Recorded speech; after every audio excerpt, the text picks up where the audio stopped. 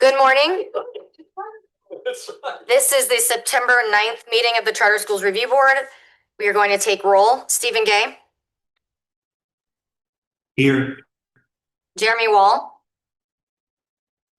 Gwendolyn Kekadelis. Here. Bruce Brand. Here. Rita Hare. Here. Hilda Parlay. Present. Todd Godby. Here. Eric Sanchez. Shelley Shope.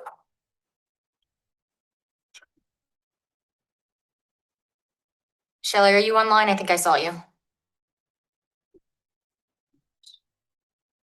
Okay. John Eldridge. Present. Eric Gukin. Here. Gerald McNair. Here. Okay, we may begin. Good morning, everyone, and welcome back to day 2 of the Charter School Review Board for the month of September. Let's begin our meeting this morning with the Pledge of Allegiance and a salute to the North Carolina flag.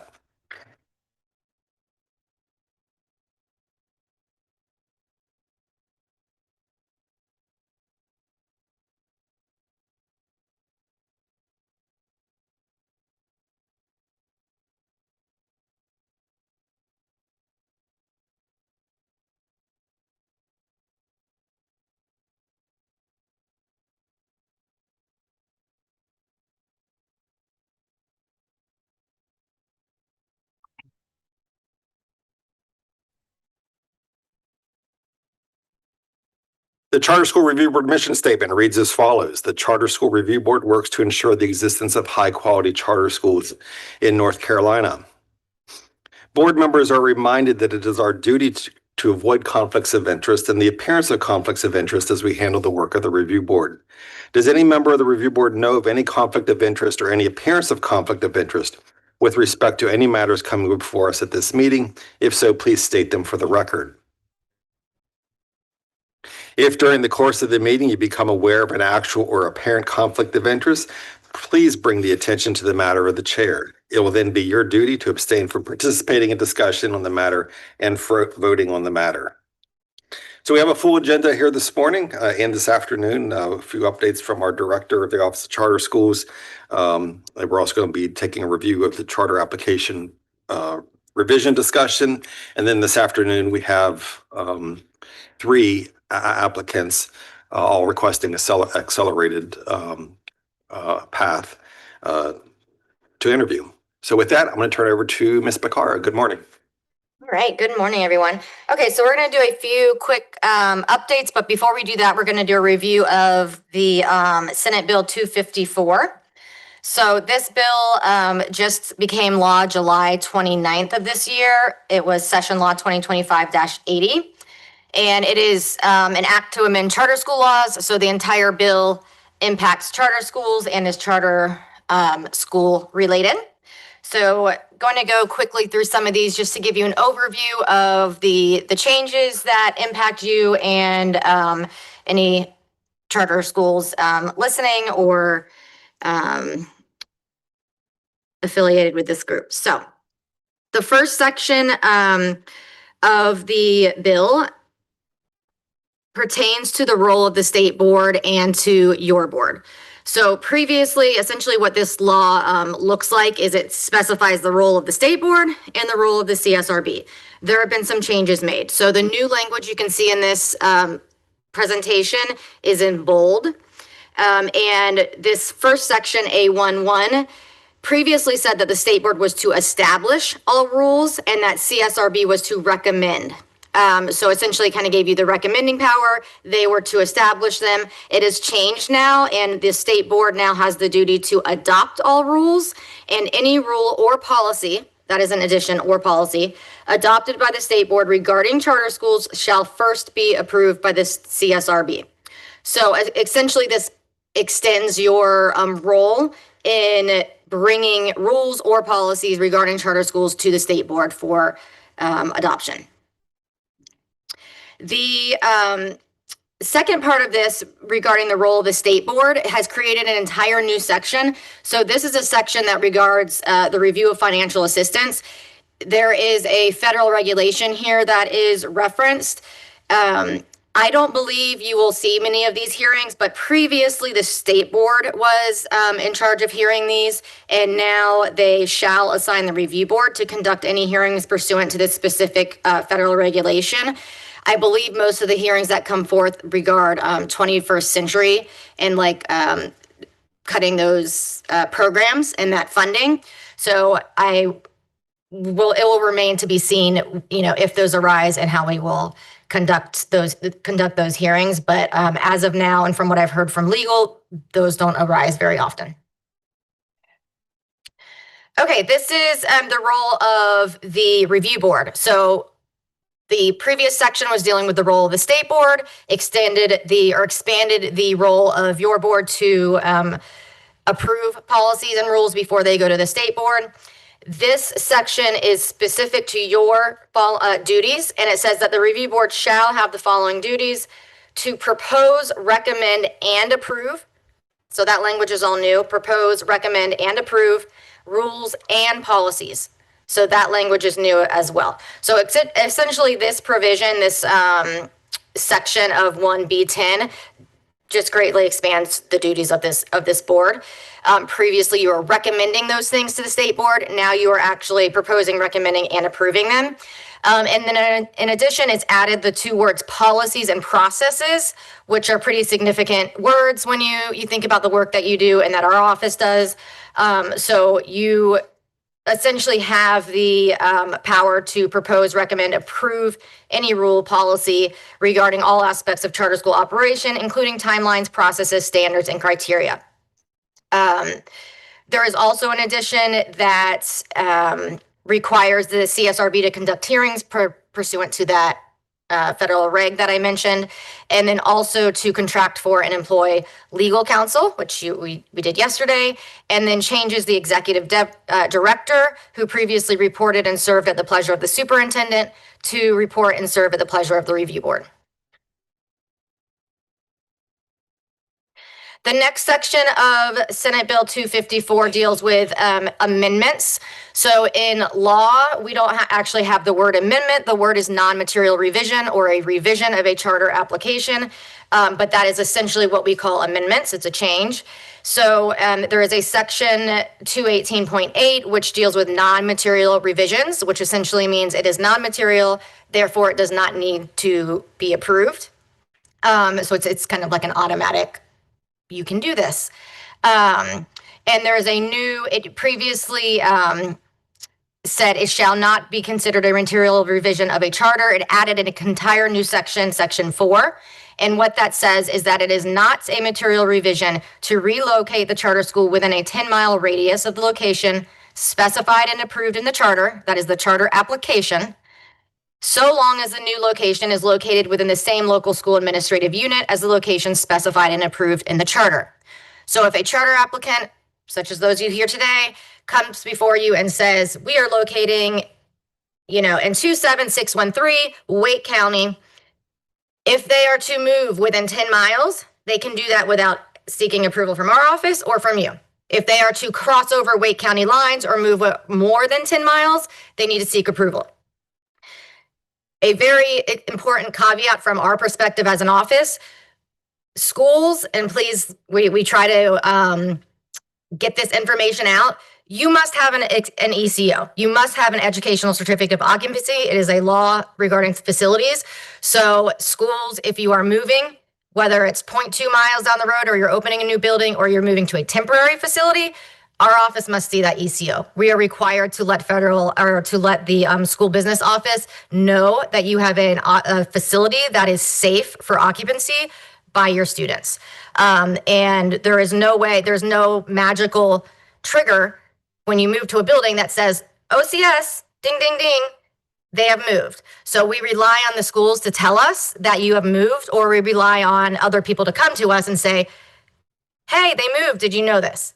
Right. So it's really important that we continue to try to educate schools. We have with over 200 schools now, many with multiple campuses. It's a lot of buildings to keep track of.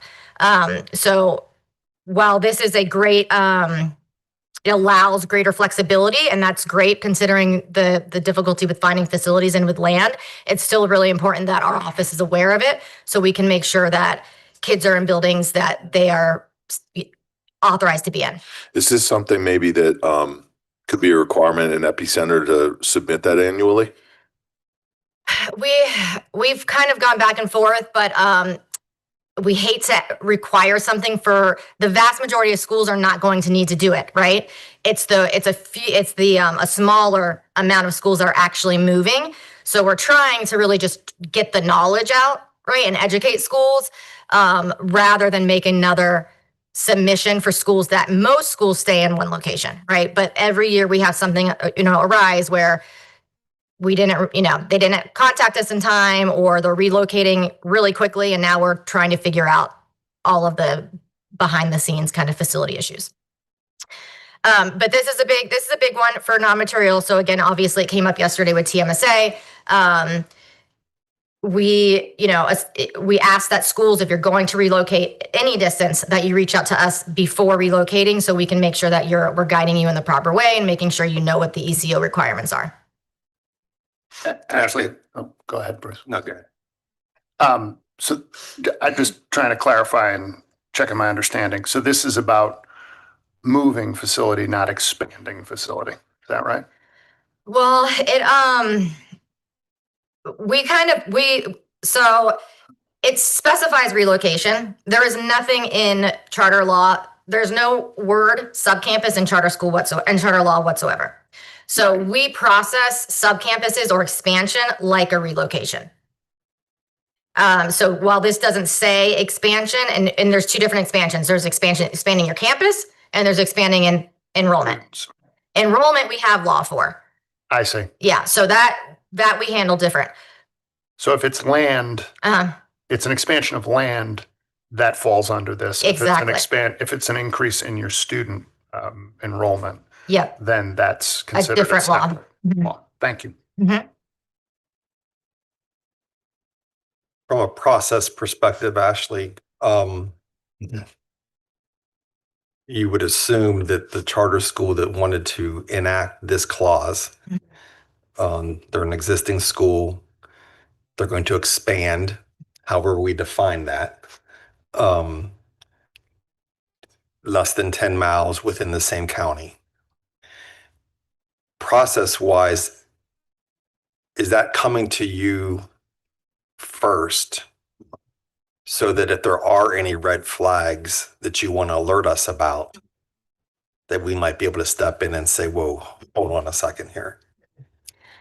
That's what we were asking to happen. And we've recently put out a memo in our newsletter just kind of explaining this new law and explaining the things that you have to think about. Like there's a lot of things that schools sometimes overlook. Like if you're getting E-rate services, that is not something that can easily be changed. So you might get into a new building and think, oh, I'm going to get internet right away. That's an entire program that needs to work its channels, right?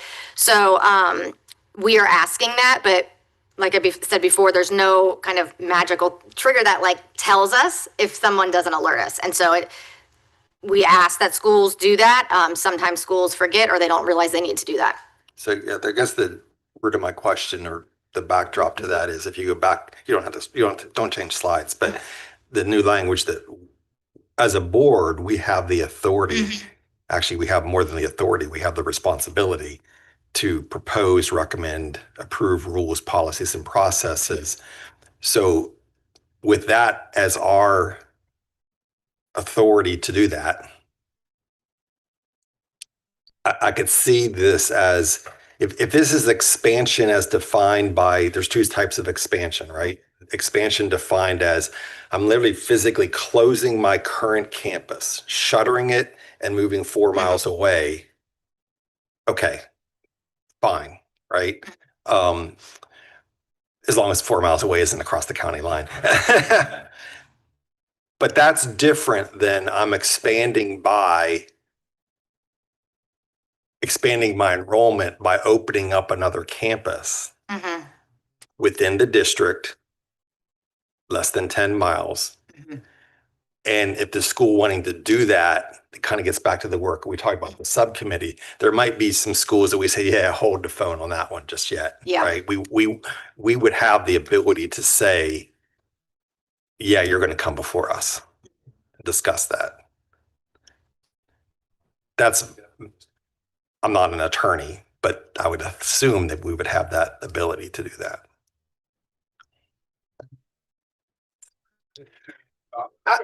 I think you can bring anybody in, whenever you wanted to. But there's certain, non-material revisions don't require any kind of approval by any kind of government board or agency by statute. So you could bring somebody in if you were worried about it. But of course there's always tools that you have at your disposal that you could use if you think it was going to be a problem or if you thought it was possibly going to put them in some kind of jeopardy or something like that. But generally for a non-material revision, you're able to do that. Without, I think we could have a process certainly where even if they're doing that they have to notify someone that they're doing that just for record keeping and stuff like that. But as far as if they're making a non-material revision as defined by the statute, there's nothing to approve or deny in that. So what I'm hearing you say is that because this statute exists, it's a non-material change. Even if all of us thought this is not a good idea, they would be able to point to the legislation and say, thank you for your opinion. We're doing it anyways. Yes. Okay. Could Are we you define non-material for me? So they're all in that statute. I don't have it pulled up, but there's a list of things that were considered non-material revisions to the charter. And so they're all in 115C 218.8. And it's things like moving within a 10-mile radius. There's certain other small things. Changes in your enrollment is non-material? In certain circumstances, depending on whether you're low performing or not. Those are non-material. And then everything else that's material, we've got a thing where some of it can be approved by the Office of Charter Schools, and then some of it is required to come to this board, depending on what it is. All right, thank you. So Bruce described two different situations. One was a relocation, a closing a facility and relocating, and then the other was an expansion with an additional campus. It appears this language, so clarify this, it uses the word relocate. It doesn't use the word expansion or additional campus or second location. So it would appear to me this is only the scenario of relocating the school. I mean, we have always kind of considered if it's just an expansion of a campus and there's no additional students needed, it's not outside of the 10-mile radius and it's not outside of the LEA, that it's a non-material revision. I mean, But you said there's no exactly. additional student enrollment, no additional numbers. Right, the outside of what they could do within the statute, right? So if they're low performing or continually low performing, then there's an issue with that. But if they're not, if you got a good school and, say you're K-8, well, you can expand a grade, right? That's a non-material revision. You can expand your enrollment, which is a non-material revision. And if you decided, I want to have the high school, 3 or 4 miles down the road, but it's still in the same LEA, then that's a non-material revision. And the purpose of that was the legislature wanted to allow especially good charter schools that were high performing to be able to grow. So I'm excited for for there to be a subcommittee and dig into this, but I guess for me is the distinction that you're pointing out is, let's say that I run a middle and high school, and I've decided that I want to expand enrollment, and so I've decided that I'm going to turn my current campus into all middle school, and I'm going to open a high school 5 miles down the road that doesn't cross the county line. But if I am that's one thing, right? But if I am currently running a middle school and I decide that I want to add a high school 5 miles down the road on a new campus, is there a distinction in those two things? But it's not relocation. No, that's expansion. Okay. Were you adding grade levels? Yeah. Oh, okay. So there is a law that pertains to grade levels as well. This is where it gets very complicated. There's a law for expanding enrollment, ADM. There's a law for expanding grade levels. So like Stephen was saying, in 218.8, there's 3 other sections. And one of them is about grade levels. So if you were to come to us, then we'd have to look and say, okay, do they fall under the criteria for expanding grade levels, which is like there's a couple different things. You have to be open a certain time. You have to be non-CLP, all these things. And then also look at the relocation. So like we're looking at all those things. You know, in the case of TMSA, they are not continually low performing. They've never been low performing. So they don't fall under, like, they can expand grade levels as much as they want. They can expand ADM as much as they want. That's already in law that is allowable. Where I think the subcommittee work and where I think Bruce is getting at is like, you have clearly out here the duty to establish processes and procedures. So I think part of that will be thinking about, okay, what is the process and the procedure? Because, you know, this idea of sub-campuses it's a area that doesn't have anything written in statute, right? So we kind of have to figure out where it lies in all these different sections of law. Yeah, I didn't need to Yeah, no, take us down a yeah, rabbit that's hole okay. here, and I trust that Dr. Eldridge is going to put together the committee we talked about yesterday and tackle some of these things. I think maybe part of the challenge is maybe the word sub-campus isn't the best way to define that, but it's a matter of interpretation. So. It's also an EDI, which is where I think it came from. Oh, well, there you go. Okay.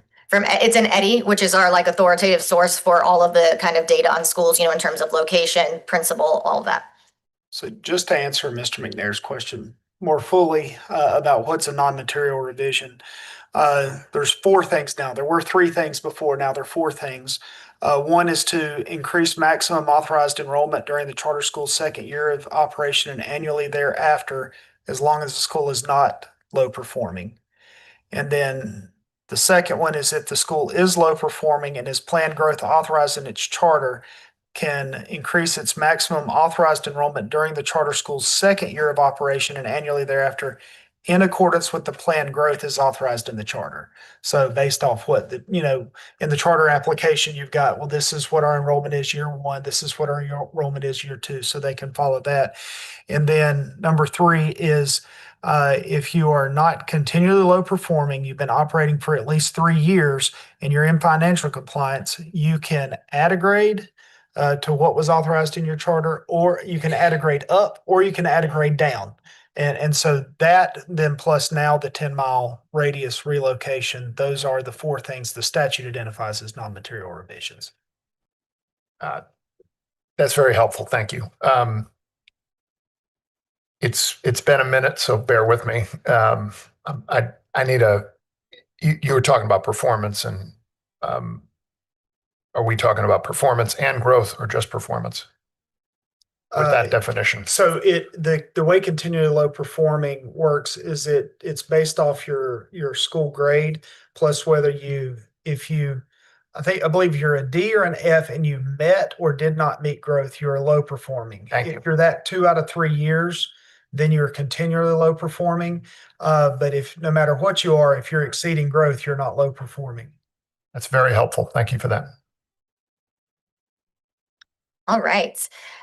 So the next section essentially adds a new sentence to section C, and it states that the terms of the written charter shall be approved by the review board. This is a section of statute just that kind of lays out, like, you know, once you have your charter, you're not going to put any other contracts on a school, etc. Previously, the terms of the charter were recommended by CSAP and approved by state board. And in this case, when we talk about charter, we're not talking about the application, we're talking about the charter agreement. So in previous years, most of you who have been on the board, we've gone through the charter agreement, you know, maybe every year, every couple of years, and revised what's in it. And then we had to take it to state board and get approval. Now, the terms of the charter shall be approved by the review board, so you approve it. Okay, 218.85, this deals with academics and operations. And it states that essentially a charter school shall not be required to list class rank on a student's official transcript or record. So this has been coming up the last few years. There is a law that was written many, many years ago related to the UNC system and the Board of Governors for colleges. And it lists the things that are supposed to be on a standardized transcript, and it lists class rank. This new addition makes it very clear that a charter school is not required to put class rank. Districts still have that requirement. And so we've been working within DPI, and the SIS team is working in Infinite Campus, and there will be a essentially a toggle for charter schools. If you operate a high school, you're going there, and when you enroll a student like Ashley Beccaro, there will be a little toggle, and it will say exempt from class rank, and you can decide if your students are going to be exempt from class rank or not. Then if they are to return to the district, that toggle will be removed. So it should be very smooth. It should work well, and we're I think hopefully that will remedy that issue. Ashley, I don't get the rationale For for not wanting to state a kid's rank. yeah, that is, I've learned a lot through this process. Actually, a lot of more and more research is showing that it is actually can be detrimental, and especially in certain high performing schools, because you have students that might, for example, Mr. Walker really wants to be valedictorian, and he's going to take, every single AP class, and he's going to take PE his last semester to make sure that he gets an A, and you know what I mean? So I can tell you as a high school administrator, Yeah. I despise class rank. So you explain it. and the reason for it is it put kids in precarious situations where if their parents wanted them to be valedictorian, but I want to take this art class. But no, you are not taking that art class. You're going to take this AP Psych class so that you can make sure that you beat Kristen. So we used Val, Sal. I mean, we did the whatever the three things, salute, what is it called? Salutatorian, and everything. Like, we stayed away from all that stuff and used the three. I'm blanking for some reason. I'm blanking out on what we called it, but there was the three categories. Summa cum laude. Yeah. Because kids were oftentimes put in positions to make decisions to take classes they didn't want to take because their parents wanted them to be in a ranking. So, But they still would have earned the average. It's okay. I mean, it's fine for me to say what your GPA is. It's cool. I'll say you had a 4.87 GPA, but there could be literally a kid that graduates with a 4.87 and a kid graduates with a 4.871, and that 871 beat out the 87 by 1/1000th of a point, which just didn't make any sense to me. Still a difference. Well, I think that It's a personal choice for the school. that's right. Yeah, it's not saying that a school can't still do class rank if they want to. That leadership of the school would make that determination. Yes. Actually, there was some conversation, I think you've answered it, with Connect College. Yes, and that we've learned was actually pretty much a non-issue. For College Connect, they essentially will pull these students' GPAs, and so whether you have class rank or not for your students is irrelevant. They're just going to pull the GPAs, and then they send that to the College Connect folks. And if you meet the GPA requirements, and you start getting your letters from those schools. Okay, so a charter school that doesn't do class rank can still participate in Connect College. Yes. Great. Yep. Exactly. All right. So yes, that hopefully has remedied those problems. Okay. Another new section that is certainly, I'm sure, interesting for most charter schools states that a charter school may develop and use any evaluation for conducting evaluations of teachers, provided that it includes standards and criteria similar to those used in the North Carolina professional teaching standards and evaluation processes. So it's pretty self-explanatory, right? It gives flexibility for schools to use, like if they use an internal system rather than NESIS. There are a lot of other policies that touch teacher evaluation, particularly the beginning teachers support program. And that is a very long, pretty complex policy. We are still working out how all of that, is intertwined. So practically, a charter school should have a policy in place, a teacher evaluation policy that should be a given. And then they have that, process in place. Their teachers know about it. Their board has approved it, et cetera. We have to work out how that's going to work with BTSP programs, and if there's any other kind of impact that we haven't thought about, and we just have not gone through all that. Again, forgive me for my questions. I'm boning up here, but the teacher evaluation, is there a menu of best practices that you draw from or that you can choose from as a school, or can you just make your own individualized evaluation Well, there's as a school? Yeah, well, you have to, regardless of what kind of system you use, you need to follow the criteria in the North Carolina teaching standards, and that is kind of a menu, as you will, of like best practices I see. that Thank you. teachers and principals should show. But there's no like in terms of like suite of tools that you can use, like different I don't have one off the top of my head, but like there are different ways to evaluate teachers as you're aware. Yeah, I don't. Just has to be draw from, but that's the same with a regular public school. You draw from the standards, right? Yes, As you said. Okay, thank you. As part of the application, an applicant tells us how they plan to evaluate their teachers.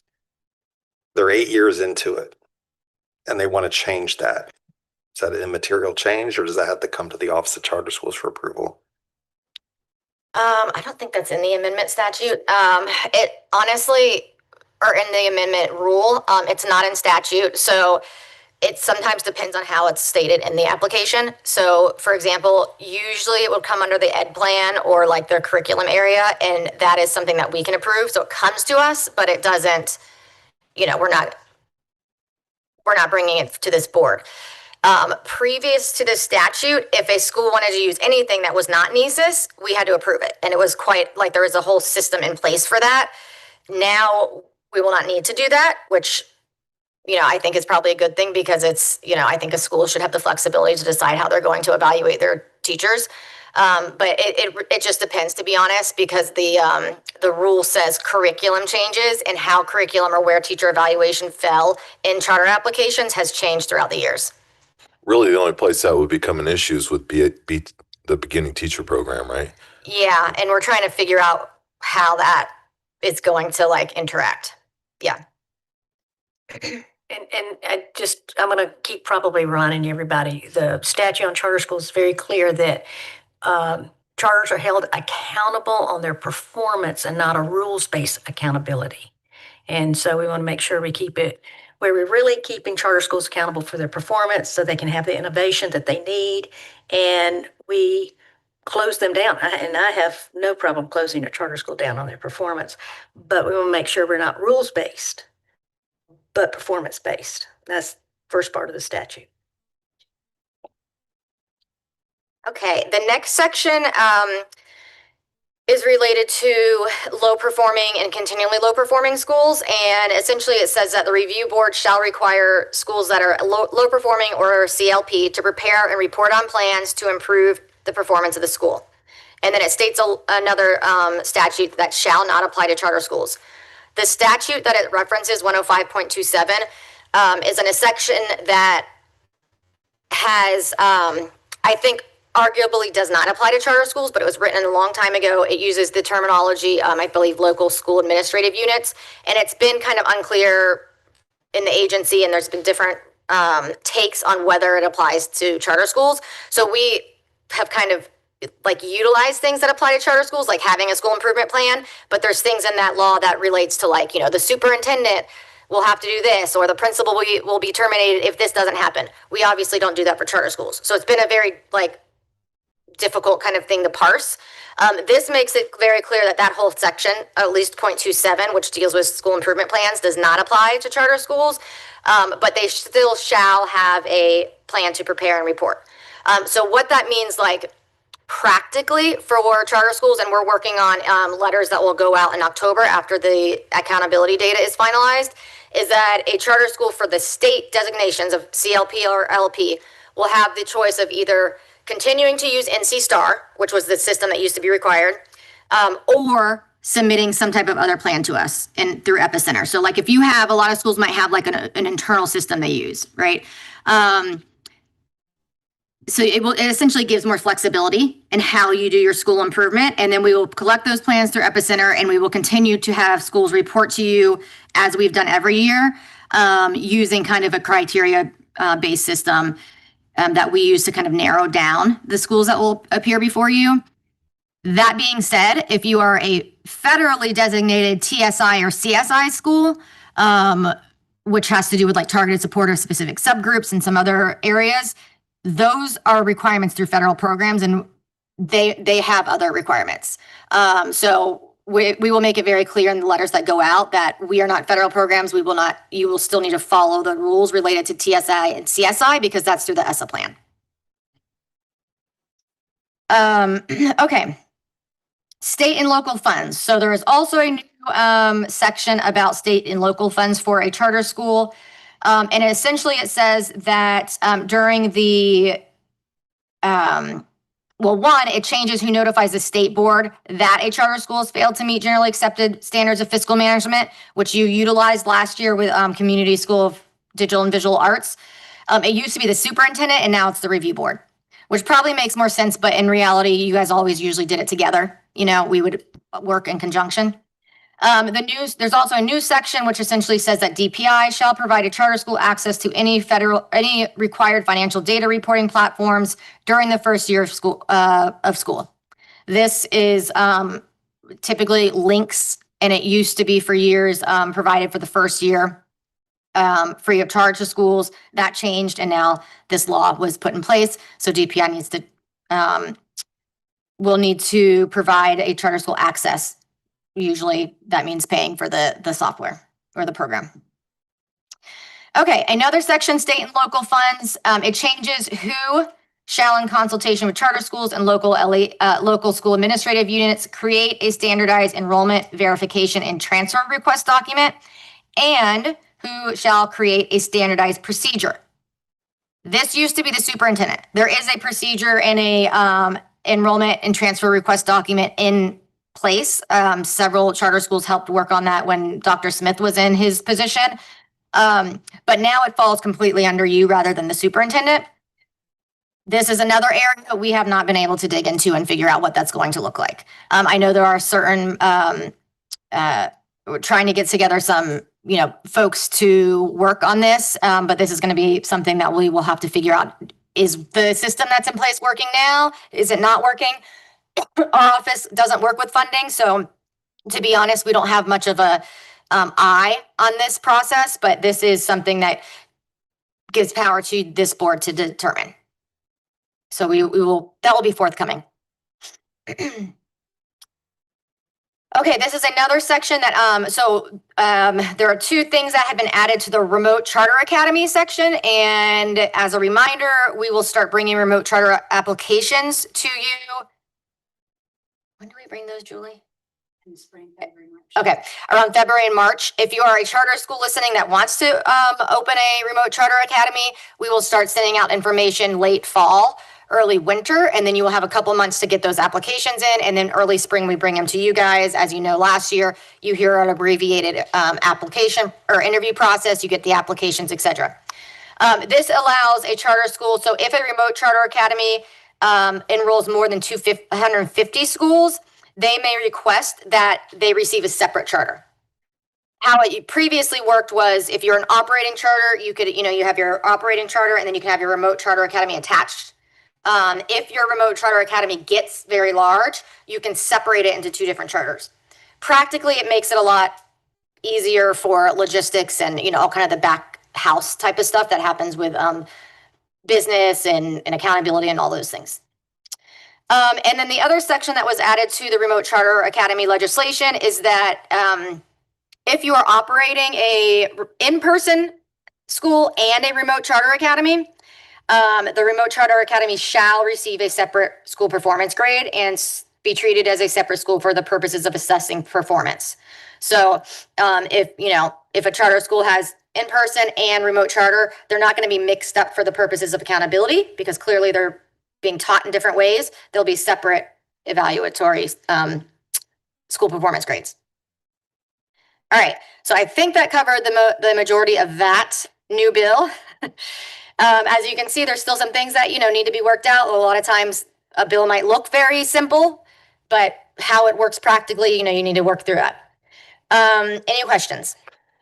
So one thing I think that came to mind when I was reading over this, and we discussed it yesterday, was when we inform schools of like financial noncompliance or if there's any EC issues, is there any internal conversation about making sure that you're in the loop when those letters go out? Because they're really a letter that goes to a school to say you're in financial noncompliance, if it hasn't come through us first. Talk about what that means. I don't know. That hasn't been figured out, to be honest. I think there's probably some. So the statute says that you are the ones that would be able to notify the superintendent of fiscal mismanagement. I don't think it takes away the right of school business to put school on financial noncompliance. I think that's something that might need to be worked out. Stephen, based on our conversation yesterday afternoon, I took away from that to mean that those letters weren't really official to the school unless it came through us to the school. So kind of the way that we've kind of looked at it so far is that if they get a letter about noncompliance, that's kind of like a charging document, and then then it comes before the board, because there can't really be any funding change unless this board has said there needs to be a funding change. So in the past, where it would be you would just say, okay, we're freezing your funds right now, or we're clawing back some funds or whatever. We wouldn't, that wouldn't happen now, because that would require this board's approval first. And the reason I wanted to make sure I brought that up is because I know that there were a few examples last year where the Office of Charter Schools and the Charter School Review Board found out after things like that had already happened. And I'm just wanting to make sure that there's internal checks and balances to make sure that doesn't happen anymore. So I don't know if those conversations are happening or not. That will definitely be a conversation we need to have. Essentially how it happens now is that a letter, if a school is put in, there's different levels, first of all, of financial noncompliance. So there's warnings, there's disciplinary, there's cautionary, etc. Right. We don't have expertise in that area, nor is it something we would have the capacity to do. But we are always, for the most part, we are CC'd or notified of those letters, and not every financial warning will have fund freezings. Usually it's something pretty severe that has a fund freezing, or fund freezing I rarely see. It's more something where you're put on month-to-month allotments, which is typically, we've seen that when a school has very low ADM, right? So yes, that will be another area. There's several things in this statute, like those federal reg hearings, the local funding processes, all of those have to be kind of worked out. And there are limited human beings working in DPI right now to do all that work. Thank you. Okay. So some directors updates, new school openings. I definitely want to highlight this. Over the years, we've seen patterns in enrollment. I will keep saying it because it is obvious. Enrollment is a challenge. And coming before us, and whether it's during RTO or coming before you and saying that you have passion and that you've been in the communities and people are, excited about your school, is not leading to the numbers in most cases. So out of if you can see the 7 schools that we had open this year, remember we started with, I believe, 12 schools. 7 of them managed to get open. And what we have here are what we have as of September 5th. So Anderson Academy, remember, this is the one school that has an exception because they work with students in this foster system. Their projection was 80, they have 68. That's not a big surprise because, again, they have that exception and their numbers are going to move around a lot because of that population. Carolina Achieve, we do not know. They actually just that school really feel bad for them because they had a lot of challenges. They were in the flooding in Mebane. They had some major flooding issues, some construction issues, and they have overcome all the hurdles, but it's going to be, it's still starting this late is hard. So their first day was yesterday. They're projecting 147, so we'll keep you updated on that. Honor prep, they were projecting 132, which is, as you know, is a small cohort to begin with. We have 93 as of now. Liberty Charter was expecting 645. That was their projection. They have 161. North Oak Academy, this is the one that got, or one school that got closest to its projection was 520. The actual was 443. Sledge projected 125. We have 91 as of 9/5. And then Triad in Guilford, they projected 144. This school has 93, but I will tell you that we've been monitoring this very close, and we expect that there's probably about half of that number because of no-shows. So they have been asked to drop those no-shows this week to ensure that we have actual, numbers. But that school we are keeping close contact with them and monitoring and trying to support them to get the enrollment up as much as they possibly can. As you know, they have to get to 80. So it's going to be monitoring these next couple weeks to see. They do have financial assistance in the form of their landlord and other folks are holding off on they're waiving fees right now, essentially, to help them. But those are the numbers. As you can see, the vast majority have, or did everyone? Maybe everyone came in under projection and some significantly under projection. Just a couple comments. Number one, I'm proud of the work that North Oak Academy did. It was multifactorial, meaning that we relied upon the results of working in the community, with community meetings. But at the same time, there was a tremendous challenge in Durham due to the school system and some of the problems that they had. So we benefited from that, as well as the work that we did in the community. But it's the old, I call it basic things that you have to do in the community to get out, reach the community, let them know about the quality of the school, have the principals involved, have the deans involved, and it was just a phenomenal effort on our part. And we feel that the numbers are going to go up fairly close to what we expected. Ashley, thank you for this update. This is concerning for some of these schools. I want to take Anderson Academy out of the discussion. It's a different animal, and we know that as you said, their enrollment's going to fluctuate throughout the year. I look at this data and I see two things happening here. One is there's just in legislation, you have to have 80. We didn't create that rule. That's in legislation. And so there's some schools here that are in jeopardy of not meeting that threshold. I think that we need to bring these schools in at our next meeting, assuming once you have a chance to look at the enrollment data between now and then, for sure. But the school in Guilford, TISA, for sure, Sledge, Carolina Achieve, Honor Prep.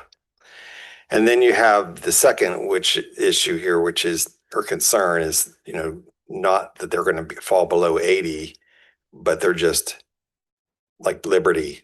I mean, how do you possibly adjust your budget that much? So I'd be interested in learning more about what they've done. As a reminder maybe a reminder for those of us who have been on this board for a little while and for our new members as well, closing a school is it's not fun. There's nothing to delight in closing a school. You'll recall 2 years ago, I think it was, we actually closed a school in the middle of the school year at the end of December because they simply did not meet the legislative mandate. It seems like we're on the same path potentially with some of these schools. Ashley, if we're going to be in that situation once again, we got to get these schools in here as soon as possible because those parents deserve to know, unlike the last time that, they found out in November, December that their school wasn't reopening in January 1st. So just my thoughts on that. Yes, we definitely will have, we'll definitely keep a close eye on them and then bring forward the ones. We also have just been thinking about how we can try to prevent this. And obviously we have very little control over enrollment, but one thing we have decided to do is typically we bring to you the schools for final approval in June. We are going to start bringing them in May and then again in June. So in May, you'll have a chance to see like, okay, where are they with enrollment? Get some, kind of feelers out for like where are you really, right? And it's hard. It's hard for you guys. It's hard for us because by the time they've gotten to spring, especially if the facility is ready and they've done all these things, you want to give them every chance to open, right? But it's just, and it's not for lack of trying. These schools are doing really hard work. It's just that it's a challenging market. And so I think that hopefully if we can get them into you a little bit earlier, you'll be able to kind of, with your expertise, be able to give them, a realistic view of like, is this going to happen? I think another thing we need to keep an eye on is when lotteries occur.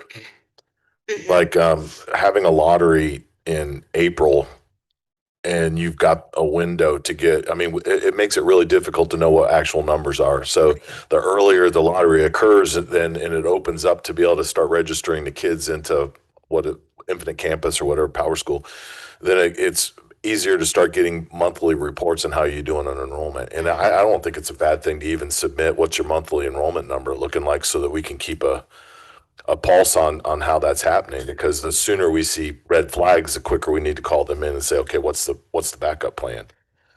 Yeah, and we typically, we bring those pretty early, but I think maybe having them come forward, like to you, rather than us just reporting, might be a better way to get some more, just to have greater eyes on the situation and to kind of get some more details about like what exactly is on your enrollment roster. Ashley, can you hear me? Yes, Shelley. If we're going to bring these schools back, I apologize for interrupting. If we're going to bring these schools back next month or in the future, is there any way your office could get us their break-even numbers before they come in? Yes, absolutely. Thank you. Yeah, that was my point. You're talking about 30 to 40% of your budget, like in some of these, and as a startup, that's a lot. It's a lot. On the school, the last school listed there, Triad International Studies Academy, significant no-shows to be dropped this week. Are they reporting that, or how do we know that? No, we've been working with Infinite Campus to kind of review their data, and they've been very transparent about it as well. But they have kids that have been enrolled, but significant no-shows, and so typically, like after 10 days, you need to drop those no-shows. And they had just met, I think, last week. They gave their final warning to parents, like you need to appear or you're going to be removed from the rosters. And so if those no-shows actually do not come, then I expect this number to be closer to maybe 50. Yeah. Yeah. I'm assuming some of these schools are listening right now. And as one of our former CSRB colleagues was quoted yesterday, passion can be overrated. When it comes to this 80 number, this is not our number. Now it gets into the whole debate whether you can actually run a school with that. Again, unless you're a school that from the get-go, like Anderson Academy said, we're probably not going to be at 80, right? Because of the nature of the school. But I think sometimes you might get you probably get calls, I'm assuming, Ashley, in your office where there's lots of reasons why we didn't hit the minimum, but you got to hit the minimum, or you should not expect your school to continue. Ashley, did Triad say how many no-shows? I believe it's 40 something. Last I looked, when I worked last week on it. So I was waiting for this report yesterday. That's why I made the comment about when we're interviewing these candidates that are coming in, there's got to be, I don't know the way to drill down in and get actual numbers, because honestly, it's almost impossible to find out until you start registering students in Power School. But this is a national issue. I mean, I think charter schools nationally are starting to struggle with year one, year two enrollment. And there's several reasons for that. But I like the fact that we're going to get some numbers earlier from the Office of Charter Schools. That's going to help out. But I'm just wondering if we do need to dig a little deeper to figure out how do we get actual numbers, because it's really tough on a family that you're going to tell them that they were in a school for 2 months, and the faculty. I mean, you think about the faculty that agreed to go work at a school and you're unemployed 2 months into the year because you didn't hit a number. It would be, I think it's going to be incumbent upon us to see if we can't drill down and figure out another way to get what actual numbers are going to look like when this. I think we're seeing it in this cycle. Even the two schools yesterday, one we're calling back for a second interview, and the other one we approved. And I've reviewed both of their data. I guess you all did. And the interest list, it was just hard to read. I really thought I should never have to work this hard to get down to the bottom of what is the level of interest, how many are on your interest list or sign up, because the charts and the graphs, the numbers didn't agree. And the names just weren't there. And so you feel like the numbers are just really slippery. And the two that came through yesterday, I mean, really am interested in seeing when it comes down to actual enrollment, where is that going to land? Because I haven't seen the proof of interest. And I believed with one of them that it was there just because that was a former school building and it was packed with kids, and we knew that those were all displaced. And you just sense that this would welcome a new school. But with the other one that's coming back to us, we really need to see the evidence of a demand for the school. Yeah, even in their own survey. I mean, you can see that the number of school age students versus the kids that weren't coming took it down below 200. So and it's accelerated. As Gerald said, I mean, it's one of those things where if you can't show in your marketing plan that you were boots on the ground and you were involved in this community other than just doing an online survey, that online survey doesn't say anything. You know, there's nothing to look at and believe in those numbers, because there's so many other options out there now. And families are applying in areas where there's a saturated number of charter schools. They're applying to every charter school, and they have their order of, if I get accepted to this one, that's where I'm going. And you're sitting there waiting, thinking they're coming to your school. If you don't have metrics put in place to ensure what those numbers are, people are getting big surprises, you know. So just a challenge for us to think about what are other ways that we can get assurance on what those, as close as possible, what the actual numbers are before we give a charter to them. You may have already said this to some of these schools, so I don't want to be presumptuous, but again, I don't mean to pick on one school, but I mean, if you're realistically, you're going to be at 50. You knew that this summer or late summer. You'd been better off saying, give us a delay, because you're now putting this board in the position to close you down. It's too late for a delay. It's already opened. Great thing. So I listening, I think I wonder if there are two things, and Ashley, you know, I know you guys are working on it and you have an amazing team and, you know, can produce that. But if there are things that we as a body or as individuals need to, you know, help with, then, you know, please engage us in that work, because this is super important. While it stinks to, you know, take a school out of RTO, it certainly is better than closing them 3 months in. And I know Dr. Elridge has, for, I don't know, the last 2 years, very often said something much more eloquently than this, but that you have to factor in that there are a percentage of those kids that are not going to show up. And I think sometimes you throw out 20% or, you know, whatever that is. And I wonder if after a couple of years of us struggling with this, is there data that we could produce to literally, you know, put into an equation? Okay, that's a good number, but we're going to reduce it by 25% or whatever the data shows that to be. And then the other piece is, I wonder if there's something, and I know that we try to be in the business of not telling people how to do this, but but to maybe identify or maybe even an instrument of what does a qualified enrollment look like? Is that a true intent to enroll and everybody understands that, not a pretty graph, but where are your 194 intent to enroll forms? I don't know. That's just kind of, as I'm thinking, like, how do we get more concrete and how do we apply what we know to be a national trend to this data when they're projecting these numbers? Yeah, I just want to just build on my colleagues' excellent points here. Todd, John, Bruce, you all run schools, right? You do know. There is something that you know about what is the formula. I agree that I'm a passionate, hopeful guy, but that is not a strategy. And what are the strategies, and I'll be a broken record on this one, what are the strategies nationally that charters successfully have deployed that we can draw from?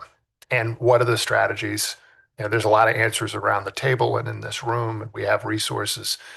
We want to be able to, I think, give these schools a chance by giving them not a rule, but a formula and best practices that they can draw from so that they're not having to make it up. Because I think particularly our under-resourced schools that are overwhelmed often, they need those tools, and we ought to be able to provide them to them rather than give them that carrot rather than, as Bruce was saying, it's not, we don't want to be in a position where we're closing them down. We want to be preventing that. So thanks. Yeah, I had a colleague say to me that the days of if we build it, they will come, the field of dreams are over, right? Because there's so many other options that are out there now.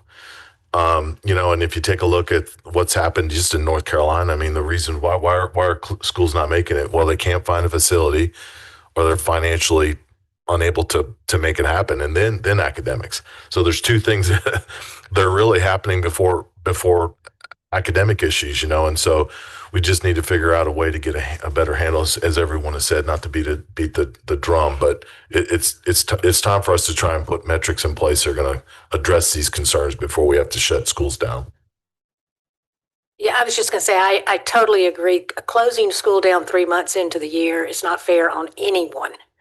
And then if you let it stay open, then they go, oh, we'll do better next year. And then that's the passion, But this is a national trend. Even if you look at survey data here in North Carolina that's been done by several organizations, the favorability of charter schools is declining.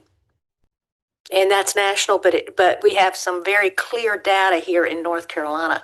Now, whether that's marketing, people are just not hearing. Not hearing more about charter schools. I don't know, but John, you're exactly right. If we build it, they will come. It's no longer. And of course, there's lots and lots of other options. I was online the other day, and in a rural county, I found 3 micro schools. So, we don't even have a law on the books for micro schools. So anyway, it's getting competitive. Yeah, and I think that these type of situations where you might have to close a school, or a school relinquishes and closes itself, like we had a couple years ago, does not help with the favorability. And then the impact of that. We are still weekly dealing with the impact of a high school that closed and the records were not accurate, and my team is constantly having to navigate that. And kind of to Eric's point, there is a lot of talk about this nationally with authorizing offices, and I think the two things that keep coming up is there have to be 2 gates. You have the gate at the authorizing, like at the application, and we'll talk about this shortly, but a lot of authorizers are moving to having applications that are much more detailed about what the demand is, not just showing like a survey, or we did a community table and people liked us, right? Like having very specific touch points and data about that, and about the not just who's interested, but what are the demographics? Because in many of our counties, you have counties where the child demographics, the school age children are increasing, and in some where they're significantly declining. So, those sort of things are what I think applicants need to be able to show. And then the second gate is that RTO gate, which is why we want to bring them closer. I think part of, further discussion is we've always used this 75%. Are you at 75% of your projection? And, that just comes from a process, I think, that has been in place for a very long time. It's not required by law. And I think maybe it's time for the board to start thinking about what is a different metric for us to look at, because clearly the 75% is not, especially like you all have talked about with applicants, you're going to lose students, right? So if you have 100 that are applied or even saying they're coming day one, you're going to have no-shows. And I'm almost wondering if it's something for us to consider when we do look at the application to, do we need to be a little bit more concrete when you have your lottery? Like, I mean, I don't want to take the flexibility away from us. It must be me. Yeah, it must be me. This is my magnetic personality. That if you're having your lottery in May and your last day of school is like May 18th, that's just not practical. So I don't know if there needs to be a little bit more of a runway or a guideline for saying when that happens, so that we're a little bit more practical about that work that we're putting in place. Yeah, that's a good point. I think we need a backup plan for a lot of the charter schools. Like when they come in, we need to find out if they do not reach their numbers, what's their backup plan? I'm a ball player. I play basketball Division I. I've got a team of folks who work closely together. That's the key to the success of our group. Plus, our board members are right there in Durham and Granville County. One of the things some of the charter schools have looked at, not having transportation. Well, you look at Henderson Collegiate. They've got transportation, and they pick up those kids and they bring them to school and they take them home. To me, that's a factor that you now have to look at for charter schools. They need transportation. We lost a lot of kids because we didn't have transportation. And that's something that I'm going to be working with NHA on. I believe we need to have transportation. No question about it. All right. Well, that was a great discussion, and we will definitely have more of those as we get closer, with this next RTO cohort, which, to just give a very quick preview, it has also quickly dwindled. We had some withdrawal, and then we've had some delay. So our cohort right now are these 5 schools. And then if you approve any accelerated schools, they will be added. So you did approve IDYL, but they are a fast track, so it's actually optional for them to attend all the sessions. I think they are interested in attending most of the RTO sessions, but in general, these are the 5 schools that we have getting ready to start training in September. Ashley, so just looking at that list, 3 schools from last year's cohort, or how many did we approve? 6, just 6. So half of the schools Delayed, yeah. Okay, all right. They've already, Okay. half of the schools before they even got to RTO delayed. So if you go to this next slide, you can see that these are schools that were just approved last year. And so they would normally be starting RTO. They've delayed already. So they have another year. And I believe they're facility issues. Yeah, they're all big facility issues. And then, as you know, you just had Carolina. I'm sorry, I forgot the name of that school, but you just had a withdrawal, Carolina Scholars. So they withdrew. I sent the letter to you yesterday, but they withdrew from the application process. So yes, so we have a smaller cohort, but that might be a good time for us to really think about the processes that we're using. Yeah, I think that,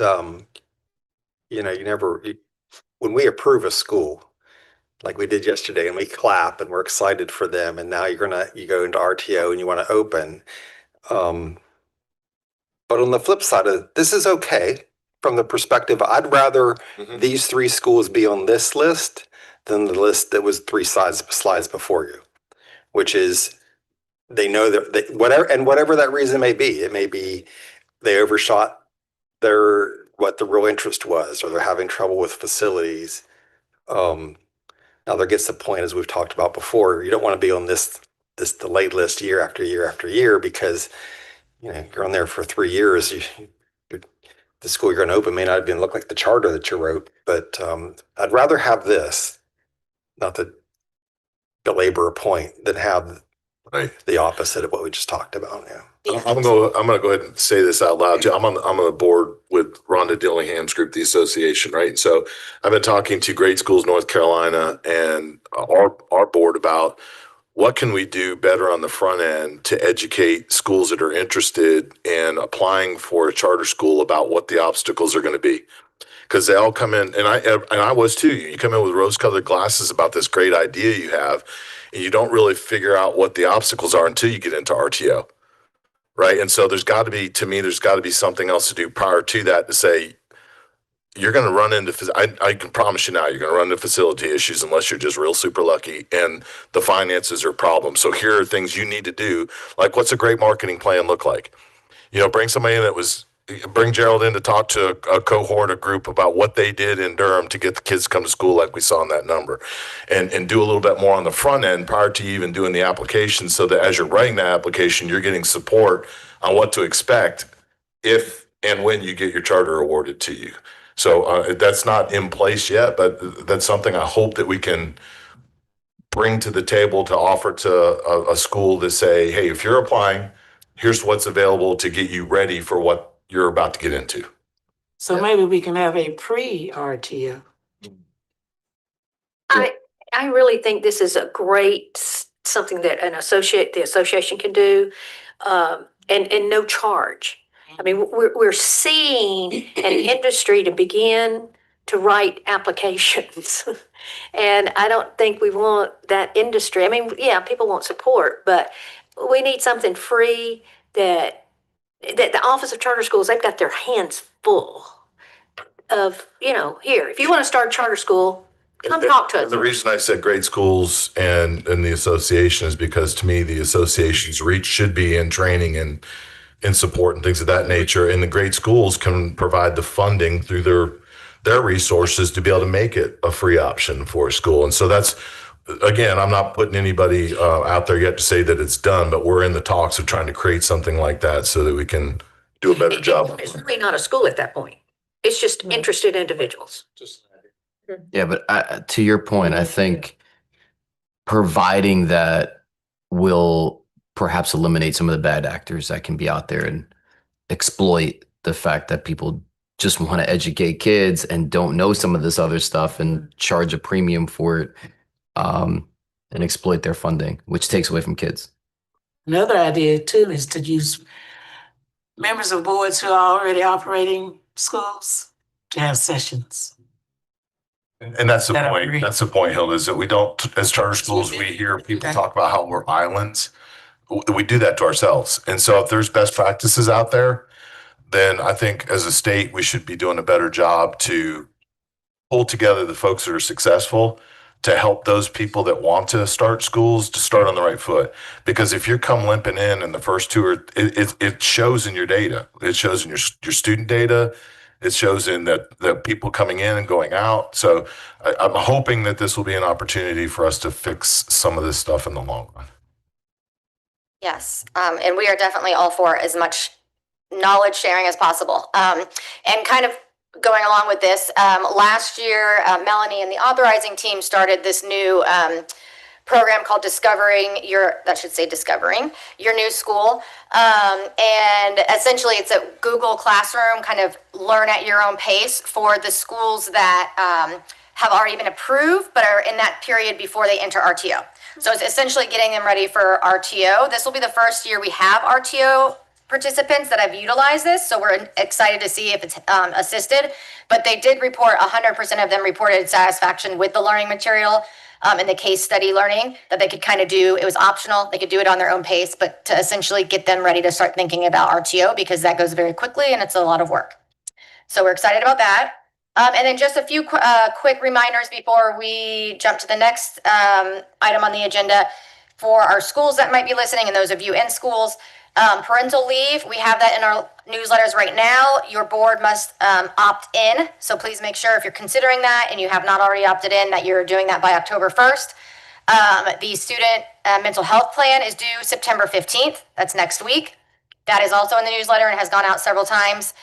There is a new memo in the newsletter about Gov 1, which is the lottery and application requirement for performance framework, we have pushed up that due date so that when we find errors, we can actually give feedback before you open the lottery. Previously, it was kind of like we couldn't fix, if someone had something wrong with their application. So that's a new deadline we're trying to get out for people. And then lastly, really important, we get a lot of applicants. The transportation grant, that will start posting in October in the newsletter, and you have to the end of the year. It's a hard deadline because we have to, go through a lot of data and get it out by a certain time legislatively. So those are 4 things to really keep an eye out if you're running a school. All right, any questions?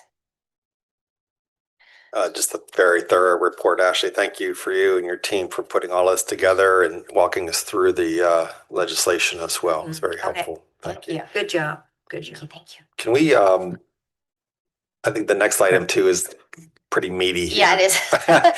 Maybe we could take a short break. Okay. And let's reconvene at 10:25. That'll be 10 minutes, 10:25.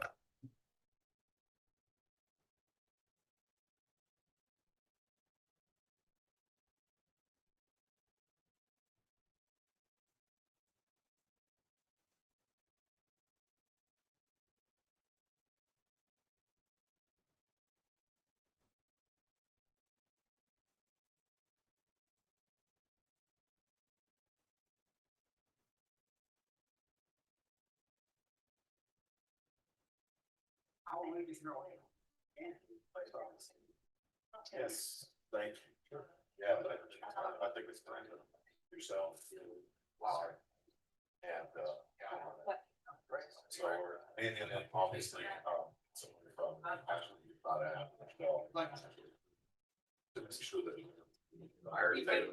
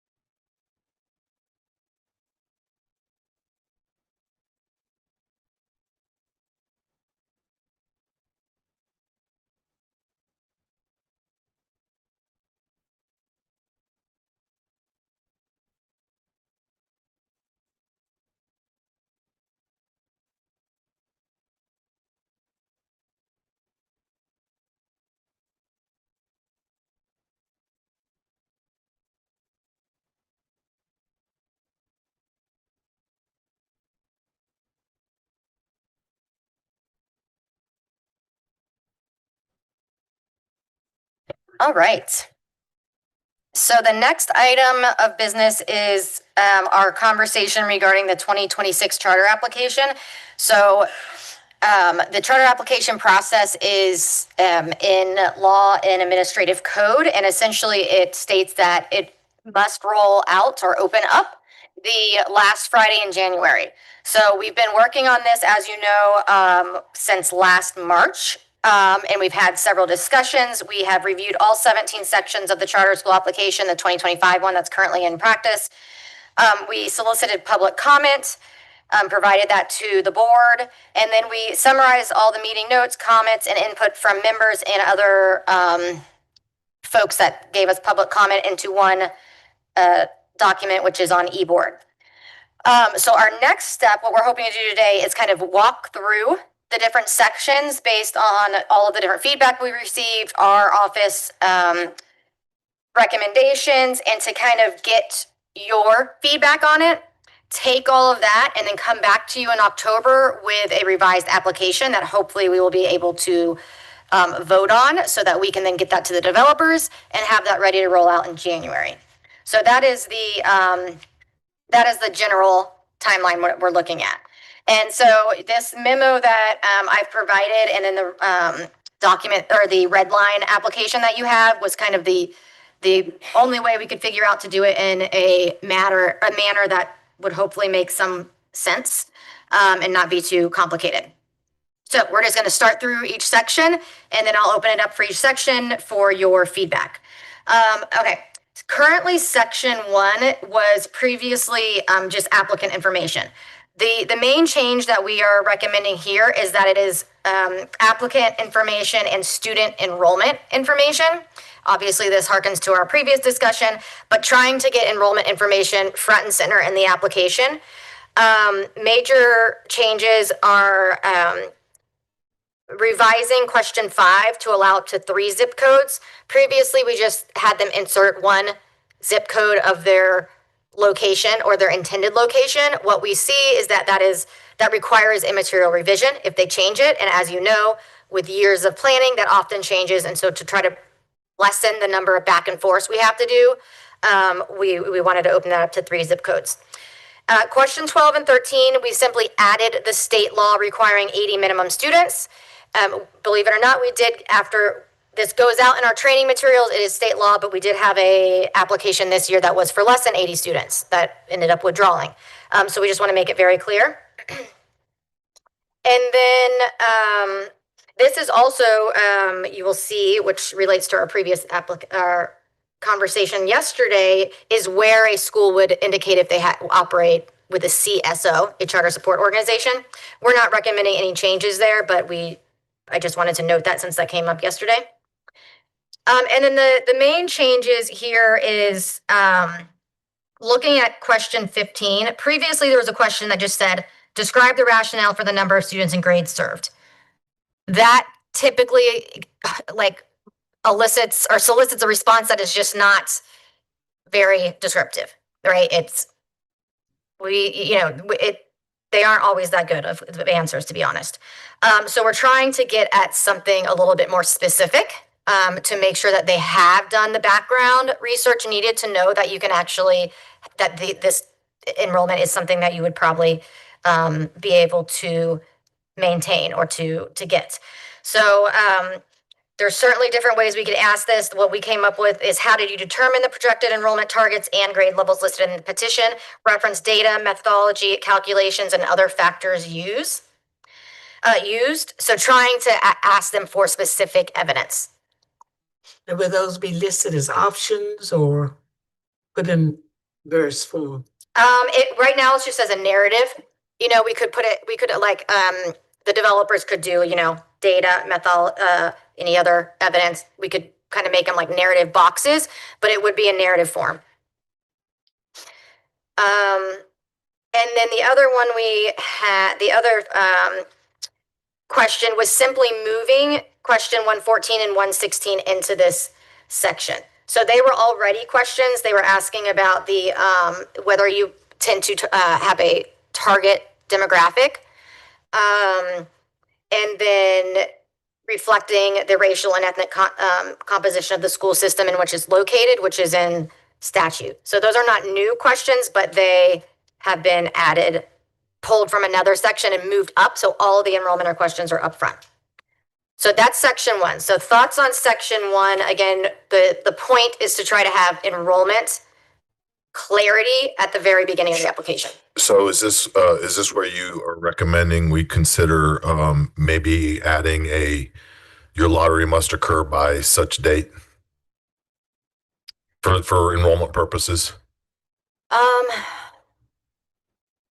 I don't think we. I don't know if we would. First of all, they may not even be having a lottery. That's cool. If it's if they don't have a waiting list, they might not have a lottery, right? Yeah. I was just trying to think about. Yeah, we could put that in, like, that would be, I envision that as something more, so we do an RTO, is maybe set guidelines for, like, you need to have the problem I will tell you that has prevented us being very strict about when they have a lottery is that some schools are waiting because of their facility. So it's, so that is why I might be a little bit more hesitant to give a specific date, because what we've seen is that schools might be, maybe their facility's not ready or they're in, but yeah. Yeah. But I think that's where you would want to put any other questions, probably. Actually, before we move to section 2, excuse me, just the thought on question 5, and it's not that big of a deal. I'm just wondering if we should word that. If we're going to allow them to put in up to 3 zip codes, is there a way that they could rank those, like the zip code that they're really targeting, and then maybe 2 alternatives? Yeah, we could do like. And again, and at the end of the day, the applicant might get approved for a zip code that's not even listed in section 5, or question 5. But yeah, if they're going to list 3, I'd want to know which one is the one to really have their eyes on. Yeah, that's a good idea. We can make it primary and alternative locations, something like that. I don't know if we considered leaving question 15 out, but I wouldn't be offended if it wasn't there. I think the response to that is provided in the context of the whole application. You could just eliminate that question.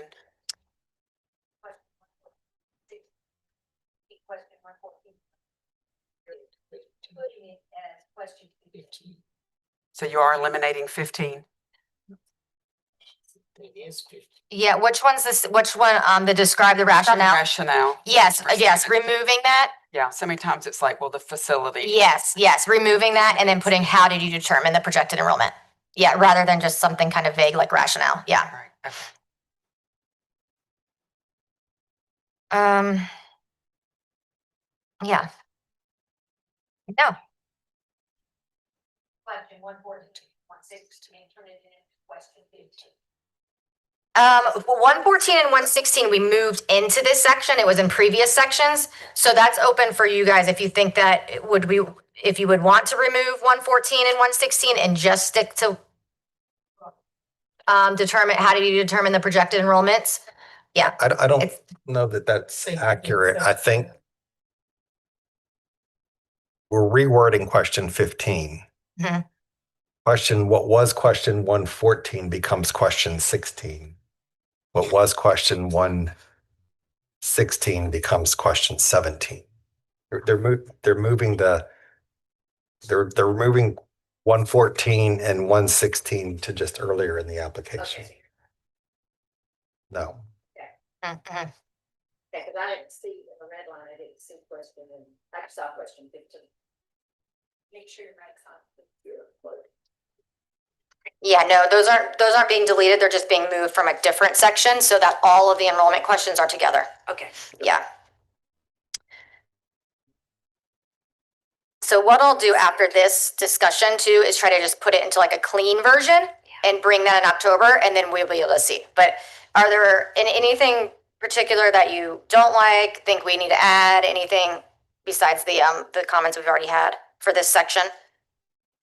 Again, I think enrollment is pretty important. There's another question that we proposed, a new question, which is kind of smaller at the top, you might not have seen, which is to provide a narrative explaining the projected demographics of your targeted county LEA or region over the next 10 to 25 years. Please provide your data sources. So those are typically pretty easy to find from demographic or census data online, but you know, it would be up to you guys if you wanted to add a question like that.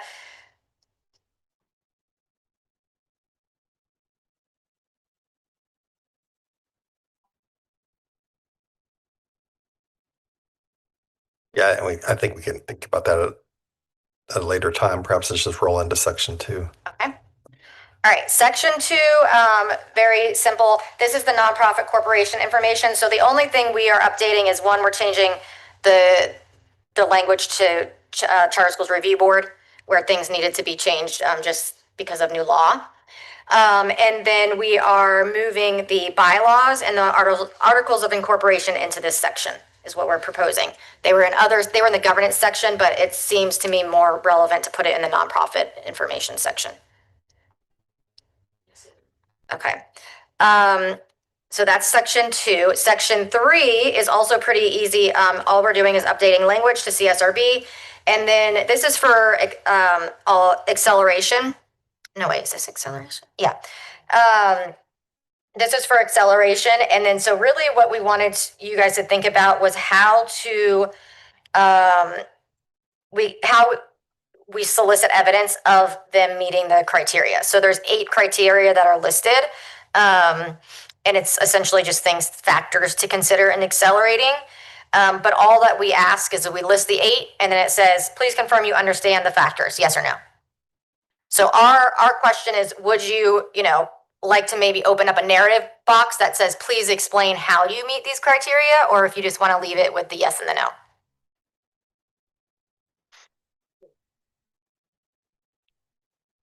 Just keep it? Okay. You mean just keep it yes and no? Yeah. Mm-hmm. Yeah, I think that you get so many narratives now. Yeah. And people just use AI. Sure. Okay, conversion is we rarely have these, but this is converting a Can we go back to section 3, please? I don't know, maybe it's just a question in which the applicant has to answer yes or just acknowledge. But would that be a good place to also add in the statement that if you are applying for accelerated, that's your application. You don't get to change course after you've been interviewed and say, oh, never mind, I'd rather be standard. Just something that the applicant is putting in writing that they acknowledge that if they apply for acceleration, that's what the application is for. And it will get voted on for that path, not anything. Cannot revert to a traditional. Yeah. Just one statement after your preamble there at 3 acceleration. Just add another statement. Or disclaimer. I've only learned in this cycle that they don't really have to demonstrate an urgency or particular need. They just have to demonstrate the capacity. If they have evidence to get through an accelerated year and they agree to these things, I kept looking for a compelling need or reason with these accelerated schools, and that's not really in the criteria. It's just that they have the capacity to do it. They're ready to do it. They agree to go to RTO, even though they're not approved yet. So it may be all a loss, but they agree to do these things. Yeah, previously I think it's from the rules stated that the state board shall consider the presence or absence of evidence of these 8 factors. Now, obviously, it would change to your board. So I can definitely say that previously those factors used to be much more heavily weighted in terms of if it was going to get past state board. And I think it's up to you guys what you want to focus on for acceleration. The other question that's come up in our office recently, and I don't know if it's the application is a place to put it, kind of with that acknowledgement, or a process or procedure that you guys approve, but is whether accelerated schools can delay. Because, for us, we just look at what it says is that we can approve a delay for the first year. It doesn't say what kind of school, right? So hypothetically, if an accelerated school came to us after getting approved as accelerated and then said they wanted to delay, we would have to say yes, because we don't, that's what the law is telling us we do. So that has kind of come up in a topic of conversation, because if you think about it, it can kind of be a loophole around the, I think you have to. I was just going to say, there's so many things that can happen. I know. And to put everything in a box like this. Yeah. I mean, and we're going to be talking about one later today. Yeah. And I don't know, the world we live in, I just don't want to be where I can't listen to compelling stories out of their hands. I don't disagree, but I also think that the bar needs to be high enough on these accelerated schools that we need to know that they've solved this puzzle before they stand in front of us. And I agree. Not that there's these things still outstanding, but they come to us with more answers than questions. Correct. Yes, ma'am. Well, if the one of the boxes you check is I have a building, and then all of a sudden you don't have a building, I mean, No, I understand buildings, but I'm saying. That has happened. I do think the bar has to be pretty high, but I also have to, I tend to agree with Linda Lynn. I think we have to be careful about having everything being so black and white. And I think we're talking about two different issues here. At least I'm talking about two different issues. I don't know about the rest of us. There's when I fill out this application, at the time I fill it out and I put my name on it and I hit submit, at that moment, I want this to be considered as an accelerated application. But events can happen beyond my control that before I'm behind that podium, I might not just want to, I might need to change my mind. I don't want to put an applicant in such a box that they can't change their mind. Now, there's got to be a date, and whether that date is September 9th because you're getting interviewed that day or before that, but things can happen. Just like, again, hopefully this won't ever happen. And we approved accelerated applicant yesterday. They've got a facility. If the facility catches fire and burns down, are we not going to let them have a year delay? Are we going to be so pigeonholed to say that there's no consideration for that? Like, I would say that even accelerated applicant, once approved, if depending on the circumstances, could get a year delay, which is no different than even if they're a standard app, depending on the circumstances, we might give them a delay. We might not too. Like, we don't have to. I just, all that to be said, that things can happen beyond the applicant's control that are legitimate considerations. That's all. So is a middle ground stat that instead of them approving it, if it's accelerated, that it has to come to us? I think that I'd have to look at the rule, but I think it says we can bring any amendment to you guys.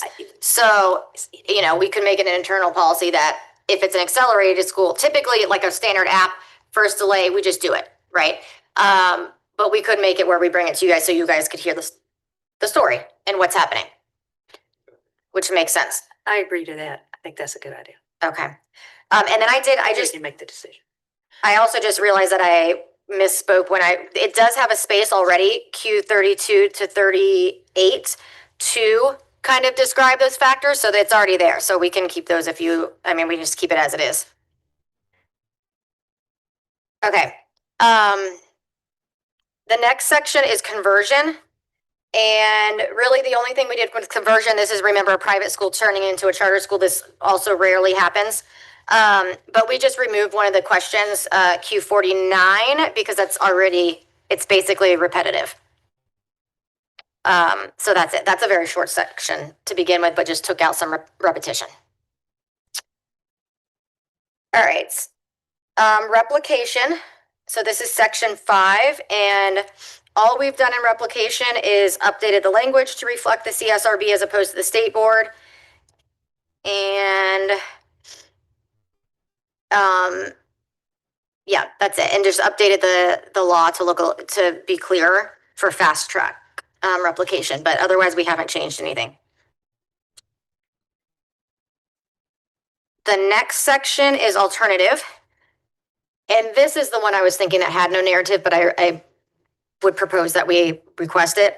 We don't get many alternative schools to begin with, but essentially it just asks them, you know, does your proposed school meet the minimum criteria? But it doesn't have any other information. So we're proposing just adding a box that says like, explain how the alternative charter school is meeting the requirements. Because we need to be able to show that, especially for alternative accountability models, that it is actually an alternative school. Okay, so those are kind of the short and sweet versions. The next section is a lot more meatier. So this is an area I kind of summarized all of the different feedback. As I've stated here, we have received this is the section where we received the most feedback on, and it was often very conflicting feedback. So, you know, we can kind of walk through this section and get some feedback. This is the EMO-CMO section. 70, 71, 72 obviously are just basics. You know, are you partnering? What's the EMO? What's their website? 73 said explain how the contract with a specified EMO or CMO will be the best educational and financial interest of the charter school. That's the current question. We propose just adding one sentence, including a summary of what the board understands is being provided and for what fee. That comes up in every single management company interview. So if you just have it out there, they can at least tell you in writing before you have to question them and you end up with a situation like yesterday where it's not clear. True, but right, exactly.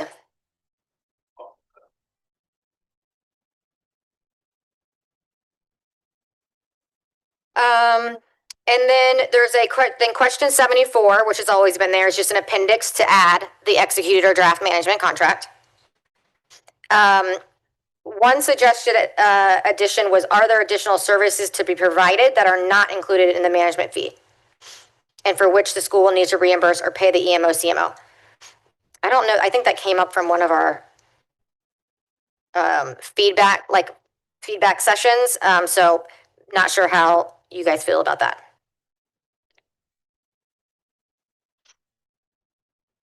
Well, That's I mean, It's not part of it. Yeah. right. And most of the agreements have a section defining that. Again, you'd have to read the whole thing to know it, but yeah.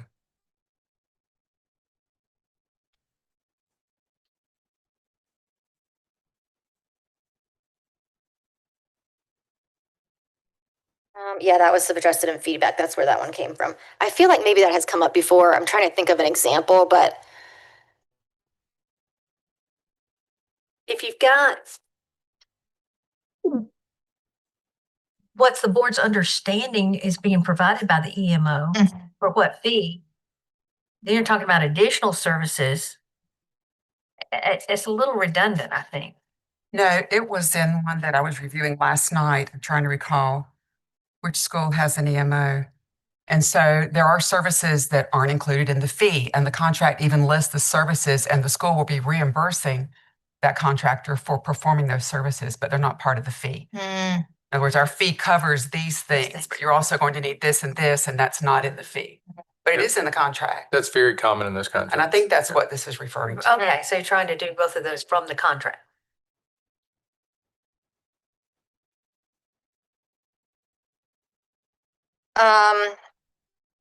Q75 was, this was a question that was pretty wordy, so we just made it much more clear. Were other management organizations considered? Previously, the question was like, were they pursued? Why did you select this one?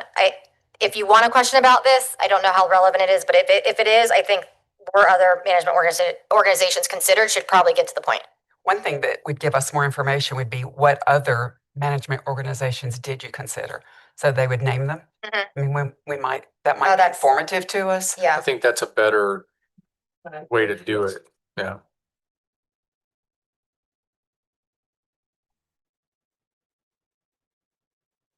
Okay.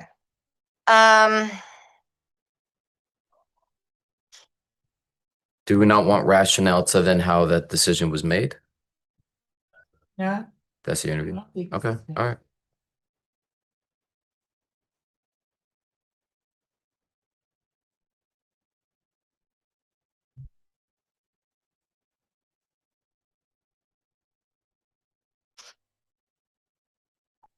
So you're changing question number 75 to be a narrative response, not simply a yes or no.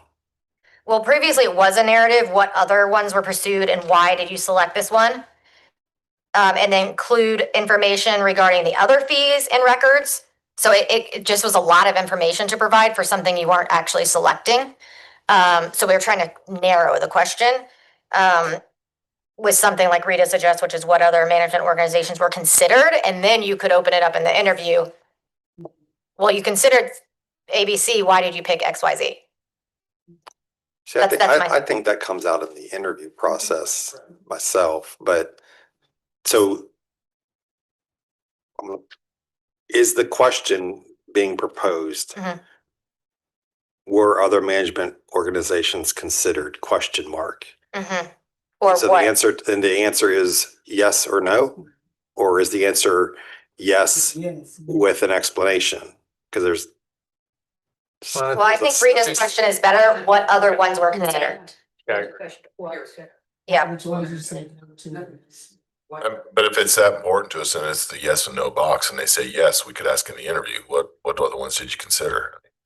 So it's half of 6 one, half in the other. Yeah, it's going to get teased out either way. Yeah, to me, it's about the end in mind of what the process looked like for making that decision. If it comes up in the interview, it comes up in the interview. The actual names don't even mean something to me.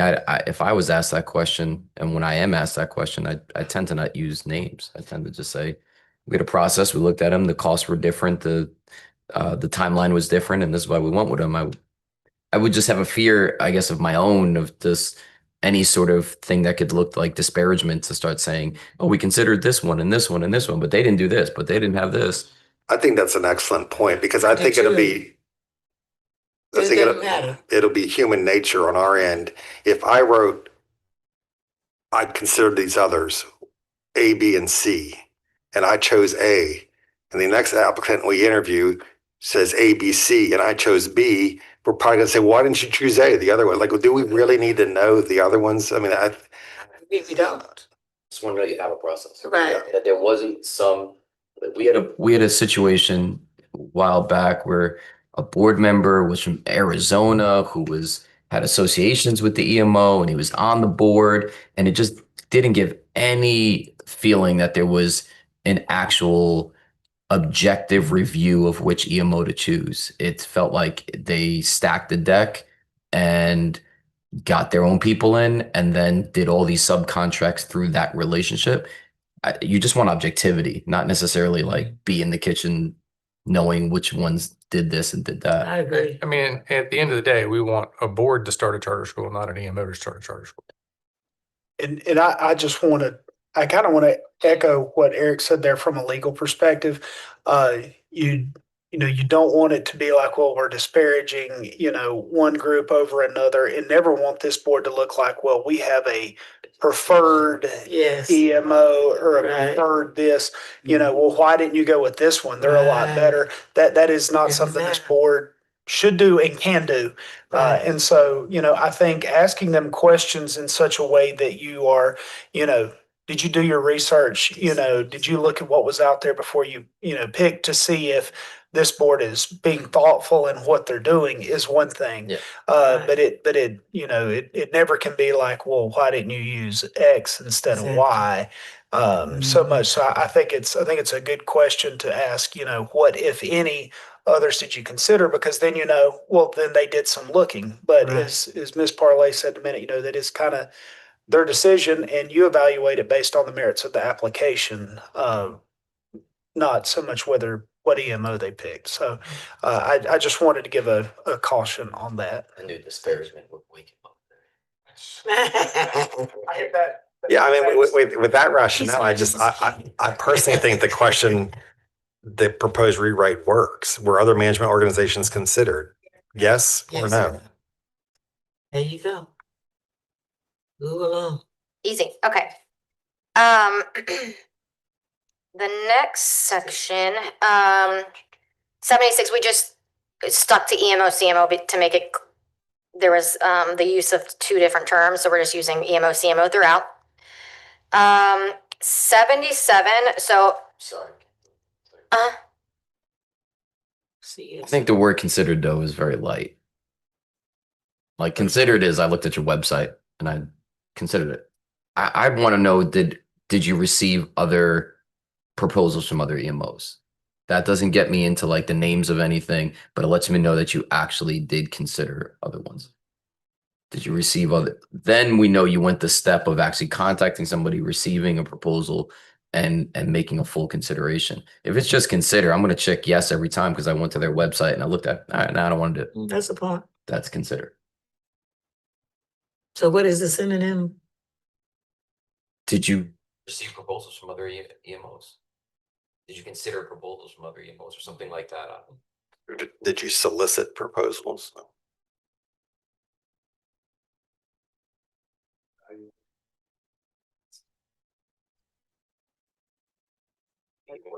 Management organization. Were other management organizations evaluated? I think it's, did you evaluate proposals from other, I think Alex, don't let me speak for you, but I think that you're like the step of an actual receiving a proposal rather than just, well, yeah, I mean, we thought about it. Maybe, and I'm just throwing this out here, that it would be something like, did you evaluate, and or have any discussions? I mean, and maybe that's two questions. Did you evaluate any other management organizations? Have you had any discussions with other management organizations? And then at that point, I mean, because the discussion is different than looking at a website. It sounds I'm just trying to wordsmith there, That almost sounds like, well, shall we trust that you did this or trust that you did not do this? So we're just saying, were other management organizations considered? Yes or no? However, they chose And you could certainly dig them into to that be into the considered. interview if you wanted to. Yeah. Yes, just keep Okay. it simple. Okay. So 76, this is a question that has been there. And it's provide and discuss student performance, governance, performance, financial data from the schools managed. The suggestion is just to split that up into student performance, governance, performance, financial data. So it's just three clear questions because sometimes the answers just become very, long and they redundant. And then another suggestion was to remove the question, what are the highest and lowest performing schools of the EMO and why are they so different? This came up in discussion as a board and public feedback, and essentially the rationale was that it's discourages EMOs from taking on hard schools if the hard school is going to be their kind of front and center. So that's just up for your discussion, but that's what that would look like if you agree, which is splitting it up, student performance, governance, financial, and then taking away the lowest, highest performing. You're going to get the academic data anyways, but instead of just saying what's your highest and lowest performing. And that's just the feedback that we received, so it's up to you guys. Yeah, the list could be very long too, depending on the EMO and how experienced they are. You got the highest, lowest, and that's just enumerating unnecessarily.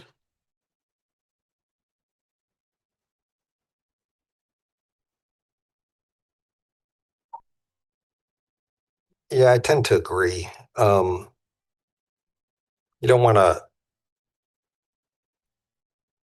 I mean, if a board wants to look at an EMO or CMO that by the very nature of who they are, they take on some of the toughest schools around the country, shouldn't necessarily be penalized for that, or the perception of being penalized for that. And at the same time, too, I mean, there's a reality here too. The board that's putting this application together, yeah, if they're looking to partner with a management company, they should do some homework on that management company. I don't think anyone would dispute that. We might disagree to the level of they go into, but this is probably oversimplifying this, but I'm trying to get a school up here in the state of North Carolina. Are you trying to, as part of this process, make me an expert on how the management company runs schools in California? I mean, my school might like nothing like that. I don't know. Right. And I honestly think that the first section gets at the question without having to ask the question, which is provide and discuss student performance and why this is a good fit for your targeted student population. If you know that, then personally, I mean, that seems like it gets to the question, but Again, we all know there are so many elements involved in student performance, so many conditions, so many. I mean, and again, we want if a school EMO wants to take over a turnaround situation, let them try. But that would look bad. I mean, that would, So anyway, I agree with you, Ashley, on that. Are we, as currently proposed, question 76, we're not proposing eliminating that question? You separate it into, it's all one word or one question now, student performance. Financial data. So the proposal is just to make that 3 separate questions: discuss student performance, discuss governance, discuss financial data, and get rid of the lowest and highest performing schools. Because you would think that would be covered in academic data. And we have heard from management companies and from applicants and other people that they want to give a lot of data about their lowest performing schools so that you understand it. And it's usually already covered in the student performance. So the tail end, the last question of question 7, the last clause of section 76, why are these 2 schools so different and overall would not be in here? Correct. And nationally, what are the highest and lowest performing? Yeah, I don't think it belongs in there. I don't think a board member from North Carolina should have to explain the performance of the highest and lowest schools of a school in Los Angeles versus Sacramento. I agree. Okay. Question 77. This was came up in. Sorry, Ashley. Oh, yes. So what is the actual question about student performance now? Provide and discuss student performance of the schools managed by the EMO or CMO to demonstrate how this organization is a good fit for the targeted student population.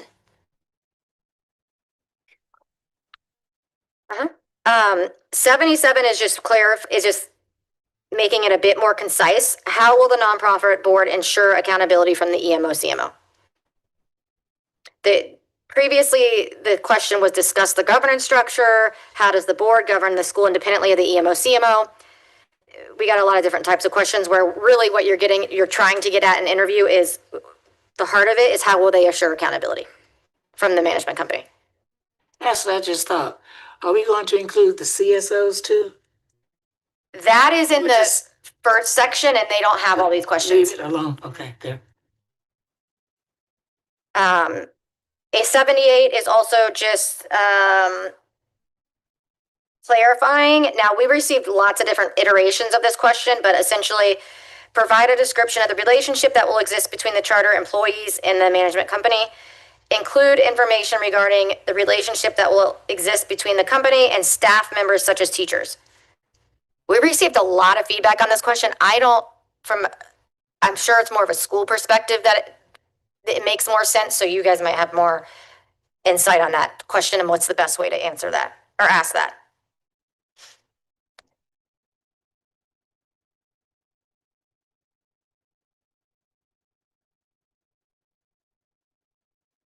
There's a lot to that question based on the experience we've had regarding not just the school employees. I mean, there's so many different types of relationships we're looking into here. the relationship with the board and the EMO, the relationship with the employees and the EMO, the relationships with the school, the EMO, and other contractors who have family ties to the EMO. And I think these things should be disclosed. I think when we get in here and we start having to do our own digging to find out that the real estate company has the brother from the EMO and that there wasn't a true facility procurement process in which they just got guaranteed the contract, things like that are scary. And we've seen it.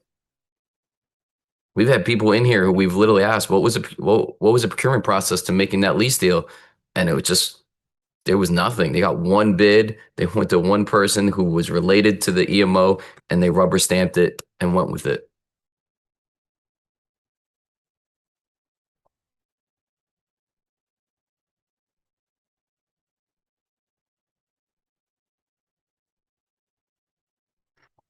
I think 78 was referring to who employs who. So sort of the chain of command, who answers to who. I think those, right, and also those issues of the board's integrity and those kinds of things will come up later in the board discussion. I think 77 as you have it is enough. Oh, 78. Just to describe the relationship that will exist between the charter school employees and the management company, that's fine with us. Yeah, and they also, don't they submit an org chart later in the app? So we'll see. Yeah. They do. Okay. 79. I'm cool with that as long as there's more questions that get into these other relationships. It will. It will. You felt okay. Oh, they will. All right. You'll ask. 80 might get to that a little bit, Eric, but we're almost there. Okay, 79 is just splitting it. The proposal is just to split the question into two separate questions. The previous question was explain how the contract includes measurable objectives whereby the charter school board can evaluate annually the performance of the management company and if necessary, terminate the contract without significant obstacles. The proposal is so that's not a new question. It's been there. The proposal is simply to maybe split that into two. So explain how the contract includes measurable objectives whereby the charter school can evaluate the performance. And then the second question, explain how to terminate the contract. Something like that so that they're separate and that it's clear that they know the answers to both of those. Thoughts? My preference is the second because I think it's good to know a board understands that if the EMO owns the building and the furniture and the stuff like that, and you decide to terminate the contract, that you need to now find a new home and all the stuff that goes with it. Yeah. It is, but does the board understand that, right? Did they read the service agreement? Because I can tell you that it doesn't always appear that way.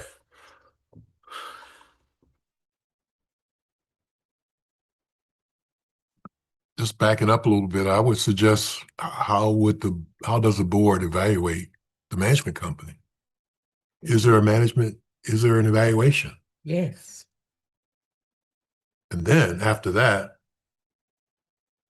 the Office of Charter Schools, how would you evaluate the EMO based on the board's recommendations as well as any other information that you would have? But the board has to be the focal point and with the relationship with the EMO.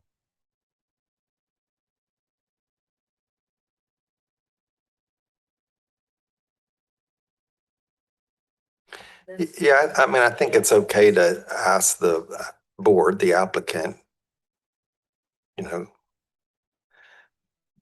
talk to us a little bit about how you're going to evaluate the annual performance of your management partner. That's one question. And then the second is, I think you got to be specific. Do you have an evaluation tool to evaluate the EMO? Well, that should be in the bylaws. Yeah. And I can speak, yes, I do. I don't know that that would be in the bylaws per se. The bylaws. I mean, it varies, bylaws vary. I mean, We we say do, we will- we have an evaluation tool Mhm. and we use it. Yeah. I don't know if we'd ever consider providing a model, but I would imagine a lot of these schools don't have a tool for evaluating. Here. And the same thing goes for, I mean, it's like if you're talking about evaluating a teacher, evaluating an administrator, I mean, we asked them to have a tool for that. Evaluating the EMO, if you don't have a tool, could be, yeah, we like them. Well, Or and we also, don't. and also, I would just say that what a variety Not of good enough. having different toolboxes, having different best practices allows for some choice, but also for some structure for often overwhelmed applicants to, get some guidance as opposed to making it up. Like I think there is a real concern about nepotism, as Mr. Sanchez was bringing up, but there's also like not necessarily people are being untoward. They just don't know. They don't have these tools available. The rationale for hiring an EMO in the first place is because you feel like you don't have the educational experience. So Correct. how do you know how to evaluate someone that does have the educational experience to know whether or not they're doing what you wanted them to do or not? Right. So just that having some best practices or question banks about that would give people the tool, that will give applicants the tools, I think is where we ought to be headed, not in mandating anything, but in providing guidance. Yeah, because if the answer to that question is no, I mean, I don't think that tells us, you can't hire the CMO. That's still their choice. But I mean, I feel a lot more confident in the fact that you do have a way that you're maybe holding them accountable. I mean, I don't think it's a death nail if they say no, but I mean, the question is then how will you know whether or not they're doing what you want them to do or not? Right. It obviously inspires confidence hearing Gerald say, well, we have a process. And it also opens up a conversation. Well, why don't you have one? Like, why don't you have a process? Have you considered this? That kind of a thing. And if we ask, how does the board evaluate the EMO, CMO, it kind of leaves that open. It's not a yes or no, it's how do you? Maybe you've got a tool, maybe we're doing this, maybe we're doing that. And explain how the contract. Yeah. Because the contract probably doesn't. Yeah. I agree with all the points being made. And I'm probably splitting hairs here. I want to know if the board has a process or plans to have a process in place to evaluate the relationship with the management company. I don't want to get into evaluating their tool.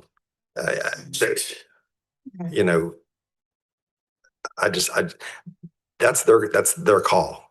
Like the tool you use might work great for your school and someone else wants to use another one. I don't want to get into the, saying that your tool is better than the other. I want to know if they have a process. If you have a process or if you have a tool, we're just using different words for the same thing. If you have a process, you got to know what you're getting into when you have an EMO, no question about it. And you have to have the ability to evaluate the effectiveness of that EMO. And if they don't have it going in, guess what? They're going to have a lot of problems going through it. So I think that using the word though process tells us, yes, I have a process and this is how I'll do it.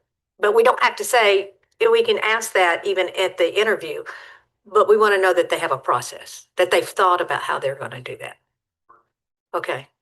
What if Q79 says attach a copy of your annual evaluation for your EMO?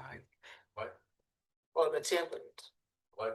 I think maybe a template, because they may not even know what they may want to add after getting into it. They may want to change that. Have you read y'all's book? Of course. Yeah.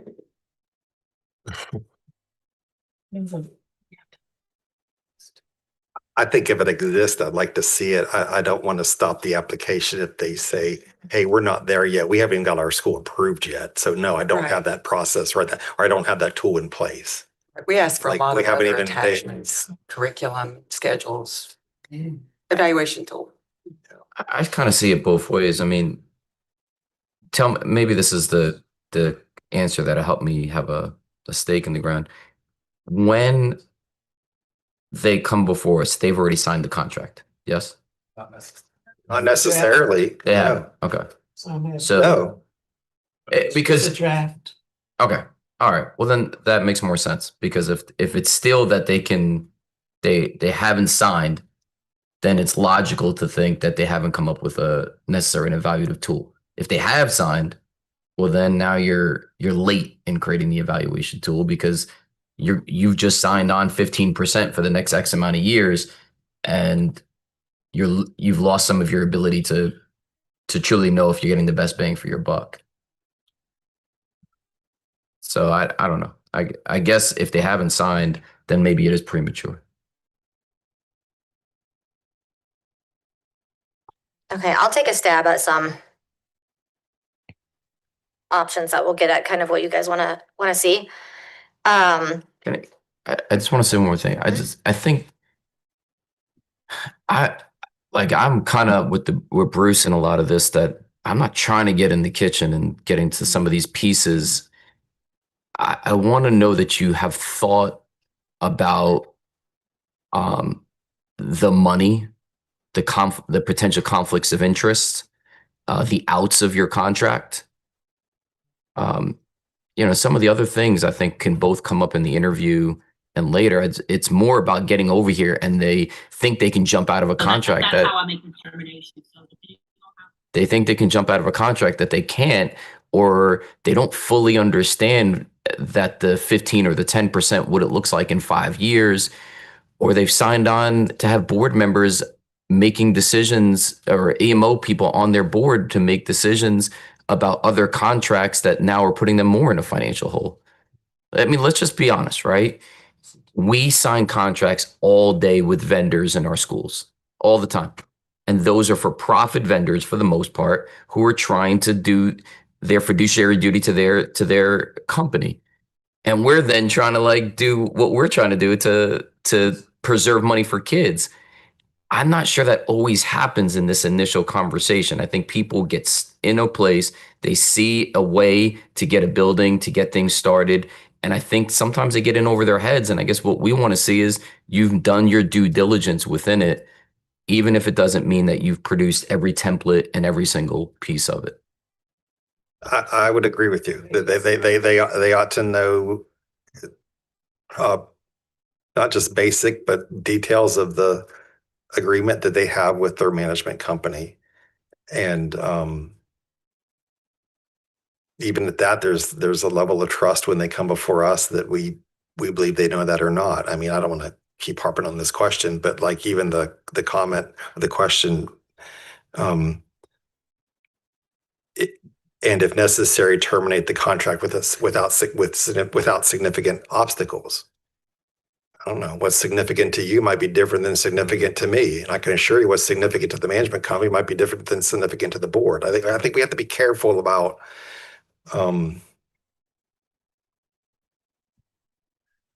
the applicant ought to be able to come behind that podium and explain the relationship they're going to have with the management company, what they're going to get in return for what they're paying, and talk to us about the termination clause. If they stand behind the microphone and I've never read the termination clause. Problem, red flag, right? Particularly if they've already signed the contract. Yeah. But Bruce, that happened yesterday, and we gave a lot of latitude. I was like, what are you getting out of this? And they were mumbling, flipping through papers. And that's the most basic question you can get. What are you getting for 10% of your budget? And they were mumbling, and then people were like, it's in the application, basically give them latitude for it. I'm like, if you can't roll that off, what you're paying 10%, there's not many other questions I need to ask. They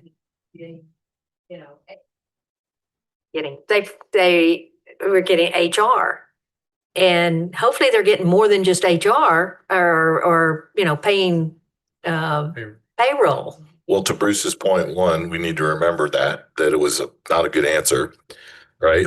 And then two, they checked the box that they weren't even using an EMO in that case, right? So, but in the case of where you did check an EMO and you can't answer that question, we need to remember that when we vote. Yeah, I'd say the story. We haven't always done that. I'd say the story on that. Yeah. We've been like, oh, bring them up, bring the EMO up. And then they start going, da, da, da, da. which is the other concern I have, is that when the optics just look like the EMO started the school, not the board.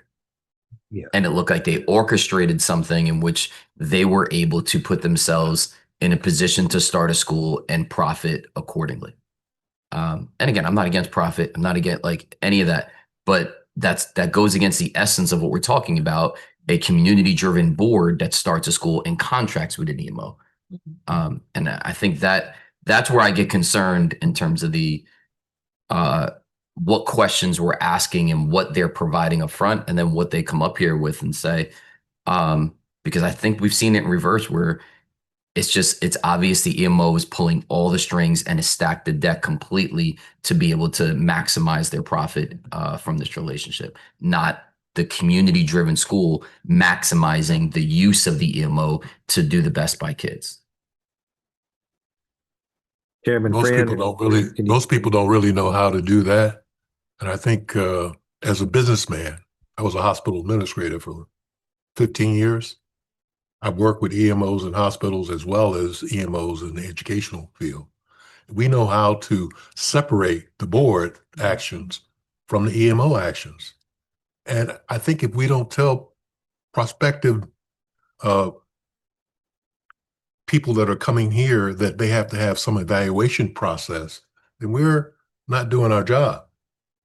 I really feel strongly about that. Along with that, the same way we're telling prospects that are coming now that they need to have a backup plan if they can't reach their numbers.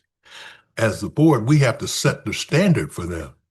They need to have a relationship with their EMO, and they have to have an evaluation process, and they need to have a backup plan for any projections that they make. If they don't have it, then that's right now automatic doom for failure. I just add both those notes to my suggestion earlier about working with Great Schools North Carolina and the Church School Alliance, is making sure we educate on both as they're thinking about the application. Okay, we'll work on some questions for that. I think the point is well taken, though, that sometimes the boards don't know. And so what we would like to see with the application is that we're forcing them to think about these things. Okay, Q80 is, and what I'm thinking is we'll finish these last couple EMO, CMO questions and then go to our application so we don't get too far behind, and then we can see if we got time at the end. If not, we'll reconvene in October. If that's okay with you, Chair. I think that'll work. I just want to make sure that I thought the plan was in October we were going to vote on a final draft. With the withdrawal we just had, I think we'll have some additional time in October if we need to maybe do a Monday review and Tuesday bring it back to you and vote. Okay, that works. Okay. Q80 said, is the facility provided by the management company? We just made it a little bit more layman's terms. Who will own the facility? Because previously a yes or a no didn't get at kind of what you guys have been talking about, which is, does the board understand that they may not own the facility, and if they terminate the contract, bye-bye facility. So that's that. It's simple. That's where that's getting at. Any concerns with that? All right, so something you just said, should there be, again, this is getting into the weeds, who will own the facility if the management relationship is terminated? Yeah. Oh, we do? Okay, that's the next one. Yeah. So the next question, I think, is at 81. Yeah. So the next one is to add the facility buyout agreement, if applicable. And then a suggestion is to add a narrative to explain the steps of a buyout. And additionally, if the school intends to enter into a lease or enter into a lease purchase agreement, then the agreement should be separately documented and should not be a part of or incorporated into the contract. So essentially making it clear what is the terms of the facility.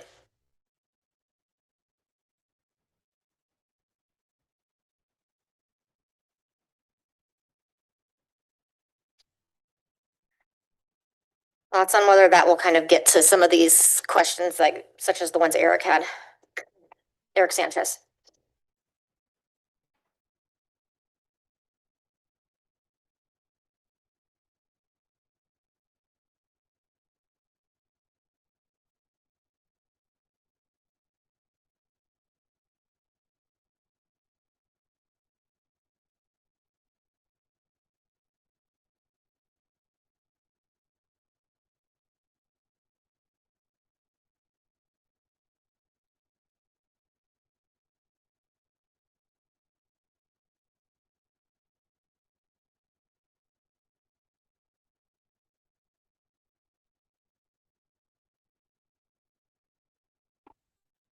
So essentially just trying to make it more clear. Do you understand who owns this facility? What kind of agreement because sometimes what these management agreements that they provide, these draft ones, will just say that like the facility is a different contractor, whatever, I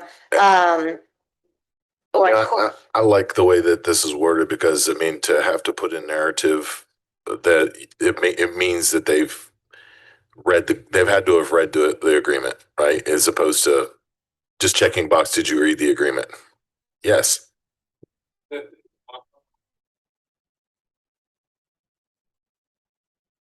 well, we can think on that too, and if things come up between now and when we vote.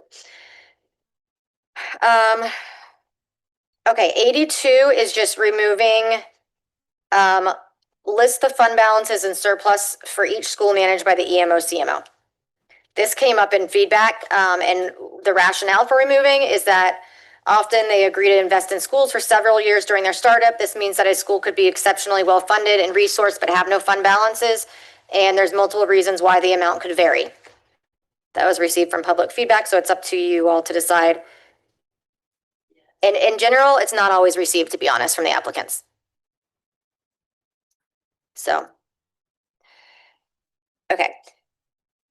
And that sort of touches on question 83, and we are just asking for some more specificity because we've gotten various responses to this application, and since we do a completeness, or to this question, and since we do completeness checks, it sometimes is difficult for us to know if they are answering it adequately.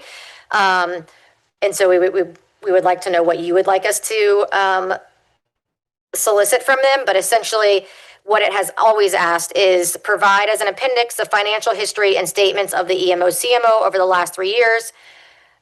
Provide confirmation the EMO is in good standing by providing bank statements from the prior 3 years. Typically what we get is the biggest range possible. We either get a management company that provides all the financial information, or we get one piece of paper that says this company is in good standing with this bank. And so we're just trying to get some type of, what do you want, so that we know what we are providing when we review these applications is going to suffice.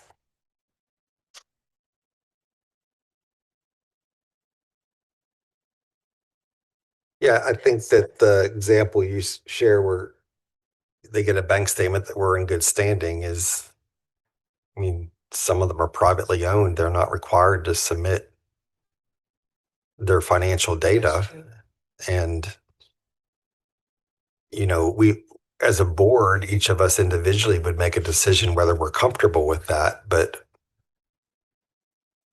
it doesn't neglect the fact that it's true. I could go on another tangent and say, I don't even, this merely showing my bank statements determine whether I'm in good standing. I know a lot of people who have a big amount of money in their bank account. I wouldn't consider them in good standing.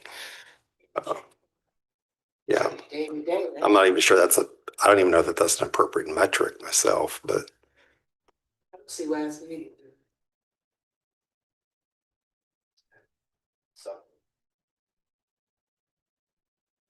What if we ask for a copy of the most recent profit loss?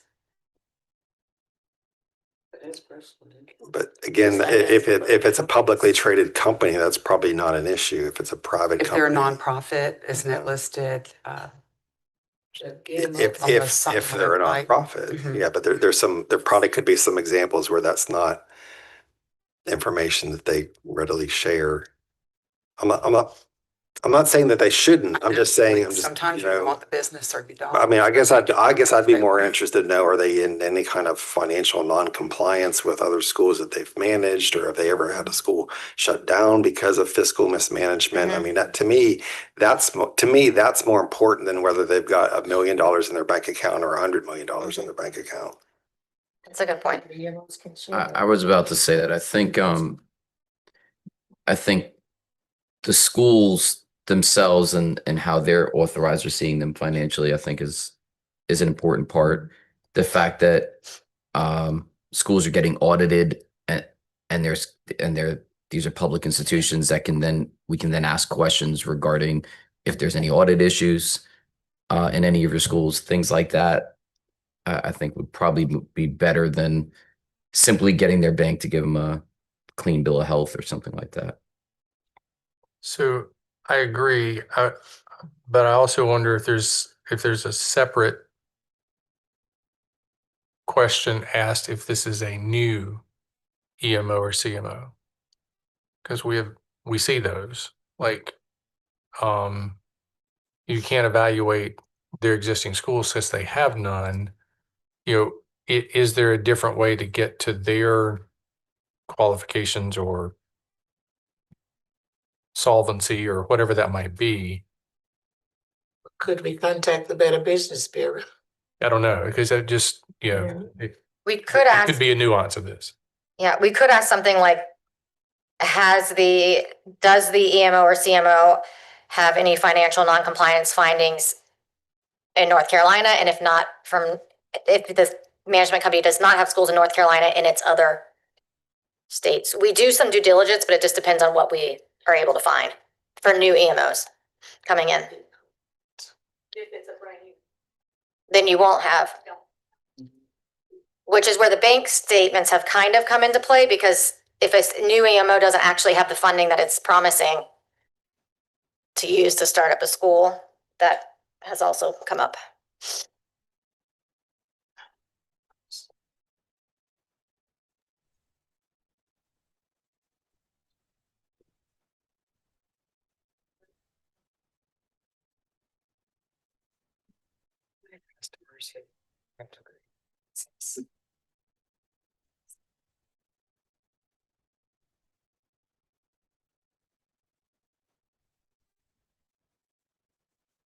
Are we wrapped up on this question? I actually want to go back to something from earlier in this section. Okay. But I want to give, if others have questions about questions 83 or 84, space to ask those. So what I'm hearing is maybe try to find something, figure out something that goes to the heart of if they've had financial noncompliance in the past, as opposed to asking for the financial statements. Like for existing EMOs and CMOs, but Yeah. I'm not so sure that for new ones that we shouldn't be looking for their financial stability. If they're saying they can prop the school up. Evidence of financial stability. I don't know. Maybe we put it on the applicant to produce. Bring that. We don't define it for them, but you tell us. That could be it. Some I've sent you some thoughts on Okay. everything. I don't know. There are cases where we interview the EMO or CMO, correct? Which case is it? Mhm. Both or? Almost every time. Yeah, well, we've added additional time now starting last year to allow you to question those sort of things. I really do like the fact that we're adding this kind of clarity, though, because it's okay to get some answers from the EMO, but really what we want to know is, does the school know what they're getting into, Right. and everything from A to Z on that. And this puts the school more at the mic than the EMO. So. What did you want to go to? Yes, sorry to delay. I'm going back to the very first question in Oh. section 7, and I'll just call it what it is. It stems from a discussion we had yesterday.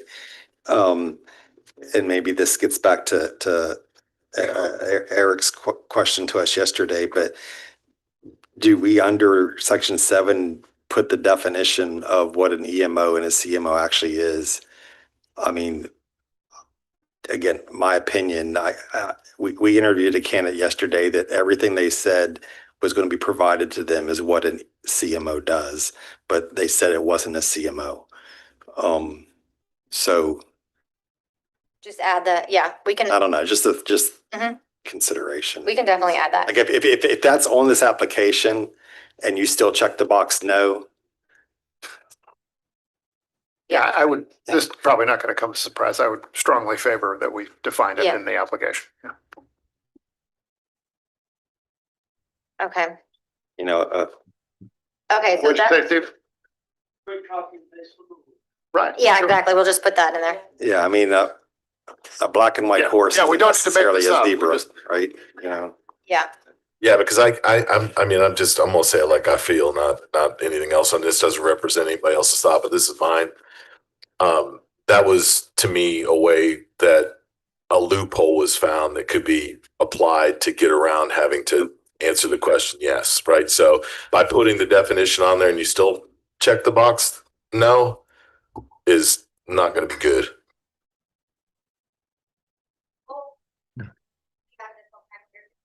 We'll see if we have additional time later today, but we'll stop for there. And then if you have more thoughts as we go through it, if not, we will definitely bring it back in October when we have more time to dig into it. I think the curriculum and the other sections are a little bit more self-explanatory. A lot of it is just removing redundancy and appendixes that are not necessary. But we have time to work on that. Bruce.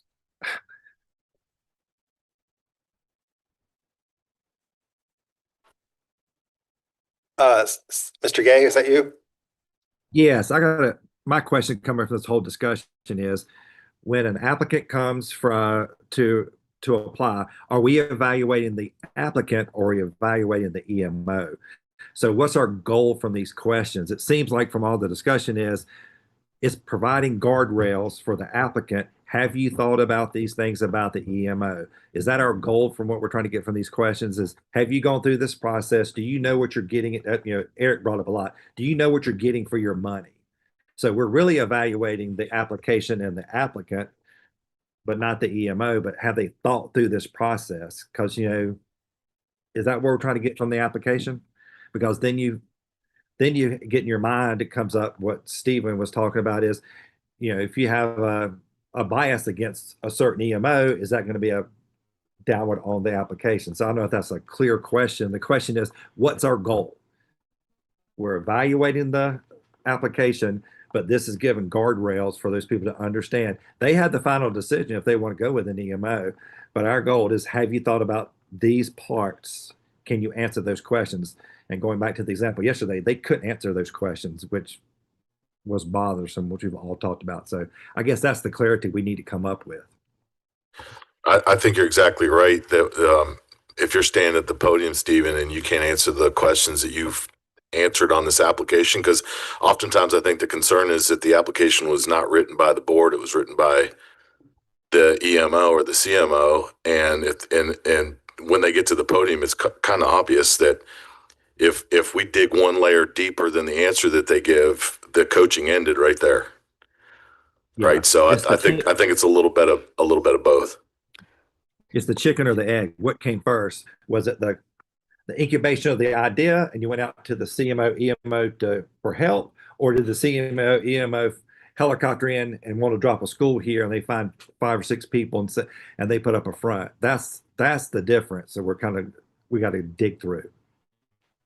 Well, yes to all that, and I think it was Mr. Sanchez and others that brought up we have a fiduciary of responsibility. So I'm all for freedom of choice. Obviously, charters are built on that concept, and if it's hundreds of thousands of dollars that are going to an EMO, that could be, it's one thing if the board is getting taken advantage of. It's quite another if the taxpayer dollars are getting taken to the wrong thing. So.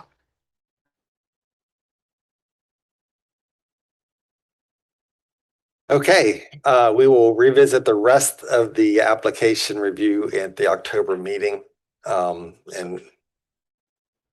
this afternoon, depending on time.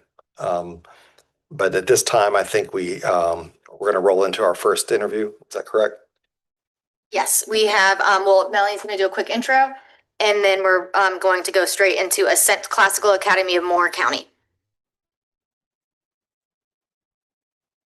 Yeah, so we definitely don't envy you in that process, by the way. That's a very, very tough process. Thanks a lot.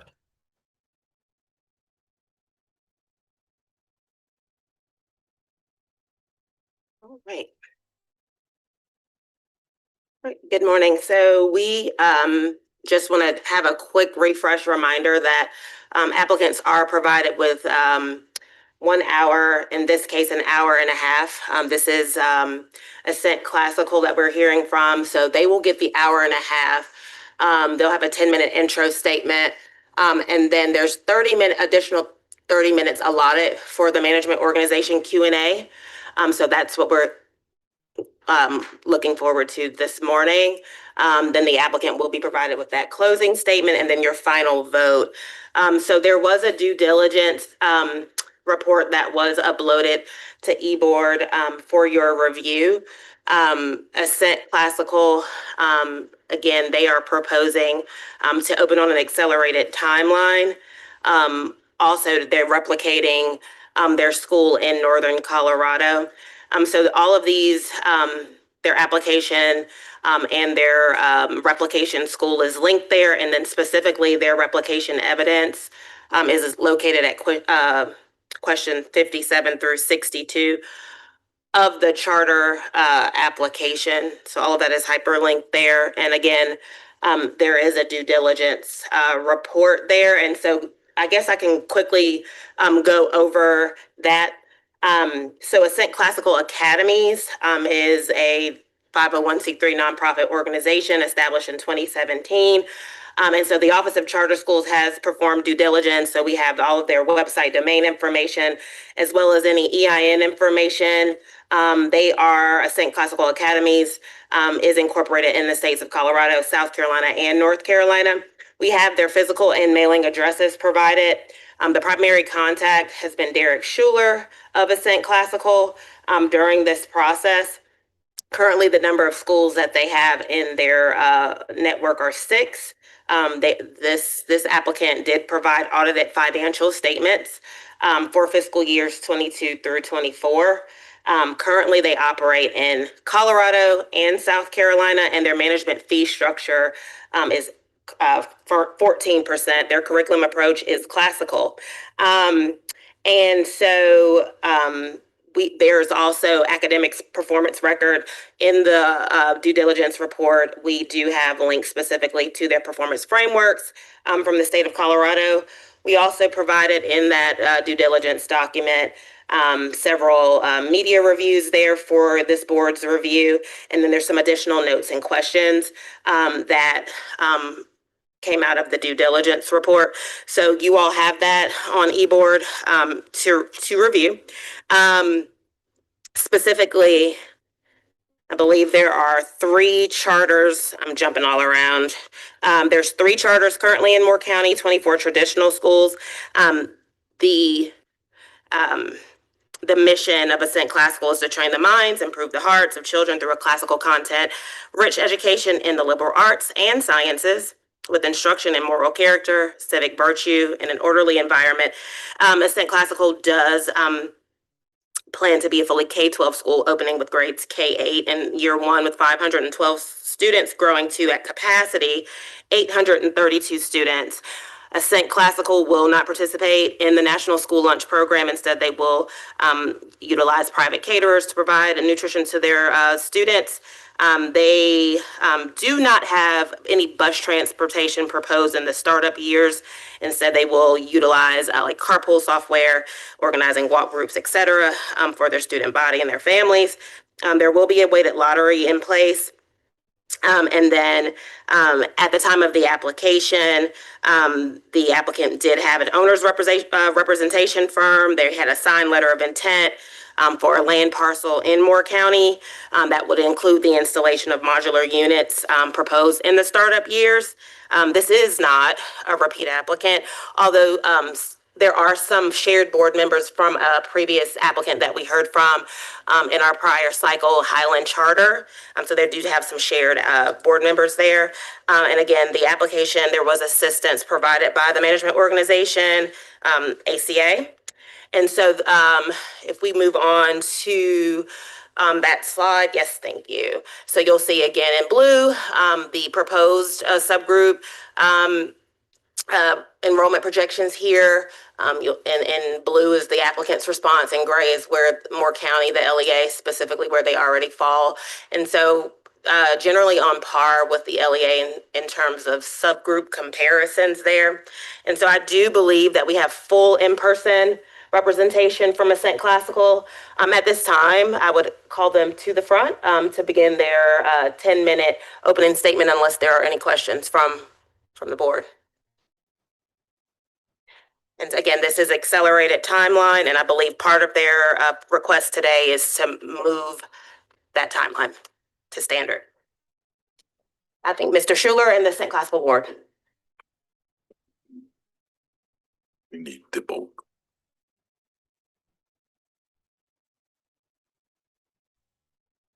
Sitting right here. You are alive.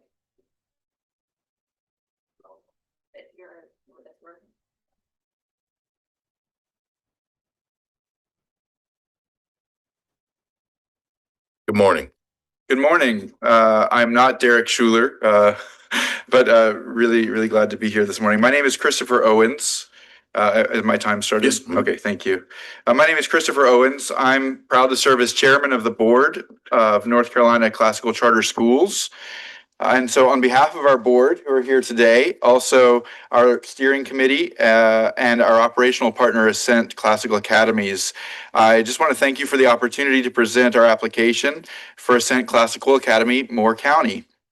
We believe this school will meet an urgent and clearly demonstrated need in Moore County, a need for an academically rigorous, morally serious, and civically engaged school that honors the legacy of the American founding fathers and responds to the aspirations and needs of today's families. We're proposing a K-12 classical public charter with a comprehensive, content-rich liberal arts curriculum. But more than that, we're proposing a school built to form students of character, young people prepared not just for college or career, but for lives of virtue and service lived out in their local community. We seek to graduate students who, like our American founding fathers, are strong, virtuous leaders, disciplined in habits of thought and life, grounded in the moral tradition and civic ideals of our republic, and prepared to serve in whatever path life opens, be it military, public service, entrepreneurship, the trades, or family life. This school will take its place among a growing national movement that is restoring classical education as a public good. This model, used by other schools such as Great Hearts, Valor Schools, and now Ascent Classical, returns to the tried and true structure of education that shaped our nation's first leaders. So why is this school needed in Moore County? Well, in the first place, because families are asking for it. We've heard from parents, grandparents, veterans, pastors, legislators, and civic leaders. We currently have over 600 students who have represented interest, with numbers growing steadily monthly. They're telling us that they want a school that reinforces the values that they've grown up with and that are taught in the home, a school that honors our military culture, which runs deep here given Moore County's proximity to Fort Bragg and the significant number of active duty and retired service families who live here. And a school that raises the bar, not just academically, but also morally and culturally. There's no other school in Moore County, district or charter, offering this kind of classical, virtue-centered, full K-12 formation.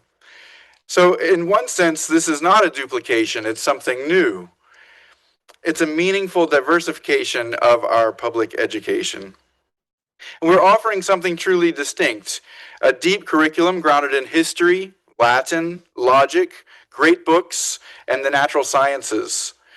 A school culture shaped by Ascent's 7 core virtues: courage, moderation, justice, responsibility, prudence, friendship, and wonder. And an orderly, disciplined environment that cultivates self-mastery, attentiveness, and a delight in learning. This is the kind of school that many families don't even know is possible until they walk in and experience it. And I'll say personally, as someone who grew up just a couple of miles that way, something that I ultimately waited till my adulthood and had to travel overseas to gain for myself. Our board structure is deliberately designed for both governance and growth. We have a talented and diverse board that brings together experienced professionals in governance, education, law, and finance, ensuring that that this school will meet the highest of standards and accountability requirements. At the same time, we've empowered our local steering committee who know the area in Moore County inside and out. These parents, veterans, civic leaders, and educators are the ones who have gathered strong community support engaged elected officials, and built the grassroots movement behind this application. I just want to be clear, it's not an abstract proposal or an idea. Working with our partner proposed operator, Ascent Classical, we have in them a proven track record of opening and operating high-performing schools in multiple states, including Colorado and South Carolina. And I'd just like to note on their behalf, in Colorado, they started 4 schools, but they do not operate those schools there. There's one school that is currently open in South Carolina, and they've already received approval for 5 other charters there. The operator, who's a close friend, is here from North Carolina, and this is their first proposed charter to work with us to open this school. Their model is comprehensive and built for rapid deployment, with established curriculum maps, pacing guides, training protocols, and a cultural framework rooted in the American ideals. Their brand speaks for itself. We train the minds and improve the hearts of young people through a classical, content-rich education with instruction in the principles of moral character and civic virtue. And for them, it's not a marketing slogan, it's a mission that's implemented every day in every classroom that they operate. And it's for this reason that we chose them as a partner. I'd like to address briefly our operating timeline.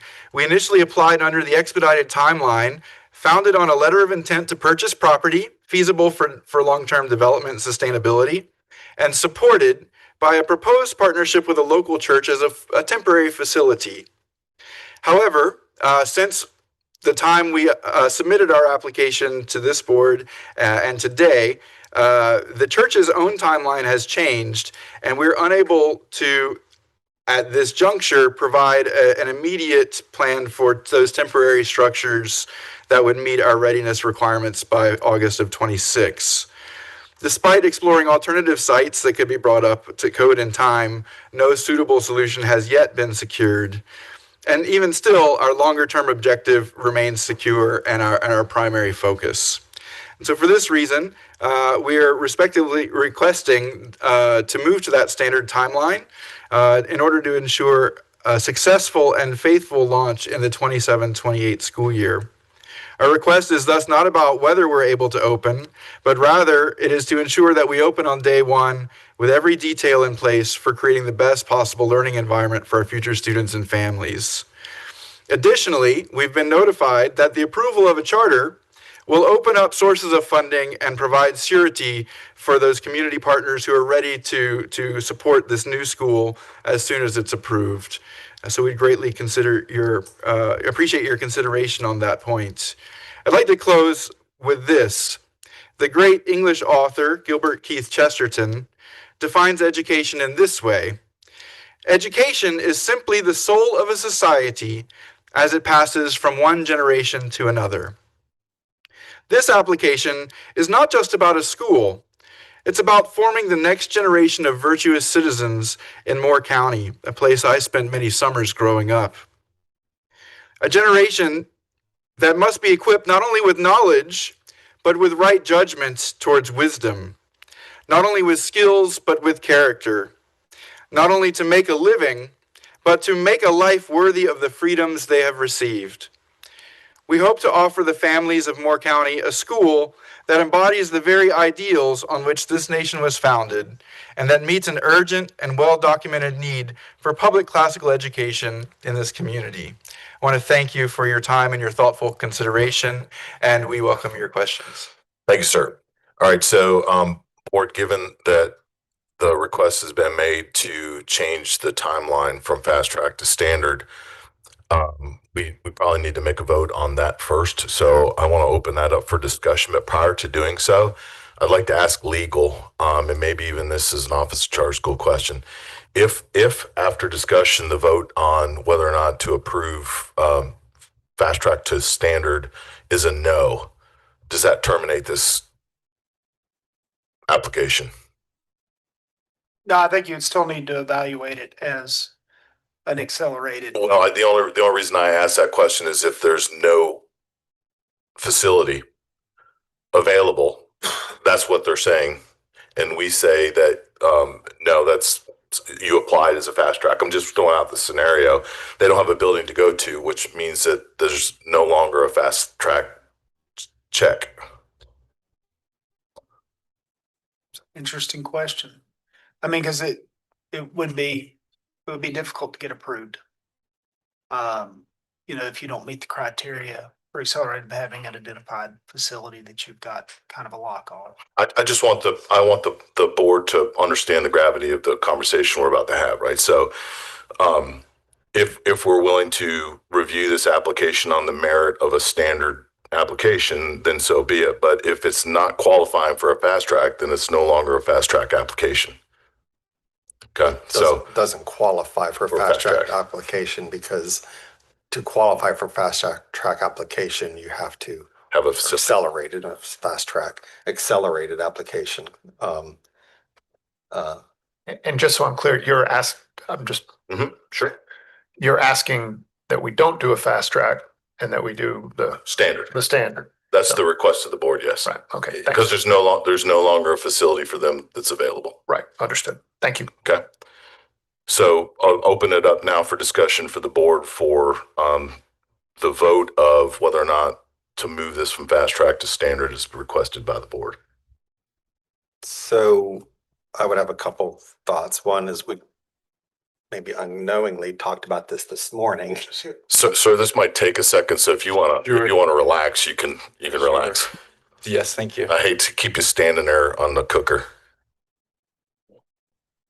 We talked this morning, we ran through a scenario.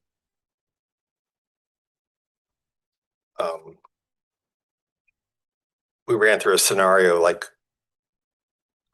I fill out the application, I say it's going to be accelerated, and between the time I submitted that to my interview, life happens. And in this case, life happened for them. The building no longer became available. So are we going to then allow them prior to the interview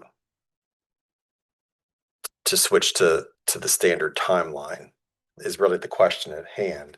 Just for backdrop for newer board members here, I don't know exactly when it was. It was 2 or 3 years ago. We stopped. We had situations, and if you ask me the name of the schools, I won't remember who they are. But we had situations where people were applying for acceleration, getting an interview. The interview didn't go the way they wanted, and so it was, oh wait, can you put us on the standard timeline? So they kind of jumped ahead of the line and got an interview first, and almost got like a free interview, almost like, oh, trial run. Now I'll do it better the next time in front of you. And we had enough of that happening that we said, well, we're putting a stop to that. So we've not allowed that in recent years. This applicant right here today isn't quite that scenario because I don't think we haven't interviewed them yet. So I want to throw out another hypothetical out, and I'll send it to the director. If we do honor their request today, do we interview them today, or do we say we're doing all the accelerated ones first and have them come back with the other applicants who truly are on the standard timeline? Or does it matter from your office's perspective? I don't think it matters from our office's perspective. I mean, there's not accelerated, we do first because there's a timeline issue, but if they're going to be standard, then you could do them today, or you could do it in one of the other months where we do all the standards. Thank you for that. That's just clarifying. Yeah. So if I could, if we were to consider them for standard and a section of the application is a facility plan, they don't currently have a facility plan.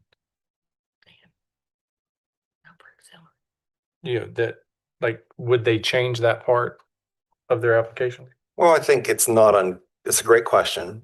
It's not uncommon for standard applicants to come before us and not only not have their facility locked up, they may not even know what zip code it's going to be in, right? And so that's not uncommon. I don't think that alone would be a reason why we wouldn't interview, whether it's this group or any applicant, oftentimes they don't have their facilities secured until after they get the vote of confidence from us. So a question about the application, is that saying that everything related to facility in the application no longer applies? I think we'd have to ask them that. Yeah, so that's actually good. Go ahead and answer that question. Is this terminating your work with that facility and you're in the search for another one? So as I said thank you so much. We realize the peculiarity of the question, and we're really grateful to Ms. Beccaro for assisting in advance. I think to answer the question directly, as I said in my opening remarks, we have a letter of intent for a piece of property that pre-existed our search for a temporary facility. And knowing that the property is something where we would be developing over time, what has happened in our situation is that the temporary facility, and there are very few in this part of the county that are available and meet code. The temporary facility that we had were in actually quite progressed conversations about, that the local church there decided to go a different direction.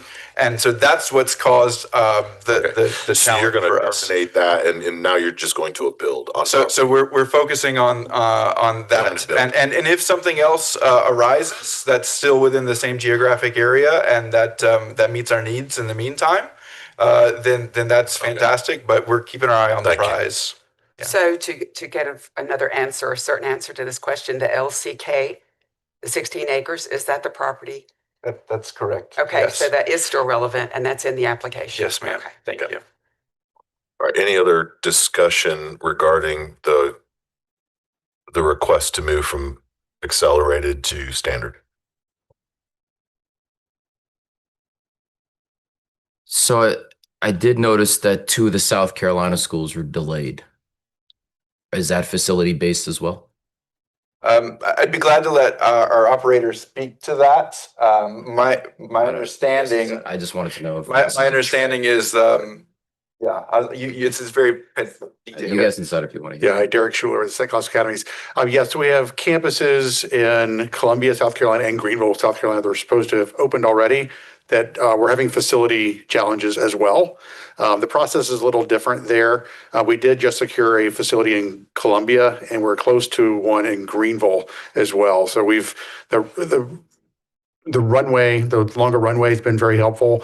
And from our experience talking with the development of a permanent option, is having an approval changes our financial situation significantly. That's been the challenge, is saying, we're going to get approved. Will you commit resources in developing this? So the approval's really significant to the effort as well. Thank you. Lynn. Thank you. I was here on the review board when we had those issues of people changing, trying to change and move ahead. And I just wanted to say that this is a situation that I could go along with, where I'm hesitant to move anything from accelerated to standard, because we saw people abusing the process and trying to get approved sooner and then asking for a year delay. But I'm sensitive to the fact that, and we talked about it earlier, that when it's out of your control, it's out of your control. So just wanted to make that statement. Hilda? And I'd like to know how soon they learned about the facility issue in relationship to today. Oh, thank you. Well, I'm trying to remember the exact date we pushed apply. It's definitely been in the last 4 weeks, 6 weeks. Yeah, I appreciate the question. Ms. Caroline Kelly, who's on the board, is a resident of Moore County, has been working very hard on the temporary solution. So again, we've continued trying to find financing just to do the civil engineering and site planning work. We've continued having those conversations. We also need to run sewer to Moore County. So as we got more into the due diligence of actually developing what we could, with Ms. Kelly talking to the county, we've got some timelines on that are kind of getting pushed out of the window. So we have a lot of external factors here that have the permanent plan off track right now to be able to deliver. I think the question was, when did the church not become available? When did the church not become available? Yeah, so to clarify, it was a partnership with the church to develop the facility. So we were going to be, it was a co-use agreement, and I think even in the past, they've been going back and forth with the team on where they are moving forward. And I think we just made the decision that we need an answer. We don't have it yet, so we need to. When did you Well, learn what was that date? Yes. I think it's continued. They haven't said no. They have just said we're still working on what their next step is. I think the question at hand is, you submitted the application late winter. When did you learn that the facility that was written to that application would no longer be an option? Yeah, I'd probably say it's in the past month or so. Okay. That's where we've kind of reached out to. And since that, we've continued. Ms. Kelly's been working really hard to find a temporary option to be able to bring to the table just to get the school open. While we have an additional year to pursue the permanent option. So there's a plot of land that you were going to partner with the church to build up. Correct.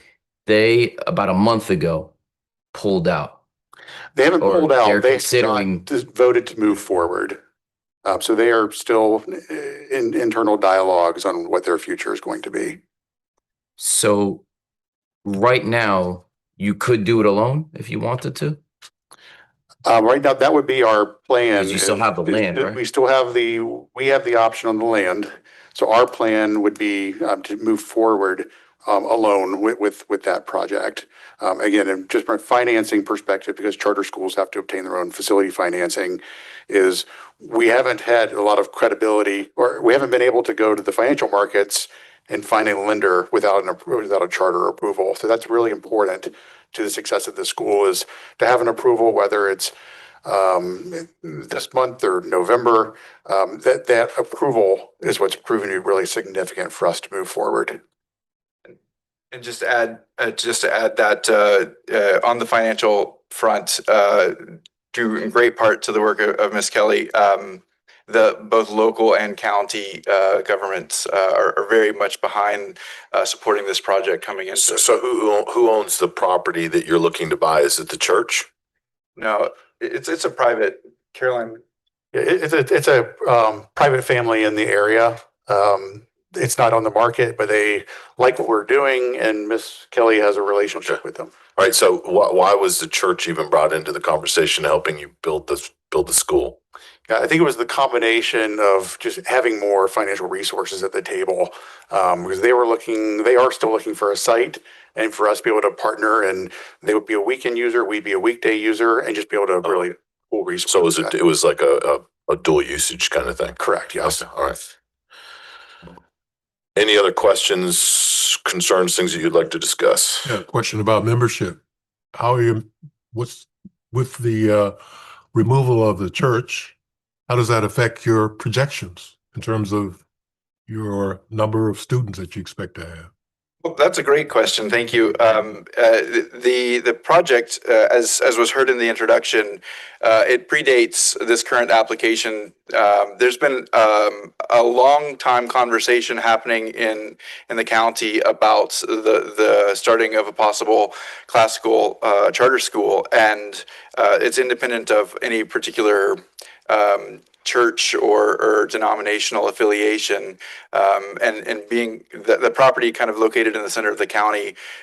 Every month that we go out and we have conversations about even about the possibilities, brings a greater number of people filling out our inquiry form, our information form. We've got about 600 students represented just through interest, initial expression of interest, even before a charter approval. So we really anticipate that'll keep going up, especially if we do receive approval. I don't know if this is a question. I think it's more of a comment. And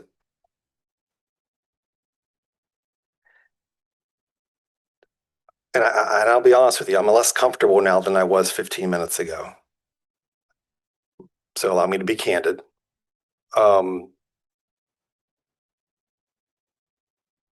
Every applicant benefits from having an approval for going to a bank or whoever is going to fund the project. Every applicant. That's not unique to you. It is harder to raise money when you don't have the approval versus when you have it. And even when you have it, it sure is not easy, right?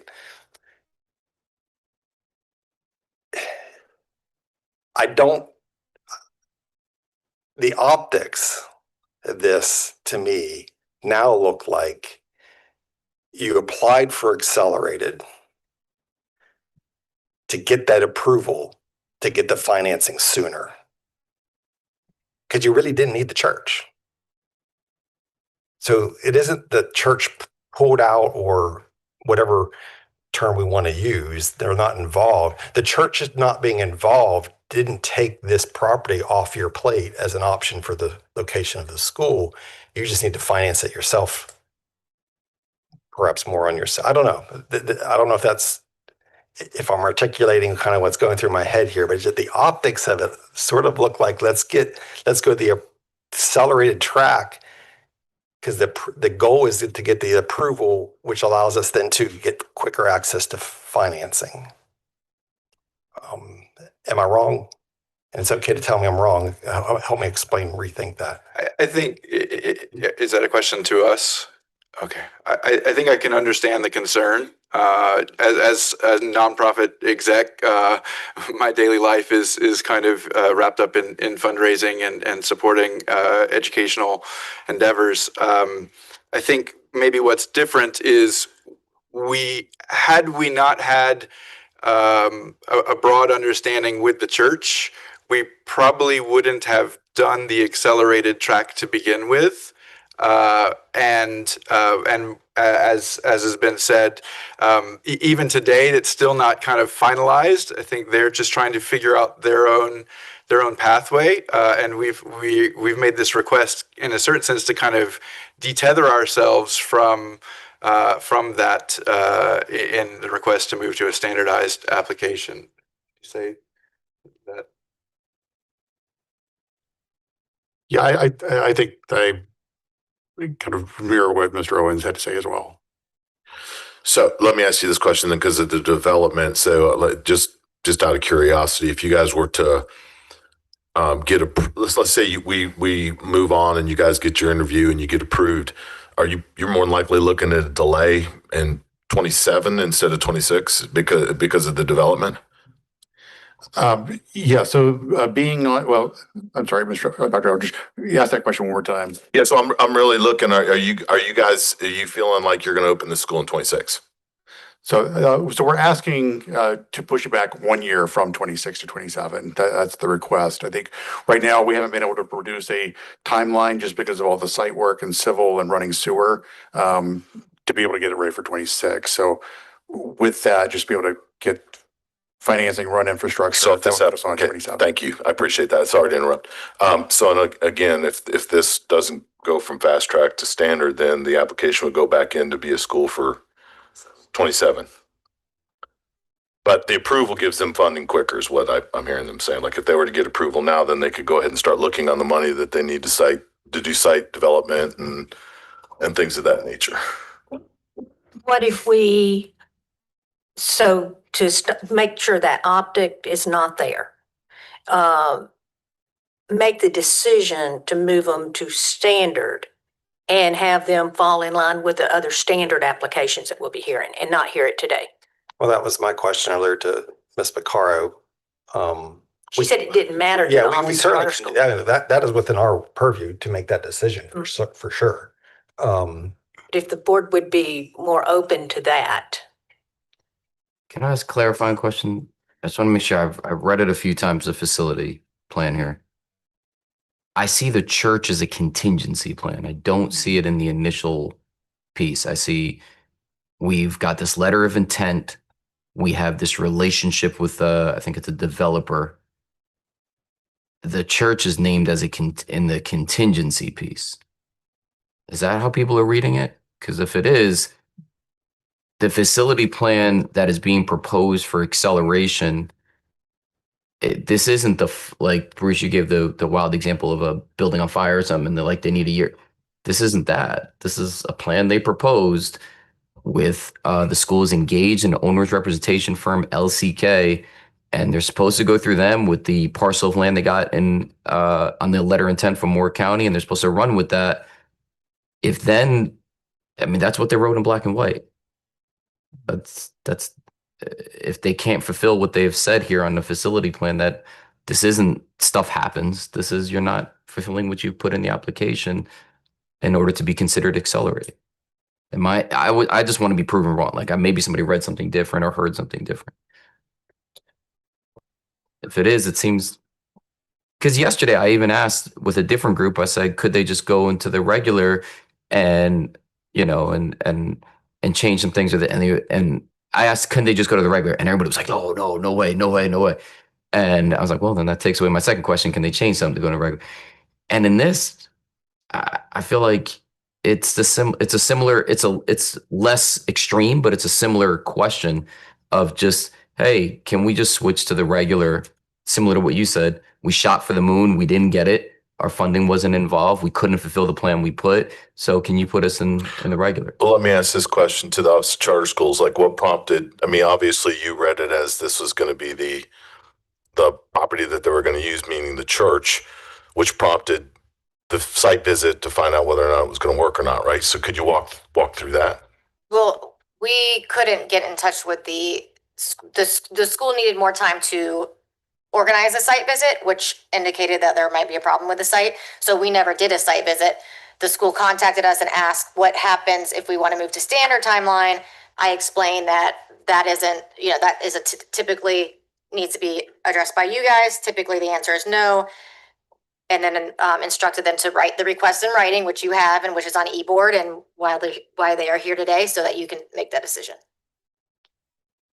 Yeah, I think, Merrick, you raised some good points for sure. I guess the only clarifying response I'd give is because I'm the one who responded to your question yesterday, was because that question was asked after the interview was sort of already over. That to me, that's the difference. But with saying that, with all due respect to the points you just made, yeah.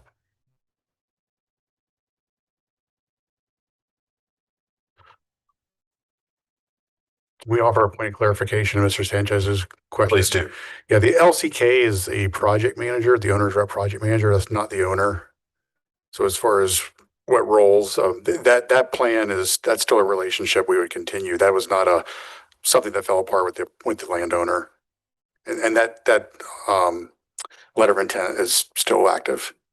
So, but help me understand the facility plan. It doesn't name the church at all. It says that you have this land. It gives all of these different timelines to getting towards completion. No church is named, nothing like that. You knew you wouldn't have approval by this time in terms. Ashley could have told you that. So how did you think this plan was going to happen, and why now is it not? And you can't say the church because you never mentioned the church. Right.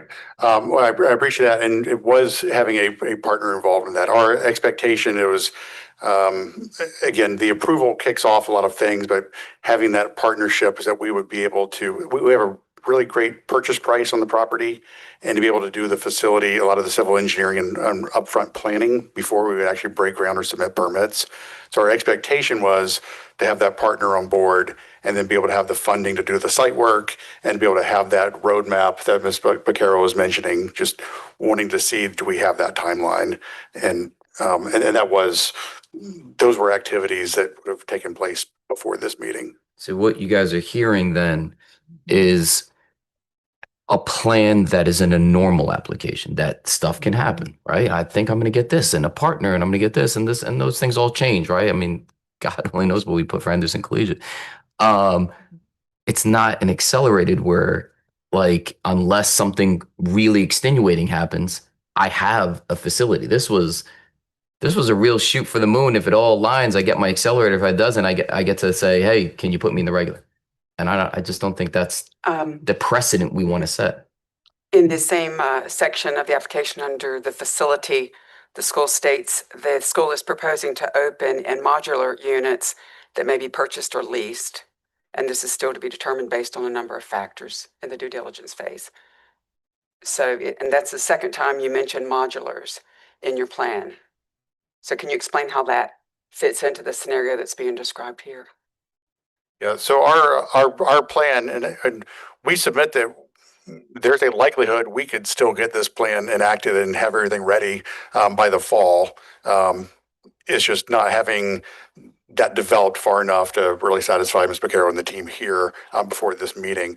So our plan is to open on that site in modulars and just to get our enrollment stabilized and then be able to come back later and start building hard structures. So the site is a temporary and permanent site. So to further clarify, you're stating that you couldn't even have the land prepared and things ready for modulars, much less new construction. Is that what you're saying? We think we could, yes. I mean, it's just, like I say, it's a factor of coming into this meeting and having the demonstrated due diligence that the department wanted. We're not able to provide that as of today. Okay, understood. So you think you could, when you say we think we could, that's referring to having modulars ready to go for 2026? I've had in the past week, I've had a conversation with a rep from a mobile modular company who said at this point that they can put modulars on a site in 2026. We are in that window. They have them in inventory. They're on hand. Again, some of the big questions that we have is we have some external factors with the county. I think it's running water out to the location is one thing. I know Ms. Kelly's been involved with the conversations, and it seems like that might be something that's possible. We can't control that timeline, but we thought it was a reasonable thing to be able to get on site. But we still think that we could have modulars on site by the fall. So would you want us to interview the board? Let me rephrase that question. Would the board like to be interviewed as an accelerated applicant with your facilities plan being modulars? I think this is why the prior question coming prior about the request to move from accelerated track.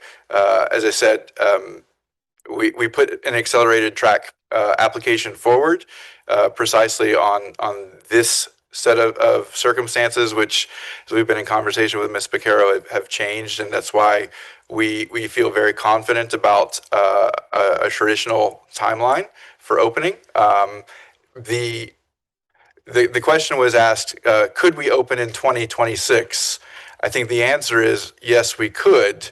However, there's some extenuating circumstances. We feel much more confident about being able to deliver a very sure win for the families and the students in Moore County on a traditional timeline. So I think that prior question is a question that we So you're probably saying no to the modular units, that you're not ready to be evaluated for opening with modular units on a fast track.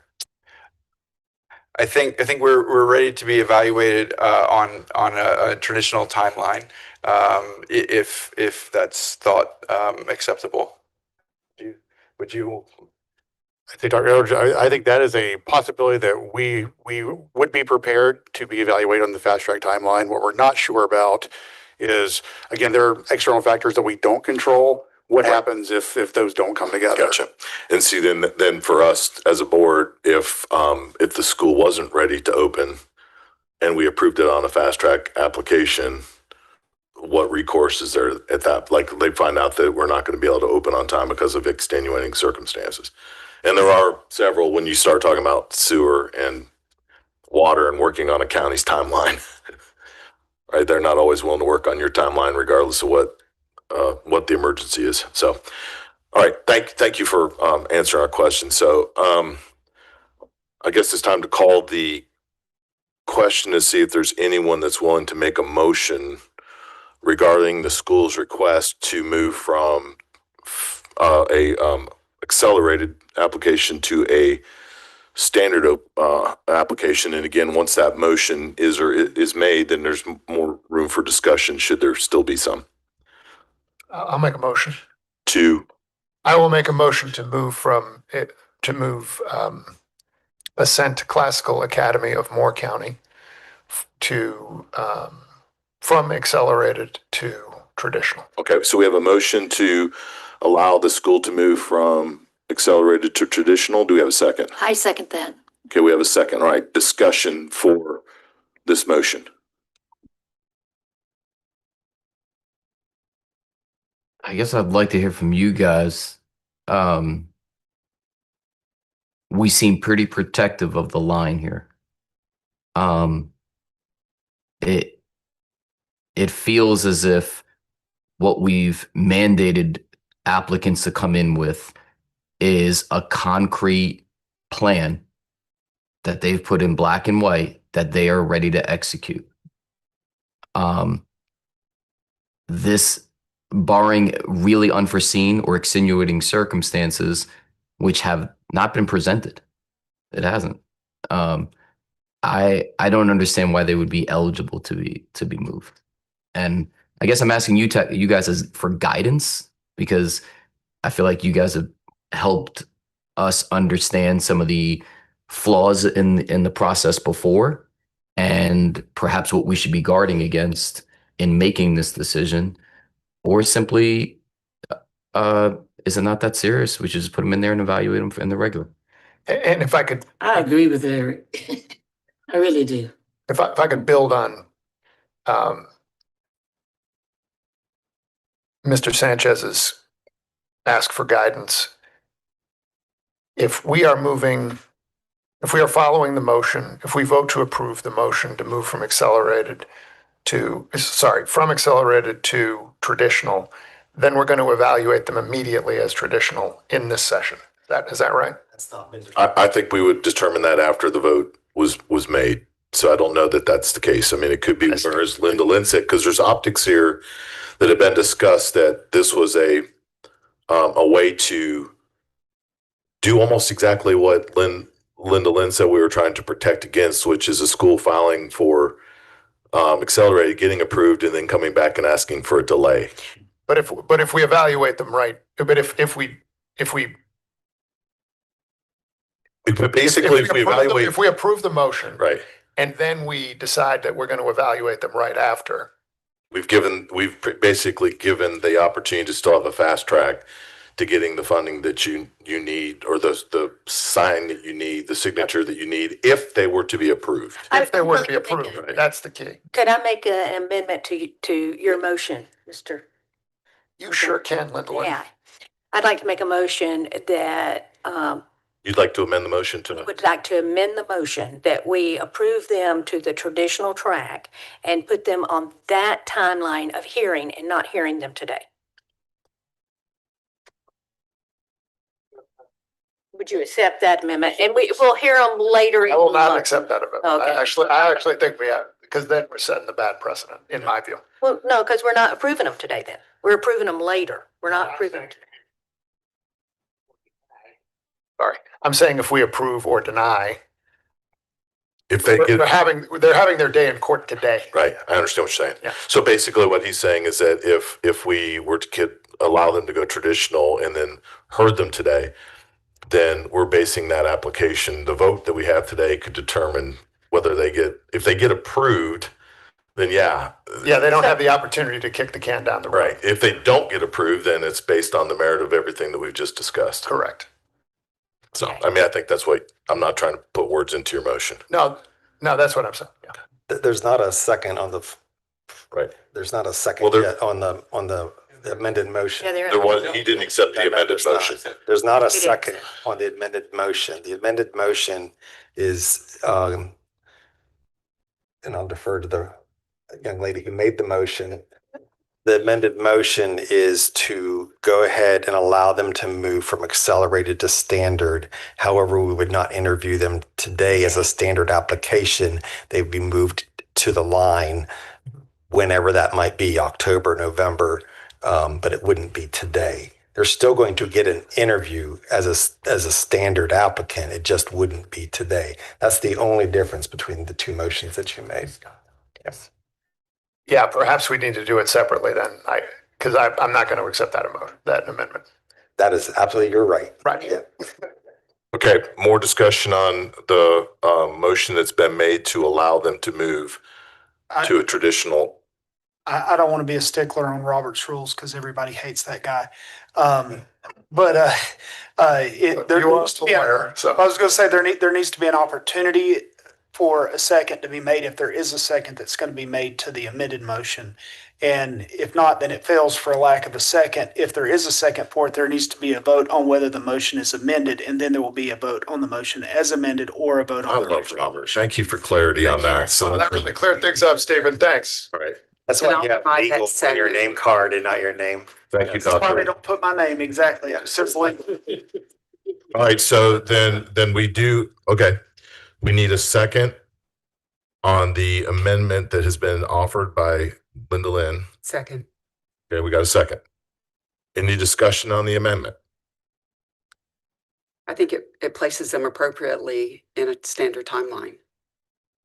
We've spent enough time on them today. We make a decision today about their timeline, and then we interview them in the standard. It goes that way. And I think we have to be careful about assigning motives to people that come here in our interviews. We don't always know others' motives. And so we just need to be careful in public discourse as to how we discuss that. Thank you. Can we alter, can they alter their application from at all? Oh, okay. All right. Well. All right, not hearing any more discussion, let's take a vote on the amendment to the motion that has been made. I would, sorry, I just didn't get to me. Yeah, go ahead. I absolutely respect what you just said. At the same time, we also have to go by what was written in the application. And I think Mr. Sanchez has pointed out some concerns, at least how I view it, that as we talked about this morning, this was not, I checked the box, accelerated, and the property we have got flooded and we can't do it. We can't do it. This is not that. It seems like to me that they checked the box of accelerated on the hope that would come together. And in the time that they submitted the application until today, hope didn't turn out to be what they thought it was. I'm not saying that's a reason not to vote for the motion that's on the table. But I feel compelled to kind of share. That's kind of how this looks. But the language you used as it seems like to me. Yes. And so that's what I'm saying. We don't know the facts of how everything. That's right. And all of us have, there's 11 of us here who all will have our opinion. And I can't give you a you guys answer, Mr. Sanchez, because we all have the same, all of our votes carry the same weight. I just don't see much conjecture in this other than what precedent are we setting? There's a written explanation of their facility plans. There was no mention of a church in that or a partner in that. They had they went down the road and it didn't work out. There's no extenuating circumstances. They just weren't able to fulfill the plan that they had. You gave them an out. Like we gave them an out to say, hey, if you do the modulars though, and I might have voted for them then, okay, you got the backup plan, you're going to do the modulars, which by the way, anybody who's in the modular world knows that's 2 months construction, I bet. It was June 30th. We opened August 20th, I think, and we broke ground on June 30th in our first school. But so that was still feasible. I expected maybe them to jump on board with that, but they didn't. I don't know then what would constitute at a later period us saying, oh, hold on, you can't go to regular because if this isn't meet that threshold, then what will?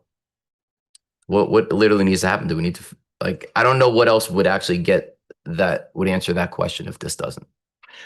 And just to confirm, there was never a site visit by OCS to this facility, No, that's how we, right? So that I don't know how that box got. There was no facility check on this, right? So I think what's in question right now for us to consider, and this is just my thoughts, is the authenticity of our application,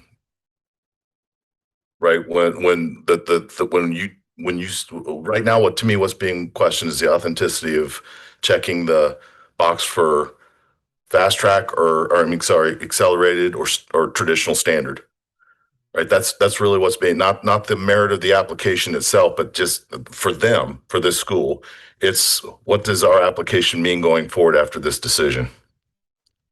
When it says check the box for accelerated or check the box for traditional, that's what's really being discussed. Which, by the way, they can still open in 27 with accelerated next year if their financing, everything was in order and their partner came back or whatever it was, right? They can still apply accelerated and open just like that. There's a lot of coulds in this application, yeah. Actually, one clarification question. The site visit point, you contacted them and then that's when you found out about the church? Or was that given to you unsolicited, or was it you actually went to them and said, hey, what's going, want to do a site visit? so when an accelerated application, all the accelerated applications, you have the accelerated site visit reports on eBoard. I emailed them like months out. And so the date kept getting pushed back, like, we'll get in touch with you, we'll get in touch with you. And so finally I told them I have to see the site, or else I'm not gonna have time to do the report. And they contacted me. We spoke via phone, and then I said, you need to make that request in writing to you guys, because I can't make that decision. Thank you for that clarity. I do have one more question. 'Cause again, the motion on the table that's been seconded is to switch them from accelerated to standard with the caveat that we would not interview them today. They would fall into the standard interview timeline. We have 2 more accelerated this afternoon. Are there any is that it for accelerated, or are there accelerated applicants coming before us in October as well? Just the second one. Yeah, just the second round you did yesterday. You approved yesterday. Yeah, that's right. We had Yes. that's right. They get a second interview. Yes. Thank you. Thank you. All right, I'm ready to call the vote on the motion. Oh, Can I ask you one question? So currently there are 2 motions on the table. yeah. So Motion and a second. if this one passes, it nullifies the first one, correct? Well, what you would have is you've got a motion, then you have got a motion to amend the motion. You're voting on the motion to amend the motion. If that is approved, Then you go. then you vote on the motion as amended, and then that's approved. So you do 2 votes that way. If the motion is denied, then the original motion still stands, and then you would need to take a vote on that motion. But if one or both motions don't pass, then they don't move forward. That's the question I asked legal in the beginning, and I think the answer would be no, because there's no proposed facility that meets the requirement of an acceleration, because there hasn't been a site visit. We good? Yeah, I mean, Okay, I appreciate the getting the lead on this one. Yeah, so we're gonna go ahead and do a roll call vote on the amended motion first. Okay. Stephen Gay, Aye. Bruce Friend, Nay. Rita Hare, Aye. Hilda Parlay, Nay. Todd Godby, Nay. Eric Sanchez, Nay. Shelley Shope, Nay. John Eldridge, Nay. Gwendolyn Kakadelis, Yes. Eric Buchan, Yes. Gerald McNair. Yes. Okay. Okay, it fails. 5-6. So that was the amended motion fails. Now we have the first motion Still on the table. still on the table from Mr. Buchan to move them to standard and interview them today. Correct? And Linda Lynn's second still counts for that? Okay. That's correct. And just for clarity, for those who are on the phone, this is now a vote on a motion to allow them to go from accelerated to standard, and we would interview them today. Correct. And legal, prior to this decision being made, if the vote is nay, the way that I understand votes that come from us, the applicant has the opportunity to appeal. Yes, they would have the opportunity to appeal. So if this vote is no, then you're going to need to vote on the application as a whole. So we do have to hear the application today. I'm not sure. I mean, no, but I think you at least have to take a vote that it no longer meets the requirements, for So the that's the- acceleration. Yeah. And then you would vote no on that, and then that would be appealable to the state board. And if the vote is yay, yes, then Then you just go ahead and interview them today. do the interview. You'd interview them today as a regular applicant. Okay, so I just want to make sure everybody's clear on that. So a yes vote means the interview is happening today. Right? A nay vote would mean that we then have to vote that this application no longer meets the requirements set forth for an accelerated application. We've had a lot of discussion, and there is a motion on the table that I will open again for any further discussion. If anybody has anything left on their hearts to say.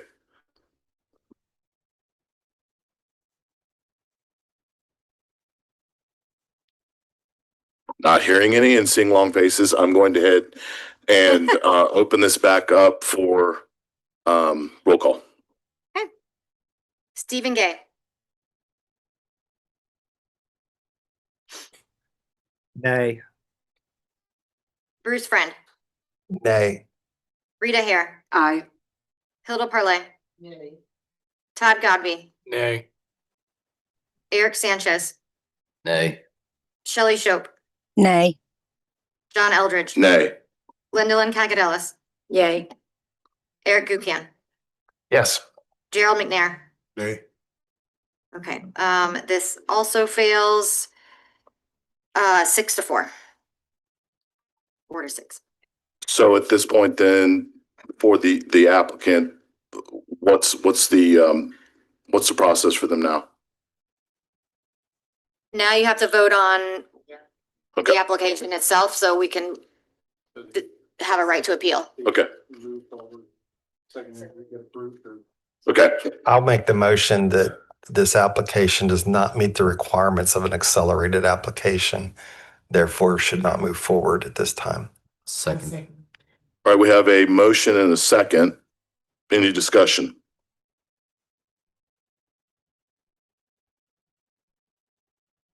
Okay, not hearing any. Roll call.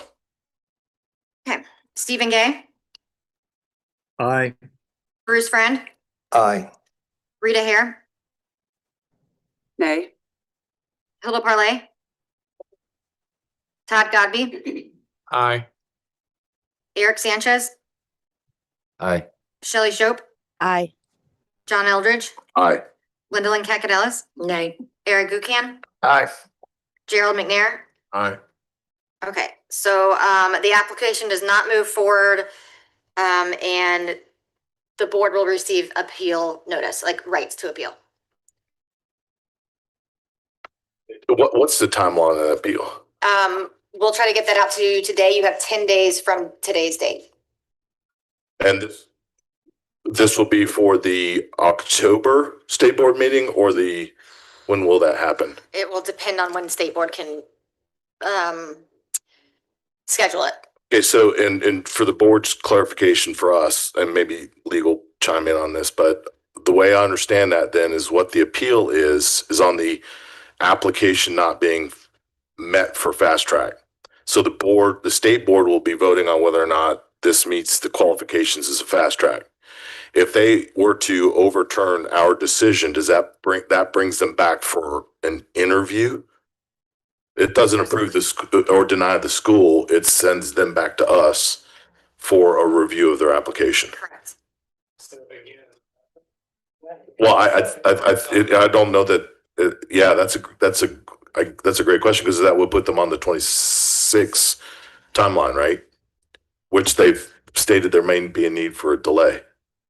They would, the state board appeal, I hear, like, they would have, that appellate panel would have to decide. It might depend on, if they appeal, we're hypothetical here, but if they were to appeal, what they would request in their appeal to the state board panel, and then the state board panel would make a decision. So that really probably matters then is what the school is going to lobby to appeal. Right.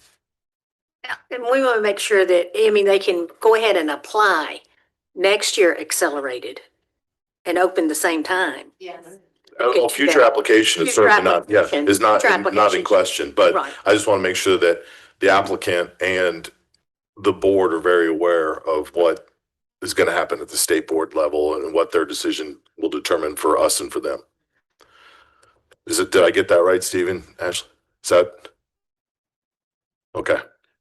Thank you. Yes. My thumb up didn't come across the microphone. Got it. I got you. Right.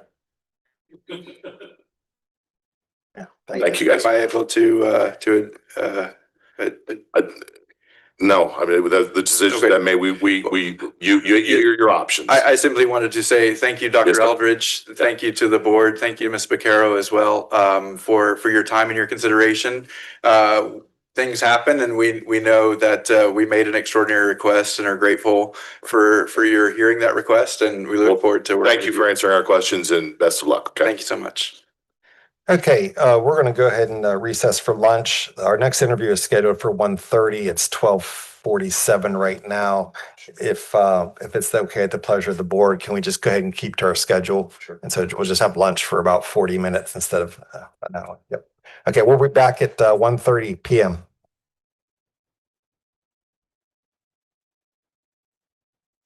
It's the longest.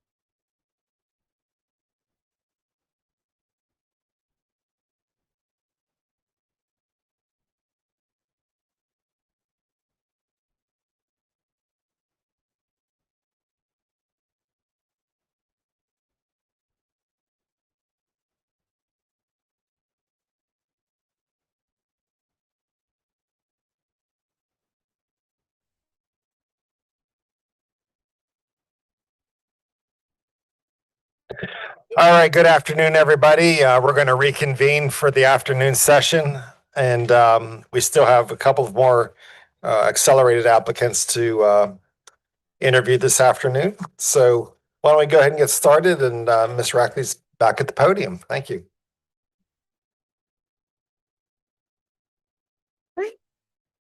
Our next applicant is BH2 Stream School, anticipating opening on the accelerated timeline in Edgecombe County for August 2026. BH2's mission is we are committed to cultivating future-proof scholars through critical thinking, discovery, and integrity. They have a K-8 model opening with grades K through 6 in year 1, expanding at full capacity to 360 students. They'll achieve that by year 3, according to their initial enrollment projections. This school will participate in the National School Lunch Program if approved, and they will pursue the community eligibility provision, given the targeted student population of their school. They do plan on leasing 3 school buses and hiring part-time bus drivers there, and will utilize the weighted lottery. They currently have a lease agreement with a church in Edgecombe, in Tarboro, North Carolina specifically. And they also did include in their application a modular unit rental agreement. The Office of Charter Schools did visit this school as part of the accelerated requirements. And so all of that has been loaded to eBoard. This is not a repeat applicant. You will see their demographic profile on that next slide relative to the LEA. And so they are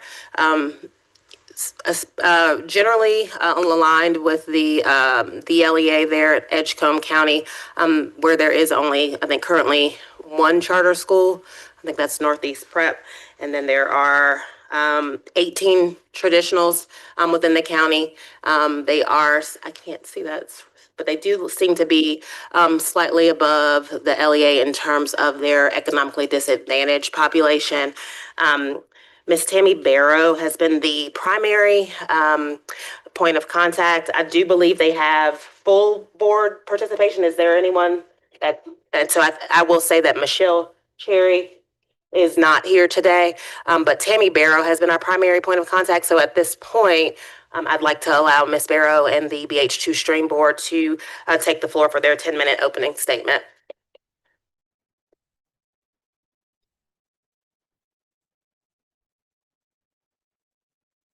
Good afternoon, Chair, board members, and distinguished guests.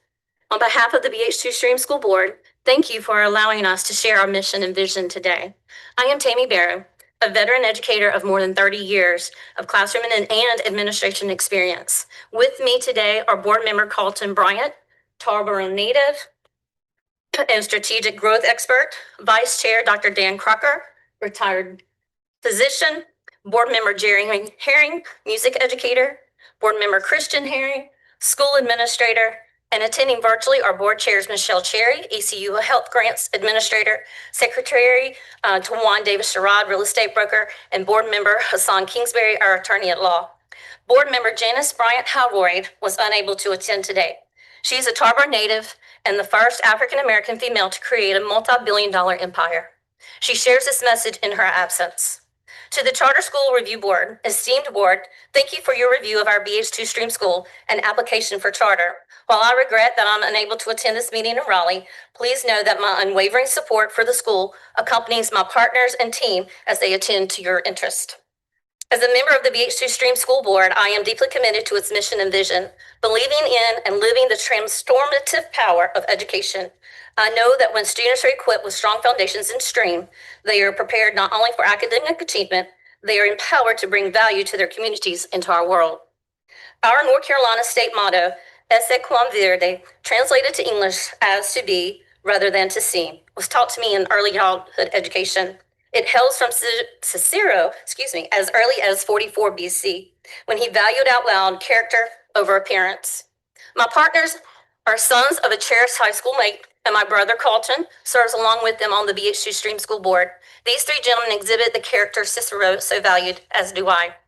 They are the example of what can happen when an idea at the right time toward the right purpose is materialized. Knowing their character, skills, and the respect they bring for education, I am honored to have them represent the school to you, and I am further grateful to each of you for your investment of time and attention. We are ambitious for your approval and dedicated to evidencing the rightness of it. Thank you and good health. Janice Bryant Howroyd. Members, we have prepared board packets that capture our work since April. With your permission, our members will now distribute these to you, so you'll have them in front of you. We are also deeply honored to be joined by community supporters. At this time, we would like to ask all of our community supporters to please stand. We thank them for carrying on and attending this journey with us. Thank you for being here.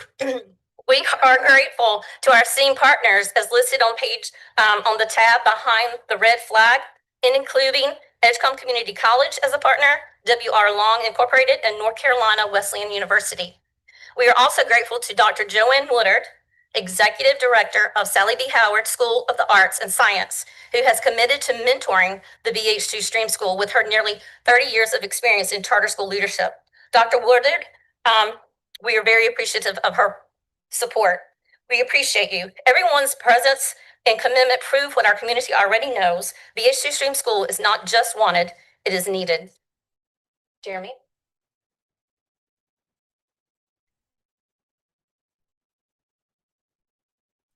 Our mission is simple but powerful. We are committed to cultivating future-proof scholars through critical thinking, discovery, and integrity. Our vision inspires us. Passion drives achievement. Collaboration ignites innovation. Empowerment fuels success. And the community has responded. In just 1 month, through only 2 community information sessions, we have successfully filled approximately 94% of our available seats. Even before receiving official approval, the interest from families has been so strong that we have exceeded capacity, and we now have waiting lists in kindergarten, 1st grade, 2nd grade, 4th grade. Our 3rd grade is only 3 seats away from full capacity. 5th grade is only 2 seats away, and 6th grade has just 12 seats remaining. These numbers are more than enrollment projections. They are families raising their hands saying, "We want better for our children. We trust you to lead the way."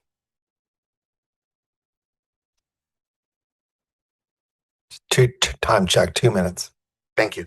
We have been intentional about facilities. With the expertise of contractors, architects, and engineers, we have developed a plan to transform Salvation and Deliverance Church into a shared home for both the congregation and BH2 Stream School. You will find our facilities timeline behind the blue tab of your board packet. But facilities are only part of the need. Recently, our board chair spoke with the Dean of ECU College of Nursing, Dr. Bimbola Akintade. He shared that few students from Eastern North Carolina apply to nursing programs. He believes it is because STEM foundations are weak in this region. That means when students graduate from nursing school, they don't stay in the East. BH2 Stream School is designed to change that. We will build a strong STEM pipeline in Edgecombe County so our young people can grow up, graduate, and give back to their own communities. The data tells a hard truth. There are no high-performing K-8 schools in our district. Behind the green tab of your book shows the most recent school performance grades. Our scholars deserve more. The arts are another gap. On the yellow tab, you'll see how limited current offerings are. BH2 Stream will provide what's missing: band, choir, creative writing, dance, drama, visual art, health and PE, and STEM. These experiences matter. They develop creativity, confidence, and problem-solving skills that serve scholars throughout their lives. This isn't just theoretical. It's actually personal. Together, Tammy and Jeremy and I Jeremy and I have led choirs to win national championships and awards in excess of $100,000, including most recently Salvation and Deliverance Church being named America's Best Church Choir by way of Verizon's How Sweet the Sound. And just this past week, Jeremy was honored by the Wilson Daily Times Reader's Choice Awards as Wilson's Best Music Instructor. We have seen how the arts transform lives. Imagine what can happen when every child has that opportunity. BH2 will be the second stream school in North Carolina. The only other one, Old Main Stream Academy, is more than 2 hours away in Pembroke, North Carolina. Families in Eastern North Carolina simply don't have access to stream education, but Tarboro deserves this. Edgecombe County has launched the Get Off the List initiative because we appear too often on lists of poor outcomes: economics, health, and education. Education is the pathway forward. We are bringing proven leadership. 2 of our board members, myself and Tammy, previously led STEM early high school from a C to an A in a single year, and we guided Stocks Elementary School to exceed growth for the first time and consistently in history. This is not theory, it's lived experience. And today, we want you to hear directly from one of the lives already changed by this leadership. Board, please meet Ethan Whitaker. If there's time. Yeah, we've got to. We'll come back. Yep, that'd be great. Thank you. Yep.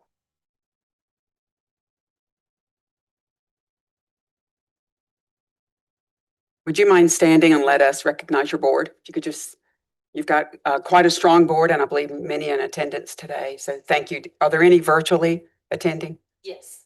Okay. All right. Thank you very much. Who would we direct our questions to? Who is ready to receive questions from the Charter School Review Board? Okay. Are you Jeremy? I'm Christian. You're Christian. Are you brothers? We are brothers. Jeremy? We're not twins. Everyone thinks so, though. That's what I thought. So between the two of you, you're both educators, right? Yes.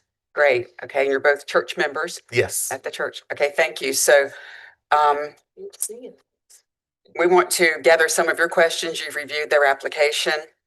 I have some as well. I would probably start with the budget unless someone has something more compelling you want to. Other than who's mom's favorite. That would be me. We'll let mom decide. Is she here? Mom is here. Oh my goodness. I want to know which one sings. We both sing. Now, he is the better singer. I'll admit that. Yeah, Miss Hare, I have quite a few questions about the budget. Maybe we could get through today. You want to throw a couple out and I can piggyback because they're probably similar. And so I'm looking at the budget spreadsheet that was part of the application submission, and I will admit I'm getting a little granular here. And also, many of us running schools, we know that the budget that is initially submitted versus what is put into play in year 1 can look different. In year 5, it can look very different. But there were some things that caught my eye that just like no money in the budget for legal counsel. Not quite understanding the cost related to, for example, the technology with the Chromebooks. Let me find that. I apologize. I just had it right here on my screen and now I lost it. Yeah. So like year 1, when you have a smaller number of students, I know the original investment is probably about 42,000 in Chromebooks, but then it drops down to like 10,000 year after year after year. Chromebooks don't typically last 5 years. So I just question there. The bus leasing, this probably ties into transportation, similar.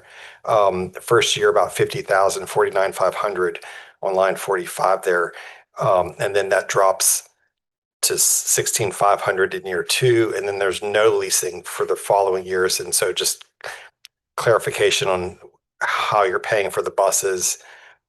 Instructional materials, a flat $10,000 each year, but your student population is going higher each year. So how is that number staying flat for instructional materials?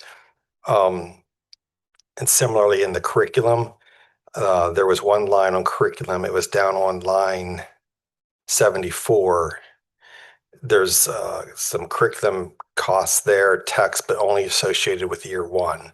So a lot of just being say, looking at your budget, I'm seeing even if the numbers made sense in year one, I'm not seeing how they are sustainable. So maybe I'll pause there. Yeah, and let me just add a couple more, and you may want Tammy to address these as your treasurer. I don't know who's more familiar with the numbers, but there are no raises in your budget for the 5-year period. So that's going to significantly affect that balance fund at the end of the year, at the end of your 5 years. I do notice you have a contingency reserve, so I commend you for that, like 6.5% the first year, and then it's up to 7.5% every year. That will help. I guess that's a cushion, right? Yes.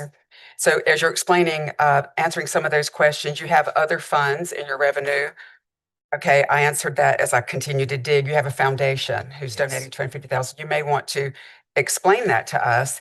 And then I found confusion with the whole modular classroom combination that you're doing. How many classrooms are actually modular and what's the cost? And then the cost of the church, which seemed like a great rate for you, but then you add the modular and rental for the property, for the outdoor property. So it got confusing as to what your actual costs are in the end. If you could just, I guess the budget would be overall the thing to address first. So I can also address that as well. But we also included an itemized budget in our application. So it should share everything that's broken down within there. So you will see, but with the modular units, I believe it houses 16 classrooms in each modular unit. And I will have to be honest that we stole that idea from Henderson Collegiate. So yes, indeed. So that's where we actually put inside the itemized budget where we purchase those items and how much each would be. So you did a 91,000 a year lease for the modulars. So that's for 4 modulars that contain 16 classrooms. Yes. Okay. And then what are you using in the church? In the church, we'll be using all the spaces inside the church. So there's the sanctuary, which could be a multi-purpose space. There's also a large hall to the right of the sanctuary where we could do like health and PE in that space. And so we identified a lot of different spaces where our encore, there's core curriculum, and then there's the encore, which is the arts. The encore would be inside of the church as well. So the classrooms are all modular. All of your classes are modular. Yes. The church is 28,000 a year. Yes. For a 5-year agreement, but then the facility use is 18,000 a year. What is that? So that the church is actually 28 altogether. I think 18,000 and then 10,000 was for utilities. So that wasn't clear. So it's the total of the 18 and the 10. Yes. Okay. Yes. Okay. And then if you want to address some of the questions about funding Chromebooks and technology, as well as teacher raises and those kinds of things. So in terms of Chromebooks, our student number would not be increasing. And so we basically looked at having to just replenish a few of those. And that's why we're not adding so much, because we would, like in year one, we purchased 280 for the students that we would have. But year two, we would not need to purchase an additional 280. So we're really every year in the budget, just adding what it would be, we think reasonably and feasibly to replenish those items that may be broken or damaged. Yeah, I can appreciate that. I just think, and I'm not gonna hang up your application here on that, right? I just be mindful that, like from experience, if you have 280 students, you're gonna have to order more than that anyways, because they're gonna break on week one, and so just being mindful of the replenishment. I guess maybe, like for example, and if it was an oversight, that's okay too, but like no money for legal services. I believe they're under contracted services, and let me look. Line 21 is blank for legal professional contract services. While he's looking for that, I would like to address the curriculum piece. In our application, we did put this, that we're very excited that Curriculum Associates has given us the curriculum for free for the first year. We are very strong proponents of iReady, and we've gone and spoken for them on their behalf to a lot of school districts, Christian, as well as myself. And so they have committed to giving that curriculum to us for the first year free.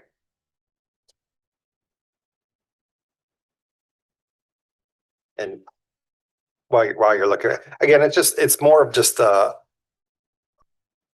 looking at the budget and thinking, I think it's lean in some places. I mean, $2,000 a year on custodial supplies is, let me know who your vendor is. That's all I can say about that. You'll spend that much on paper. And we do realize that the budget is lean.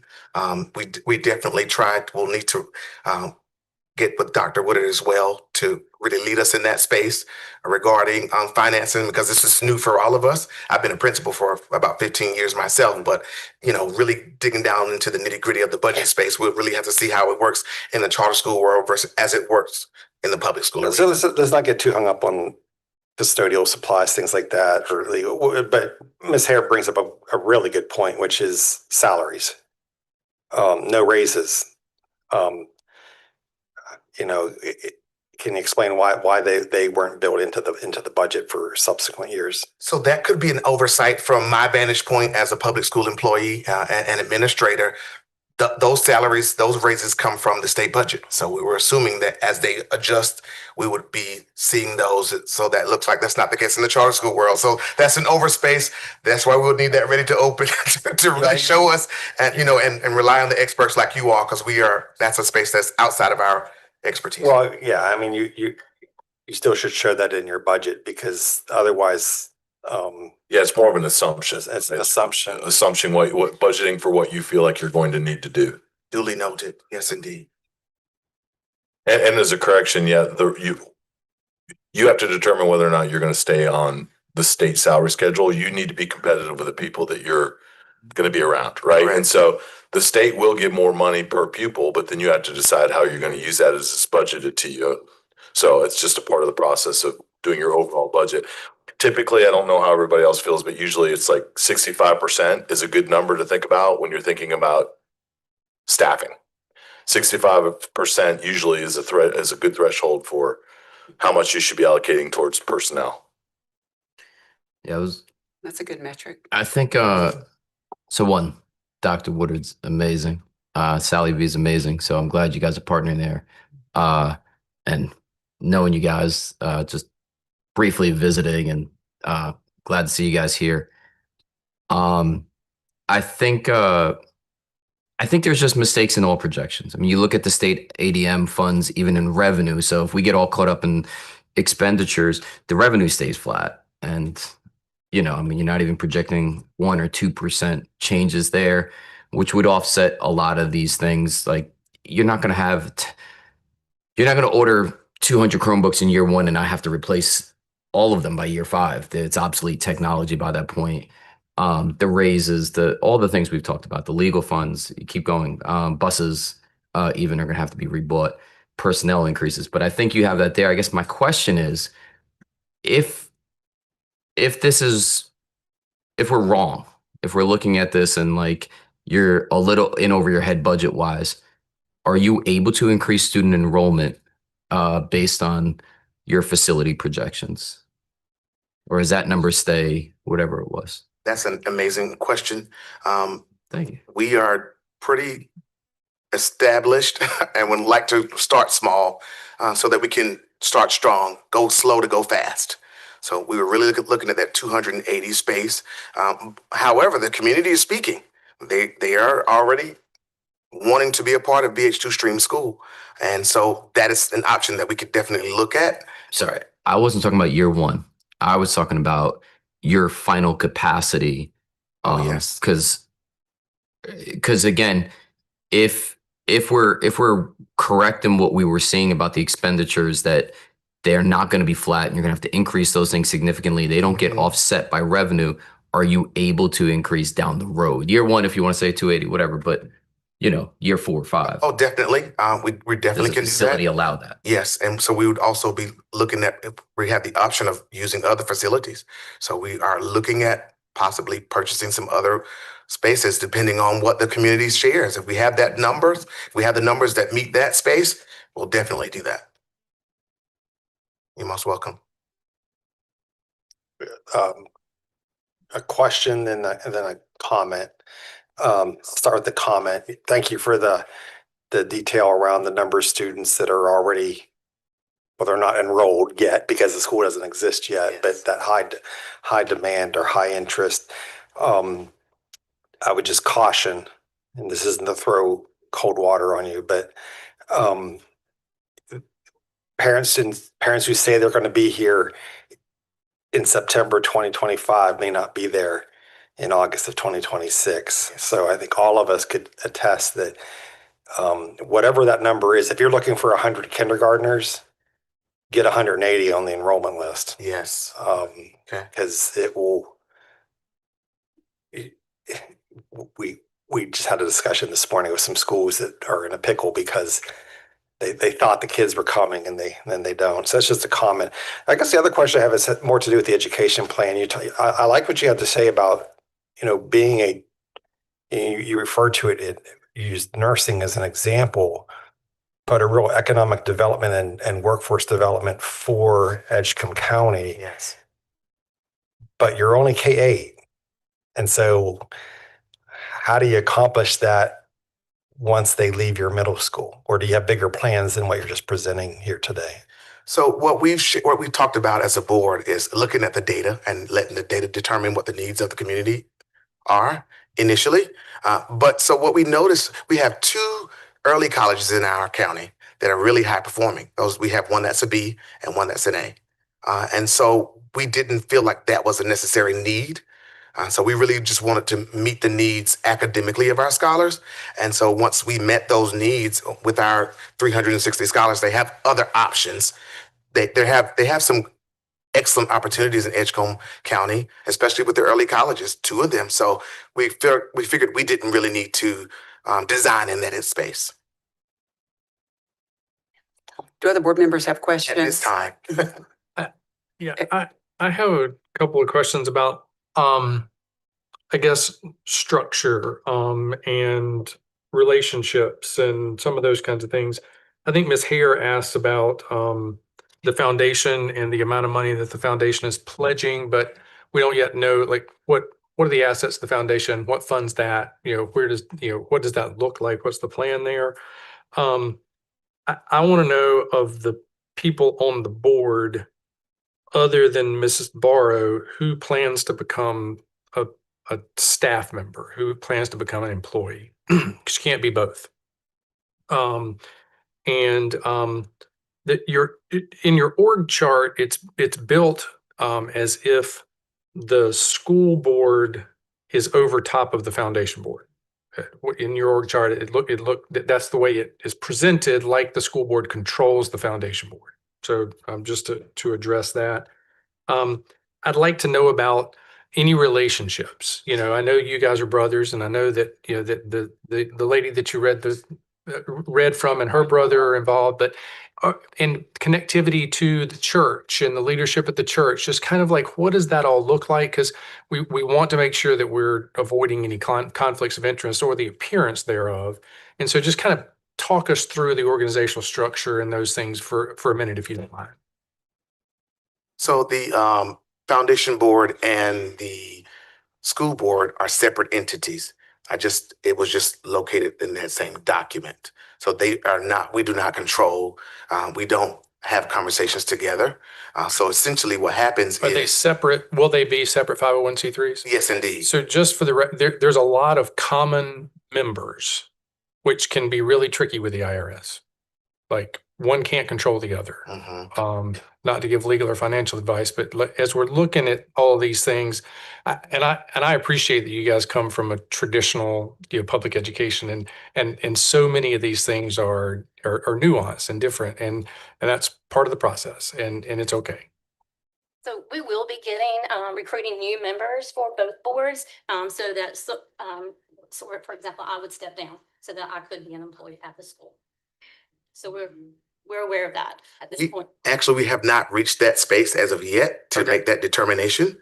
We've had some conversations as a board, but definitely I would not mind as well. I wouldn't mind, serving. And if I needed to serve, definitely I would have to step down from the board to become a member, to become a faculty member at BH2 Stream School.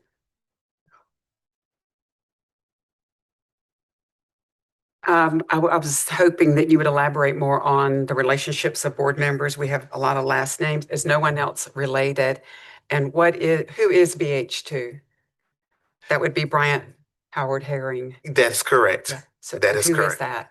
So Jeremy and I are the Herrings who serve on the board. Janice, Brian Howroyd, and her brother Carlton. Welcome. They are brothers. They are brother and sister. They're siblings, rather. Right. And so yes, that's the relation. However, we do have a conflict of interest policy, and we do follow that. So in terms of anything relative to the church, we don't have a say in that space. The board will make the recommendations as they did, determining what would be the amount that we would give to the church. So we were very, very clear on that, and also having legal guidance on the board Yes. to share as well. So I'm deducing from what you said that there are 2 Bryants on the board and Yes. 2 Herrings. Yes, And that's the BH2. yes, Okay. Okay. that is So right. this is where the name came from. Yes, indeed. You talk about compacted curriculum, a compacted curriculum, and arts integration, engineering design process, movement-based instruction, a lot of instructional strategies and methods there. Who can speak to that and sort of explain to our group the intent with your curriculum as well as the year-round component? And Yes. you went with that.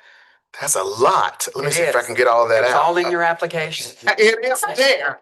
And telling you. I'm passionate about it. So please let me know if I run out of time here. Well, if I could just, You can say it all in 5 minutes. yeah, well, just Go ahead. connected to that, has a principal been named? Pardon? Miss Barrows. Principal? Oh, no, I've not. I've not been. So named who principal, is the so principal of the we've school? We've not reached that space as of You yet. have not named a principal yet. No. Okay. Yes, indeed. But to answer your question, we are very passionate about this stream space, which is, of course, STEM, and we'll be integrating a heavy reading literacy component where all of our classes will be writing intensive. We'll also be implementing the One School, One Book initiative, where everyone in the school will be reading the same book and going home having conversations about that. So we're building avid readers and building a love for reading in our community. In addition to that, having arts integration. So that's all of that's there. And there is an approach that I've actually tried out at the various schools that I've been at. So I've been trying to implement this as I go along. And we've seen a lot of great results regarding this curriculum. So, but what really happens is one of the main things is there's a concept study that happens in every class. Let's say we're talking about angles today in mathematics. So the teacher will provide the concept study, and then we'd have studio time. We'd apply that concept in studio. That means during the concept studies, there are no books. Everyone's like kind of like a Socratic method space. But then they go to whiteboards all around the classrooms, and then they would actually implement the concept study at the studio time. And that studio time would be significant. So let's say during studio and we're studying angles, we can integrate dance. Okay, what I want you all to do is to create your own dance movement. And as you do so, however your body contorts, count the number of angles that you find in your body. So it's not specifically a curriculum in and of itself. It's more an approach to instruction. Yes. And the year-round, why did you go with the year-round calendar? And how do you think that will work for your population? Great. So I've actually suggested that for many years to the district level in Edgecombe as a principal, because I happened to work at Sally B. Howard School some years ago before I went back to Edgecombe County, and they had the year-round calendar. And what I found for me as an educator, right when I was finding I was getting a little tired, it's time to go out on a break. And in that space, what happens is, your teachers don't get tired, or students don't get tired, but also during that break of time as well, those scholars, what we would have happen for 1 week, it'll be a hard reset for everyone to catch their breath and just reset. And then those next 2 years, we'll bring in our most vulnerable scholars, those who lag behind academically. Let's say next 2 years. Have mercy. The next 2 weeks, we would actually provide instruction in smaller groups for those scholars who are really struggling, and so that's why we really chose the year-round approach, so we can really keep it going on. So I saw that. So during those 2 weeks, are all students attending? No, those scholars those need that remediated. Yep. Yes, indeed. Other questions, board members? Just got a quick question. What's the relationship between the church and the school? The church is just the conduit by which we have the school at. So we won't, there's no specific relationship. I don't know if you mean like, in terms of, can you? Yeah, the past, like. I'm not the pastor. You're just using the building. Yes, we're just using the building. Yes, indeed. We'll just be using the building. Gotcha. Great question. Thank you. I want to just one quick one. I just want to return to the foundation. $250,000. I'm a fundraiser by training and experience and hard knocks. $250,000 in Edgecombe County, year over year. Do you have a list of prospects or diversity of funders or a plan on how you're going to hit those numbers? Because those are aggressive. Yes, those are very aggressive numbers.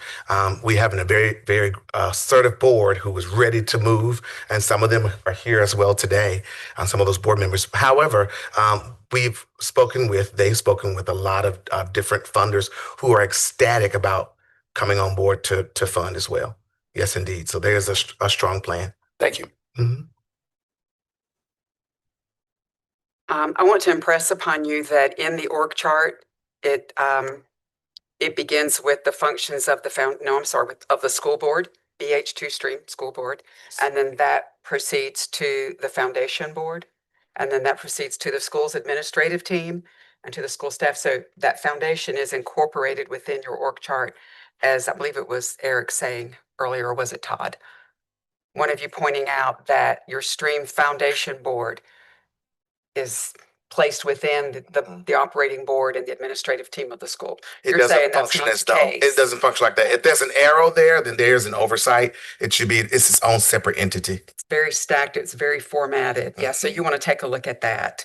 And then in the org chart, then they're following that org chart. You have a second one that has the school at the top, and then you have the school board here and the foundation board here, still appearing that they're all interrelated, and that in fact the school now flows into the two boards as far as organization, authorization. So that's something to take a look at, because it would be very misleading and confusing anyway. Appreciate that insight, and we'll take a look at that. We are out of time. Board members, if there are no more questions, we'll let them close.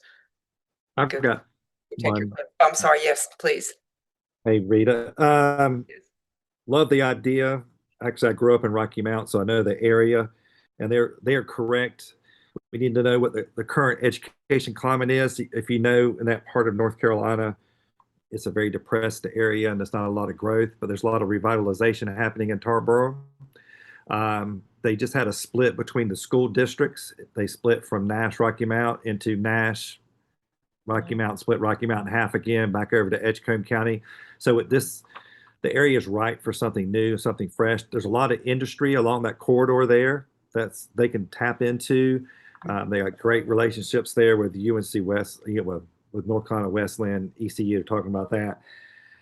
So I think that's pretty neat. And the idea of you having your getting K-8 right before a high school, the two early colleges in Edgecombe County are recognized in the state as being models. And actually, one of their principals was principal of the year in North Carolina 2 or 3 years ago. He's fabulous. So along that same line, the other thing is about your year rounds. If no one else in your county is doing it, that may be a hard sell for your parents. You need to think about that, because that 3-week break, there's got to be some place for those kids to go. That's coming from a person that used to do year round in Wake County. So you got to have some place to go. So just think about that idea as well. And I had another question. In the e-board packet that you had, there was a building there. You had a CenturyLink building as a possibility. Mm-hmm. Is that still on the table for you? Because That's one of the spaces that we were saying that if we, had the numbers and could look at that in the future, that is something that we could look at. Yes. So you're saying the church is a start, Yes. but that data center, you would love that to be your destination. 100%. Ultimately, yes. And one more observation in that thing, it said you couldn't use the second floor. You need to look at that. The only thing is you got to worry about your means of egress for K2.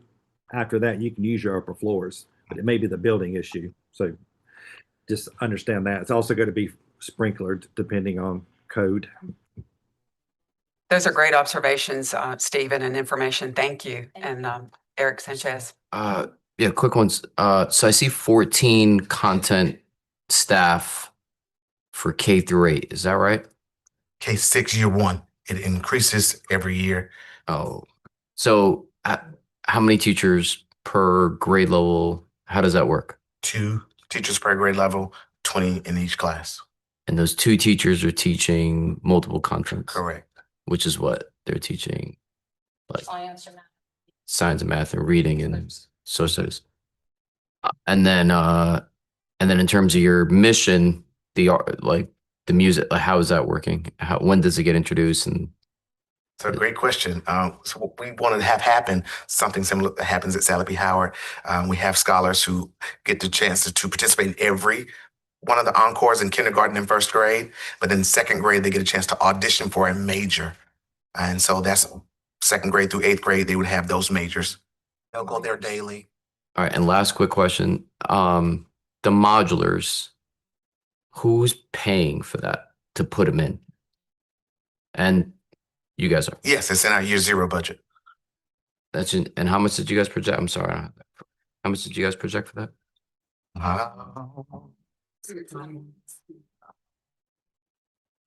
It's an annual lease of $91,000. Now there may be an installation fee. That site, that site works a lot. You guys have that in there?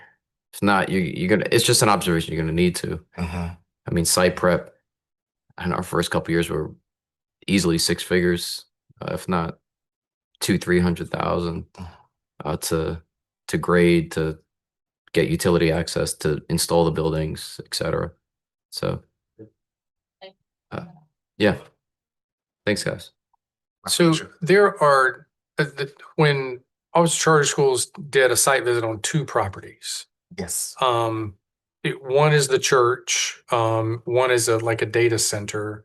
Talk to us a little bit about, like, are you considering both, or are you narrowed to one and one's back up? Like, what is, talk us through that a little bit. So let me just interject as you do that. Go ahead and make your closing statements. We're in that time frame. So answer Todd's question and then just bring your close. Yes, indeed. So with that, along what we shared was that the church will be where we start. That's going to definitely be where we are. And once we get to a space where enrollment is booming and we need to do something different, we have the numbers, then we'll definitely look at the CenturyLink space. That's why we introduced that as an idea. I want you to meet someone that's important to our school.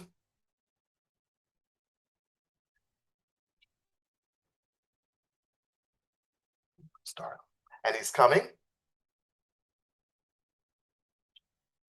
That is our mascot. So our mascot is the owl. We've named that, but in our community sessions, we've had a chance to ask the community members what they want to name the mascot. And one of the most interesting ones is I got from a 3rd grade student who said, Willie Wise Owl. Isn't that nice? So that's the mascot. Our mascot featured today is one of our former scholars, Ethan. Ethan, if you would remove the mascot head. Can you do it?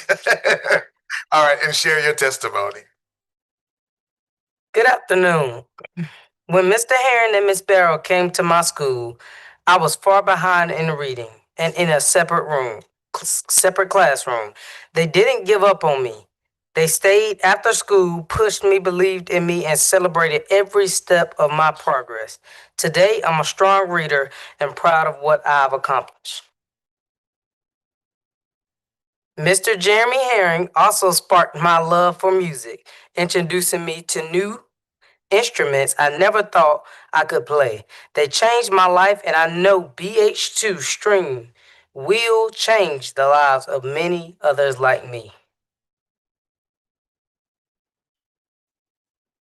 Thank you, Ethan. Our instructional framework is mentioned on page 1, and it's rooted in Howard Gardner's theory of multiple intelligences. We believe every scholar has a gift. When children learn through their strengths, they build confidence to tackle their challenges. We see a future where scholars in Edgecombe County and beyond are thriving academically, socially, and creatively. We see a school that starts strong in Tarboro and becomes a model replicated across underserved communities. Members of the review board, this is not just about opening a school. It's about changing the trajectory of a county and perhaps a region. Families are waiting. Scholars are ready. And we are prepared to deliver. Tammy? We have accepted every challenge and every roadblock, counting each valuable experience. And at this point, thank you. Thank you so much for your time and for listening to our presentation today. We recognize the importance of the decision before you, and we deeply value the opportunity to share our vision. We have poured our blood, sweat, and tears into this initiative. While this may be our first time opening a school, the sacrifices we've made are far outweighed by the dreams and future success stories of our scholars. We have taken risk, knowing that our current employers could have chosen to end our positions as we pursued this mission, because we believe so strongly in what BH2 Stream School will mean for our children and families. We've accepted every challenge and every roadblock, counting each as a valuable experience. At this point, moving forward, we can honestly say we don't feel no ways tired. We're not afraid of the work. We've already proven that we will do what it takes. If given the chance, BH2 Stream School will not just educate children, it will prepare leaders, inspire families, and strengthen our community. We are ready to rise together, and we are ready to succeed. Thank you for your time and your consideration. We welcome your questions if you have any additional ones, and we stand ready to work for the children of Eastern North Carolina. Thank you. Thank you. Thank you.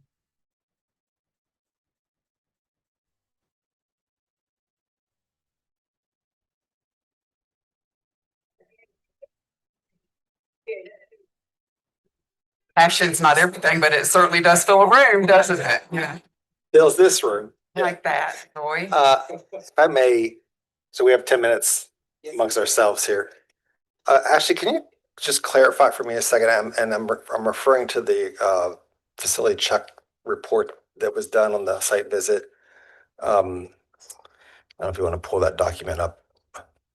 I think it's the two of them, the Western. I think it's the Stream Snapshot 2025.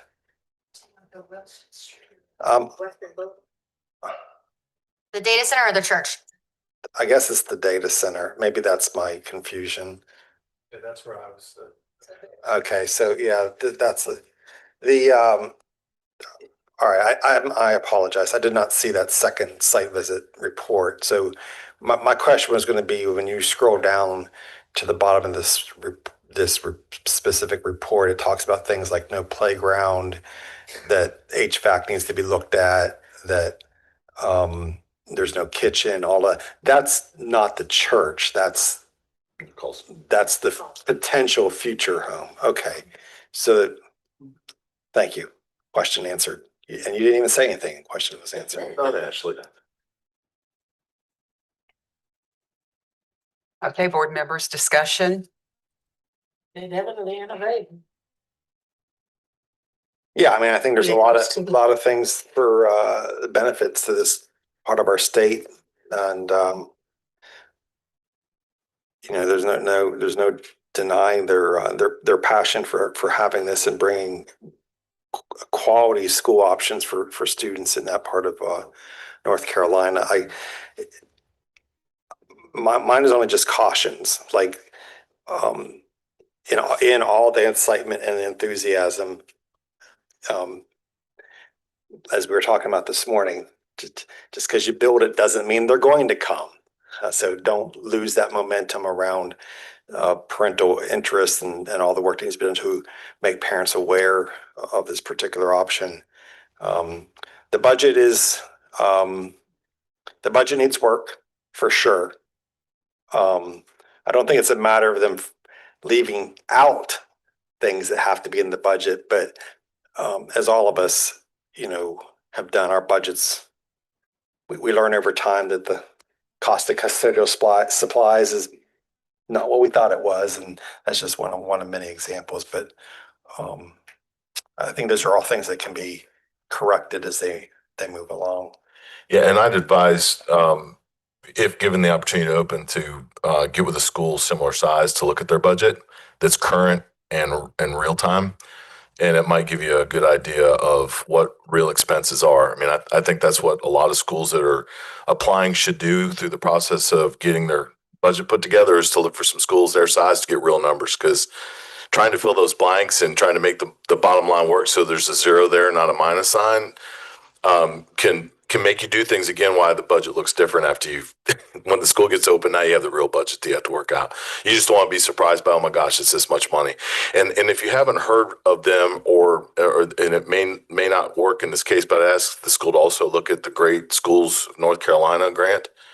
That may be something that would be a nice filler for anything that might be a shortfall in the budget, especially when you start talking about the site development. That grant doesn't pay for site development, but it might help you do some things in your budget, move some money around to plan for site work that needs to be done. And I'll tell you this too, just as a closing for my remarks for the board, is it's nice to have a school stand in front of you and they can answer the questions and look back into and they know what page it's on, they know what they wrote. It's it's refreshing to have someone that can answer the questions when they're standing at the mic, and I would say, I think we brought a nice portion of Tarboro with us. So the community work that's been done already, keep it up. That's to me a big thing, as Gerald pointed to this morning, is boots on ground to get people to come to the school. Thank you. Do you want to go ahead first? Quick comment. I like what I heard and saw. My family's from that area, and I think they have great product and can deliver. That's my comments. Yeah. A couple things I really like. They're really hungry to learn. They've come for a visit to Henderson Collegiate and picked our brains. They're then partnering with one of the best schools in the state in Sally B and Dr. Woodard. I think they need to continue that process in facility and finance. There was,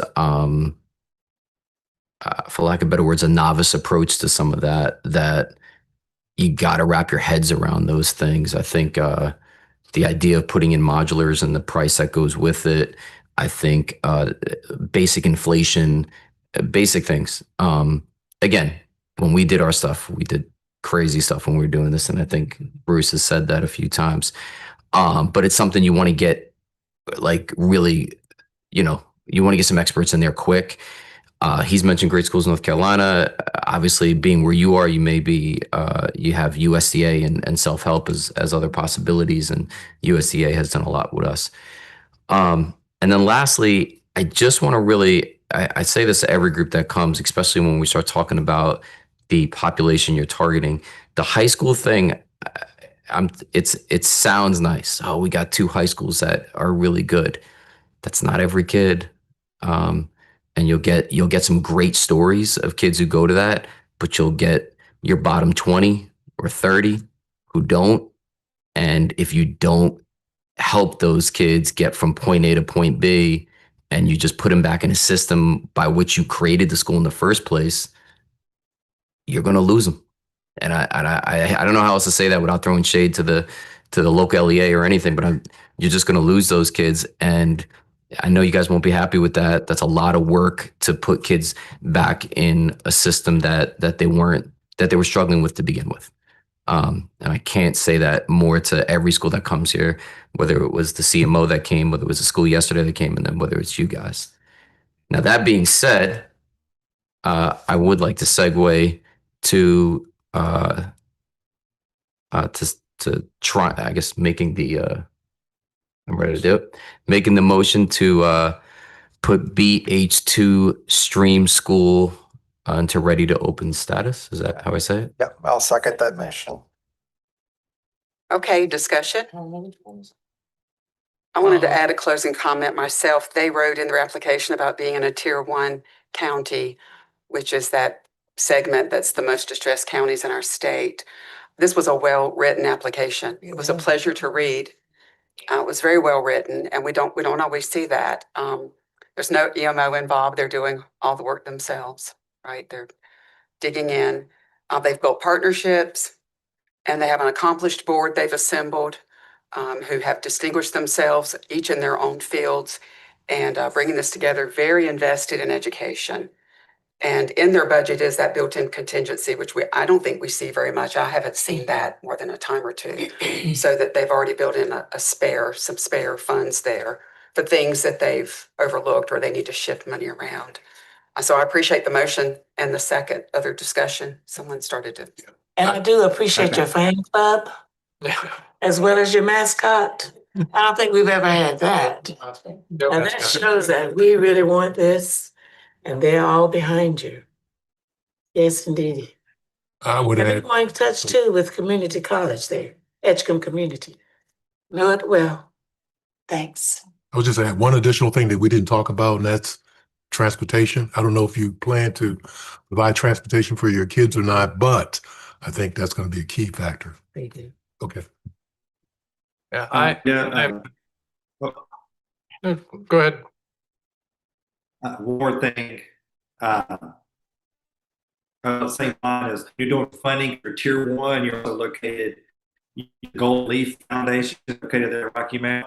Old tobacco settlement money that can buy you technology for you. It'd be really worth you reach it.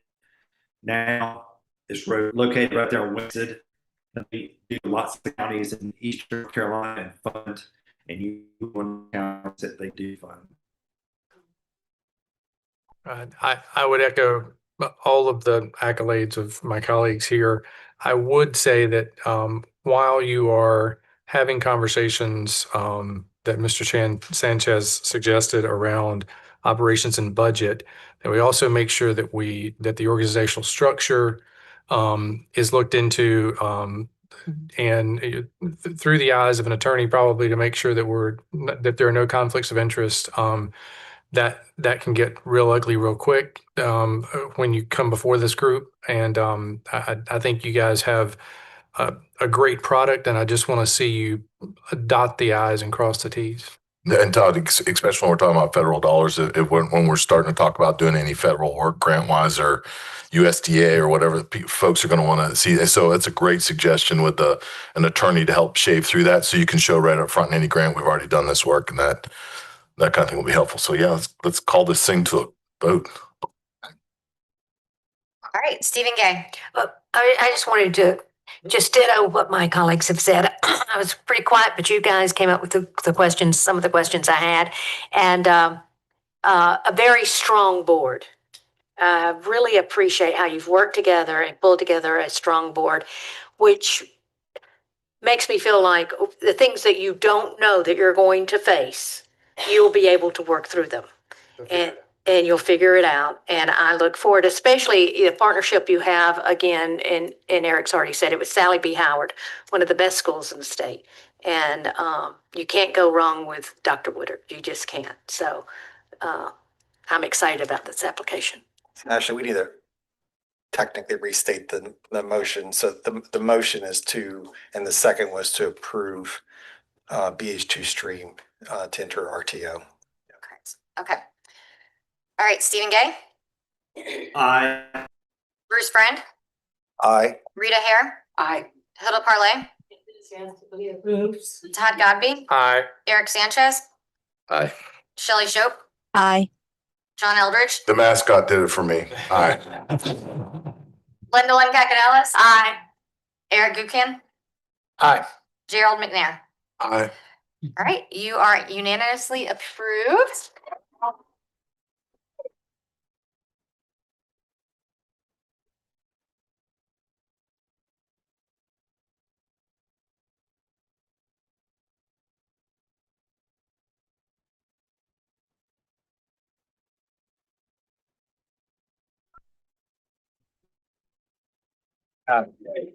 Order in the courtroom.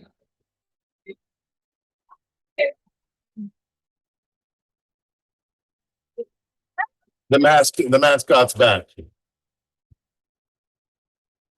So congratulations, and I would just. Sorry.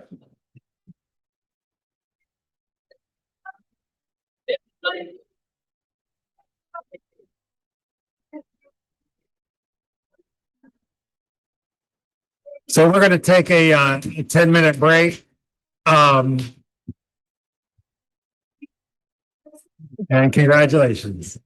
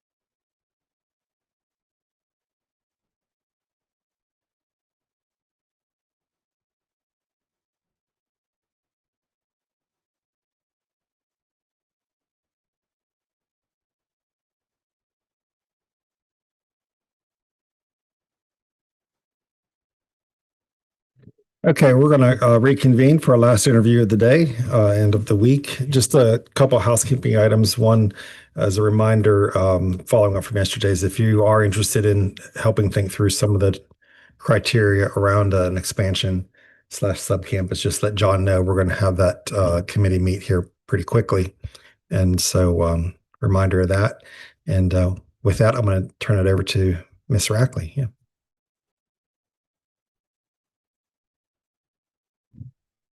Before I begin with our final applicant, Rise Academy, today, just a reminder that we do have we'll begin the standard timeline in October. So we do have the 3 standard applicants, and I think that's on my final slide, or the next to the last. We have 3, and then so there's, well, actually, no, because we have 1 withdrawal here. So those 2 standard applications, one will represent an EMO, and then we did invite back Focus Academy next month. So that will be the 3 applicants for the month of October. We have Rise Academy next, our final applicant. Again, Rise Academy is anticipating an accelerated open for August of 2026, slated to open in Forsyth County, with the mission to empower the next generation of students through rigorous hands-on learning that fosters an entrepreneurial mindset and conscious leadership to make a positive impact in their communities and beyond. Opening the K-8 model in year 1, beginning with grades K-4 there, growing at year 5 capacity, 450 students. And so they will use an outside vendor for their nutrition services, and they'll use a free and reduced lunch pricing matrix to determine those students who are eligible for the free and reduced lunch pricing. There is in their budget a line item to purchase a bus, 3 buses in year 1, and they will utilize community stops and then hire those part-time bus drivers. There will be a weighted lottery in effect for the enrollment and admissions at Rise Academy. They do have a facility. The facility report is loaded to eBoard, a High Point, North Carolina location, which does sit in, looks like it borders between a few counties, but it does sit in Forsyth County proper. This is not a repeat applicant. There is no management organization affiliated with this application. They did use application assistance of the Goodall Consulting Group. And so when you look at their comparison to the Forsyth County School District, you have their bars represented in blue as for the subgrouping, substantially well over the LEA's educationally disadvantaged population there that they are planning to serve. And so at this time, there is, I believe, 4 board members in person, and they have 1 absent. Ms. Naya Mayo has been the primary contact. So at this time, I would like to call the Rise Academy board up to make their 10-minute opening statement.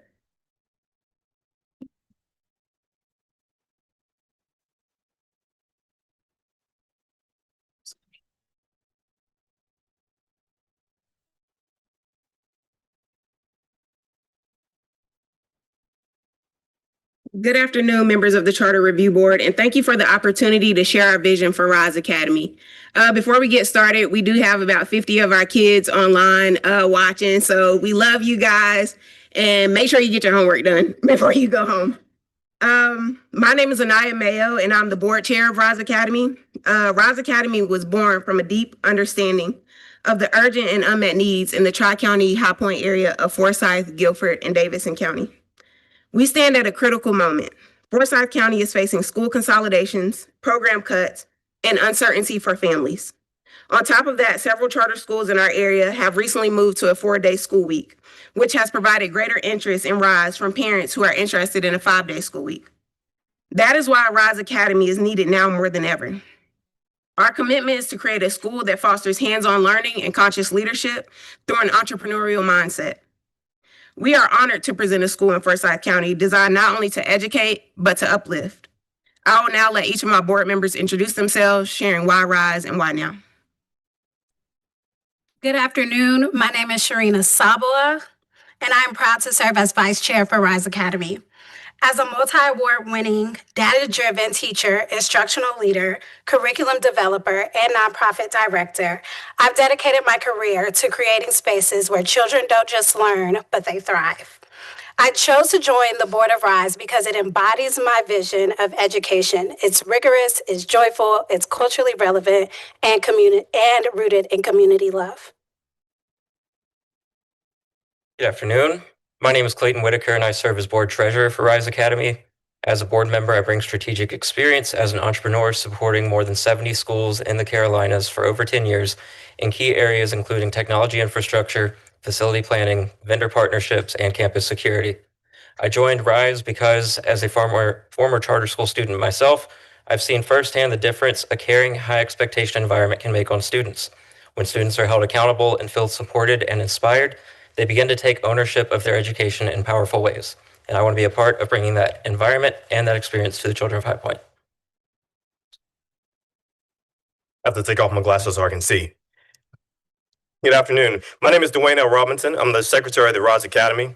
I joined RISE because I deeply believe in the organization's core values and want to help drive it forward. I proudly retired as a senior non-commissioned officer from the United States Army after over 20 years of honorable service. Following my military career, I transitioned to the classroom as an Army JROTC instructor. Bring with me the shoot, move, and communicate skills I once taught on the battlefield for the last 10 years.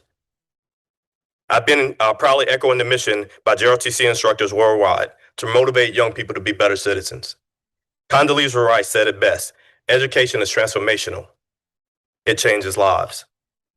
In his absence, I would like to read a statement on behalf of Brian Taylor.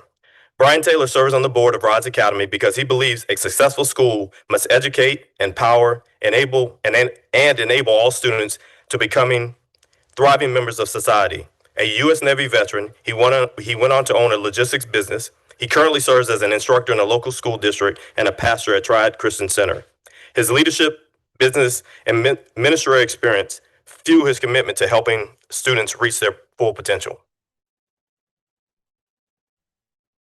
And again, my name is Anaya Mayo, and for over 7 years, I have proudly served my community as the co-founder of a community-driven, critically acclaimed educational enrichment center, designed to meet the unique needs, passions, and potentials of every child.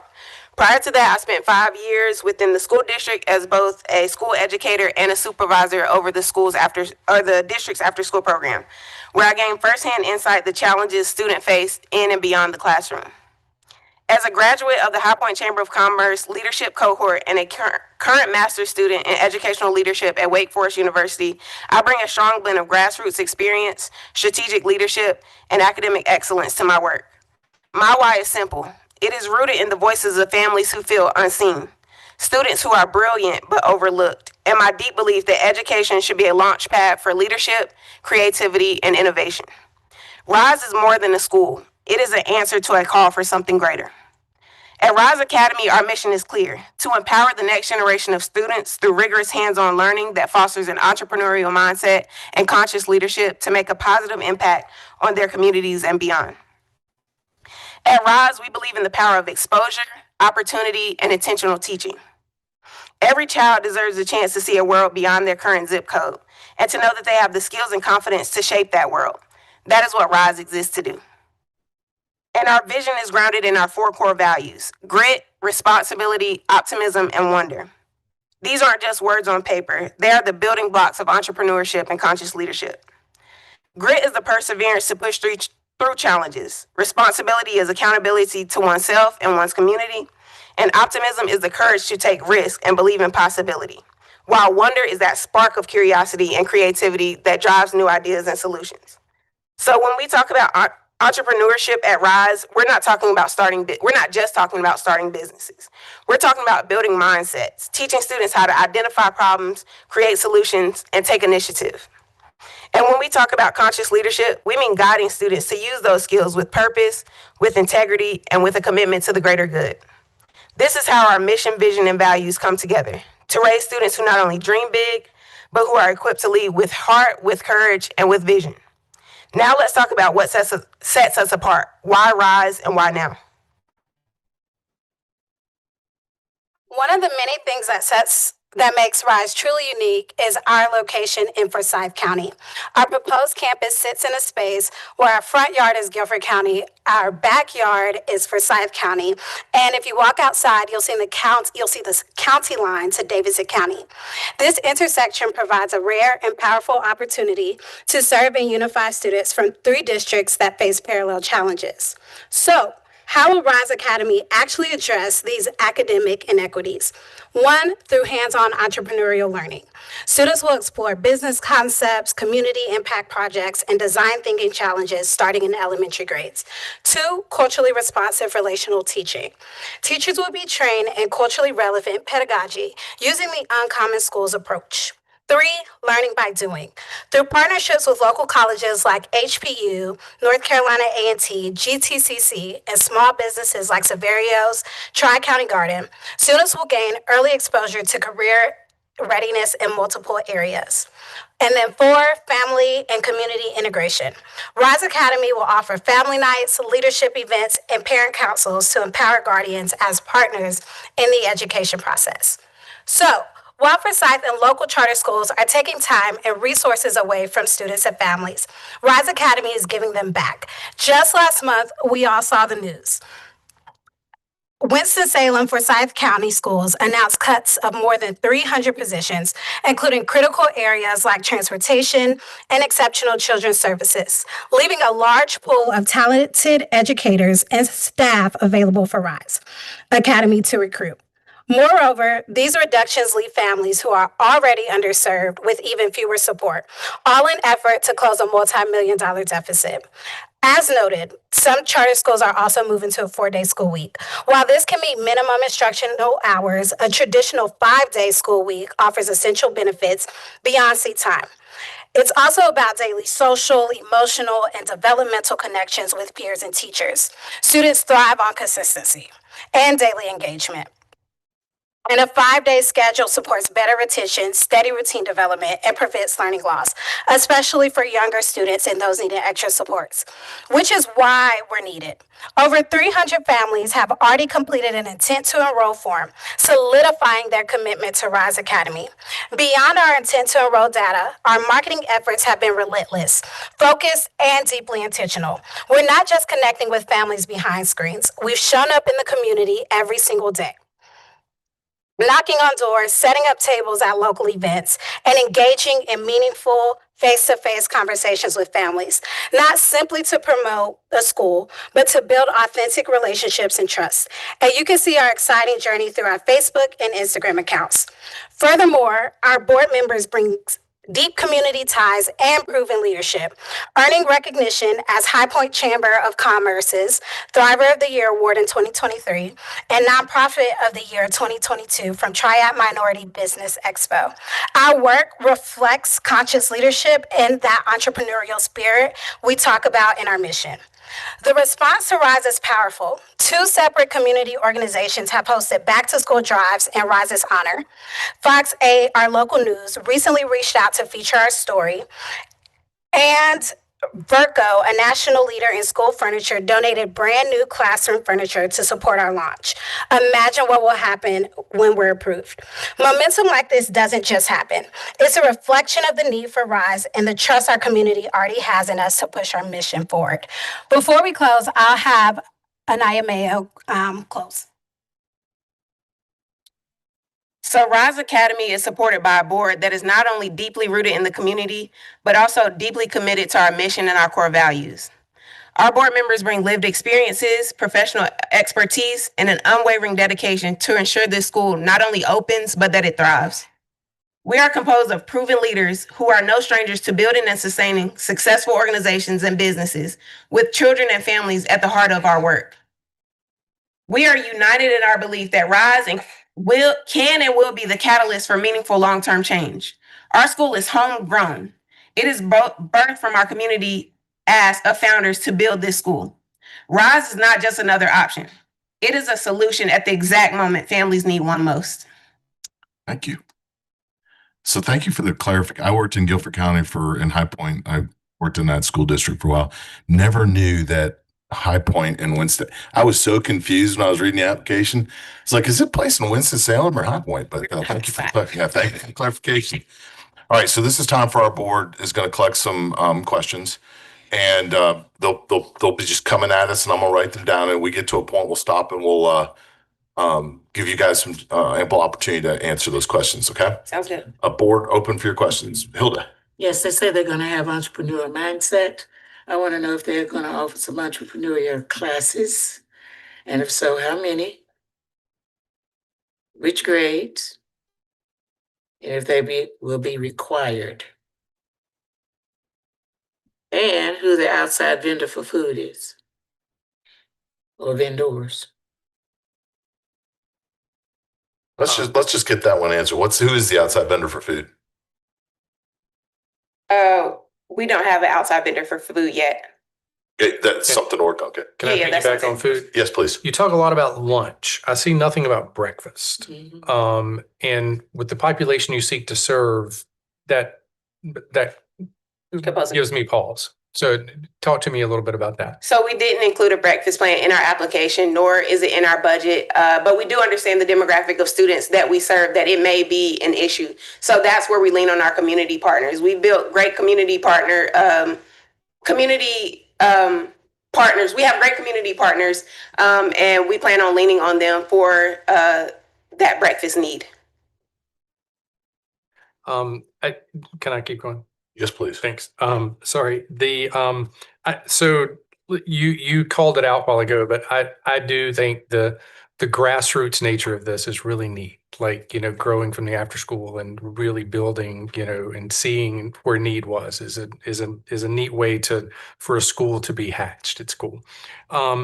Talk to me a little bit about board members that will become staff. I know Ms. Sabla will be the school leader, and will obviously have to come off the board. Are there any other board members that will become staff?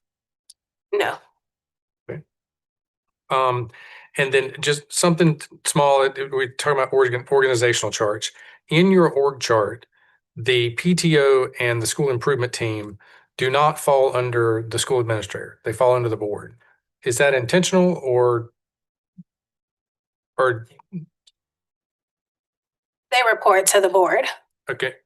So SIT is not going to report to the school leader?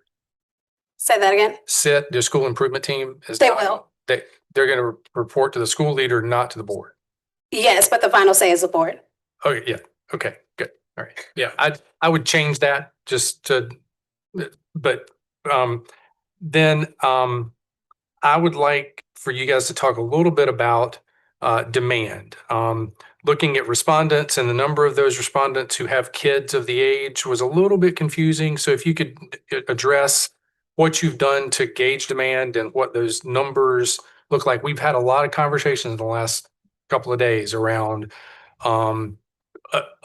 us really helping schools to make sure that they have demand and don't just perceive demand. And if I may, go ahead, Bruce. I've got something I want to add to that, but go ahead, please. Yeah, and also in light of, they're actually, it's not just down the street, but like even just this morning, we were presented with a school in this area that is woefully below their projected enrollment and may not even meet the state minimum. And they're 10 miles away as a car drives, probably 6 or 7 as the crow flies, right? And so just piggybacking on that, how do you? And not that this really adds into the conversation, but then to also, and I know you guys highlighted this, but if Winston-Salem Forsyth is cutting their budget by that much, that means students probably are leaving the area.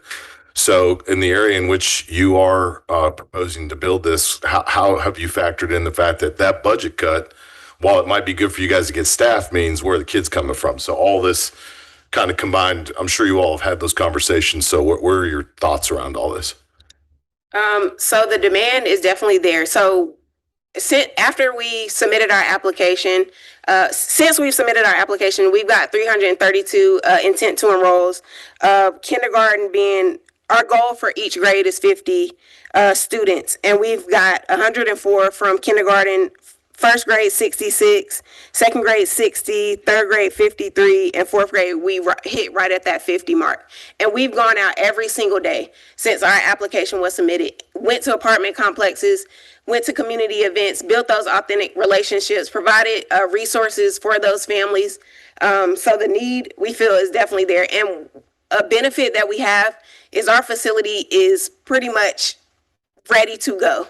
So we are able to, and we have access to it already. So we are able to go ahead and start hosting events, building that relationship, building that familiarity with our students and our families. And also, I know we said it in our opening statement, but we really implore you to go to our social media. Like, we have done an excellent job. I'm very proud of our social media and what we have documented the whole journey from the approval of the application up until now. So we feel that the demand is there, especially with what's happening with Salem Forsyth County. And the students that we tend to serve, they can't leave the area because they're economically disadvantaged. So providing that option for them where they don't have to go anywhere, that's the powerful part about it. Mr. McNair has asked this question multiple times, and I don't mean to steal his thunder, but speak to the transportation plan for getting your students there. Yeah, so we have, I'm glad you asked that question. I have to look at my notes real quick. I want to be correct. So we plan on providing student transportation to designated community bus stops.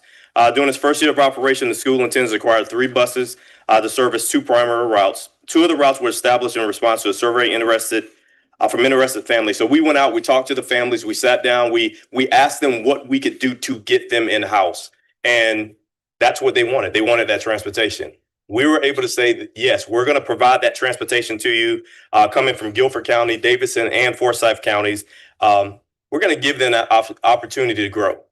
If they come to Roz, they will get that opportunity to grow, and we're going to get them there. Thank you. I appreciate that. I think we're going to probably say this in every interview that we have this year, and hopefully people are listening, but expect at least a 20% no-show. Yes.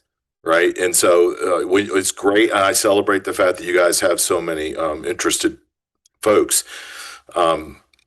Folks like to come to the meetings and do that kind of stuff, but then you got to make sure that they show up. So I think what's the plan to ensure prior to the school opening up that those kids are actually going to be there? Because 50 is nice, but if you take 20% of that, you're not at capacity down in that classroom. So like I said before, we're going to have those events at our facility. We're going to engage them throughout. We've already sent out our September newsletter to our families that have completed our intent to enroll.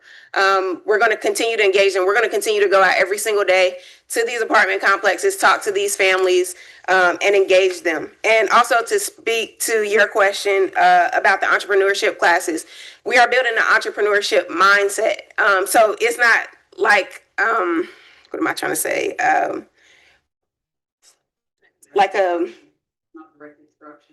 Yes. Yeah. Right. So we will have the entrepreneurship classes. So what it will look like is we will have what's called Rise Up Fridays. So Monday through Thursday, they will go through their core content classes, and Friday will be broken up into 2 portions. So we'll have our review and interventions, and we'll have our enrichment piece. So that's part of our enrichment. We'll invite in community leaders, community entrepreneurs to speak to our students, to pour life into them. And we will have classes as well. That will be part of our specials. And that will be with all of our students. Those will be on Friday. So our specials will be on Friday. Entrepreneurship classes on Friday through our community leaders. Yep. All right, other questions, board members? Yes, I have several questions. One, I guess Clayton Whitaker, as our treasurer here for this group. You don't live in the area, so what kind of brought you? How did this partnership begin with you? And you recognize the significance of the budget and someone's eyes on the numbers and understanding the numbers. Can you just speak to that a little bit? Yeah, so I may not be in Forsyth County. I am in the next county over to it, though. I was brought in just kind of from an entrepreneurial mindset. I am a small business owner. I've been running the business for a few years now, and so trying to keep that vision alive. Also with my own experience, as I said, as a charter school student. The experience I had, I really enjoyed, and it really set my life on a new path forward. And I wanted to be able to supply that to other children as well, or, make it available to them as well. Okay, and could someone on the board, it may be Clayton or someone else, speak to the services that you are getting from your support?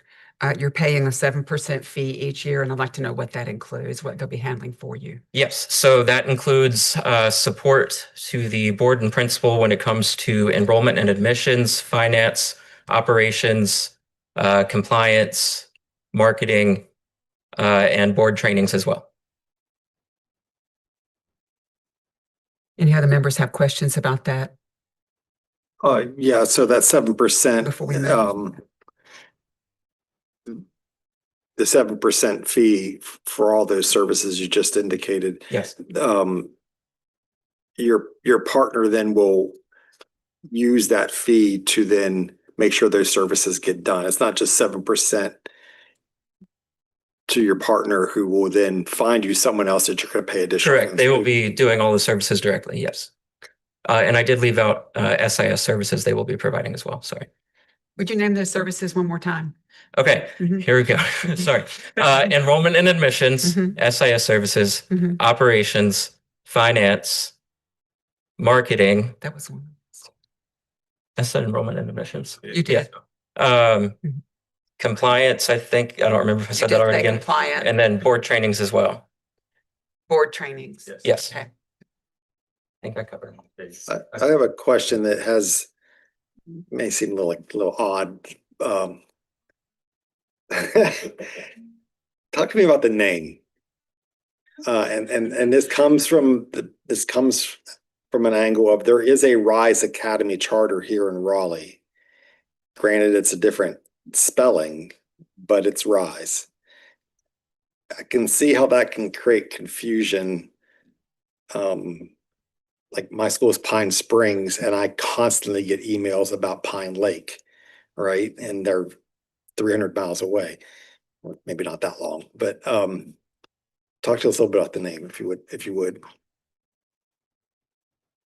So the name was birthed through the Eagles winning the Super Bowl, and we thought, fly Eagles fly and rise up Eagles. So the name was kind of birthed from that. We just saw the Eagles win the Super Bowl, and we saw all of the excitement, and we created our mission and our core values, and our core values tied into why they won. So when we talk about grit, we talk about responsibility, optimism, and wonder, all of that kind of played a part in the name. So you're assuming none of us are Kansas City Chiefs fans then? That's what you're saying. Sorry, guys. I'm a Steelers fan. Oh, yeah. Back and go.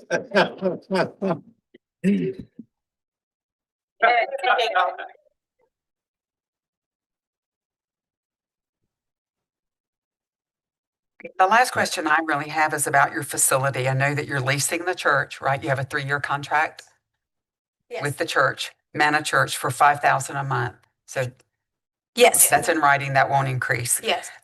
So then you're also leasing modulars, right?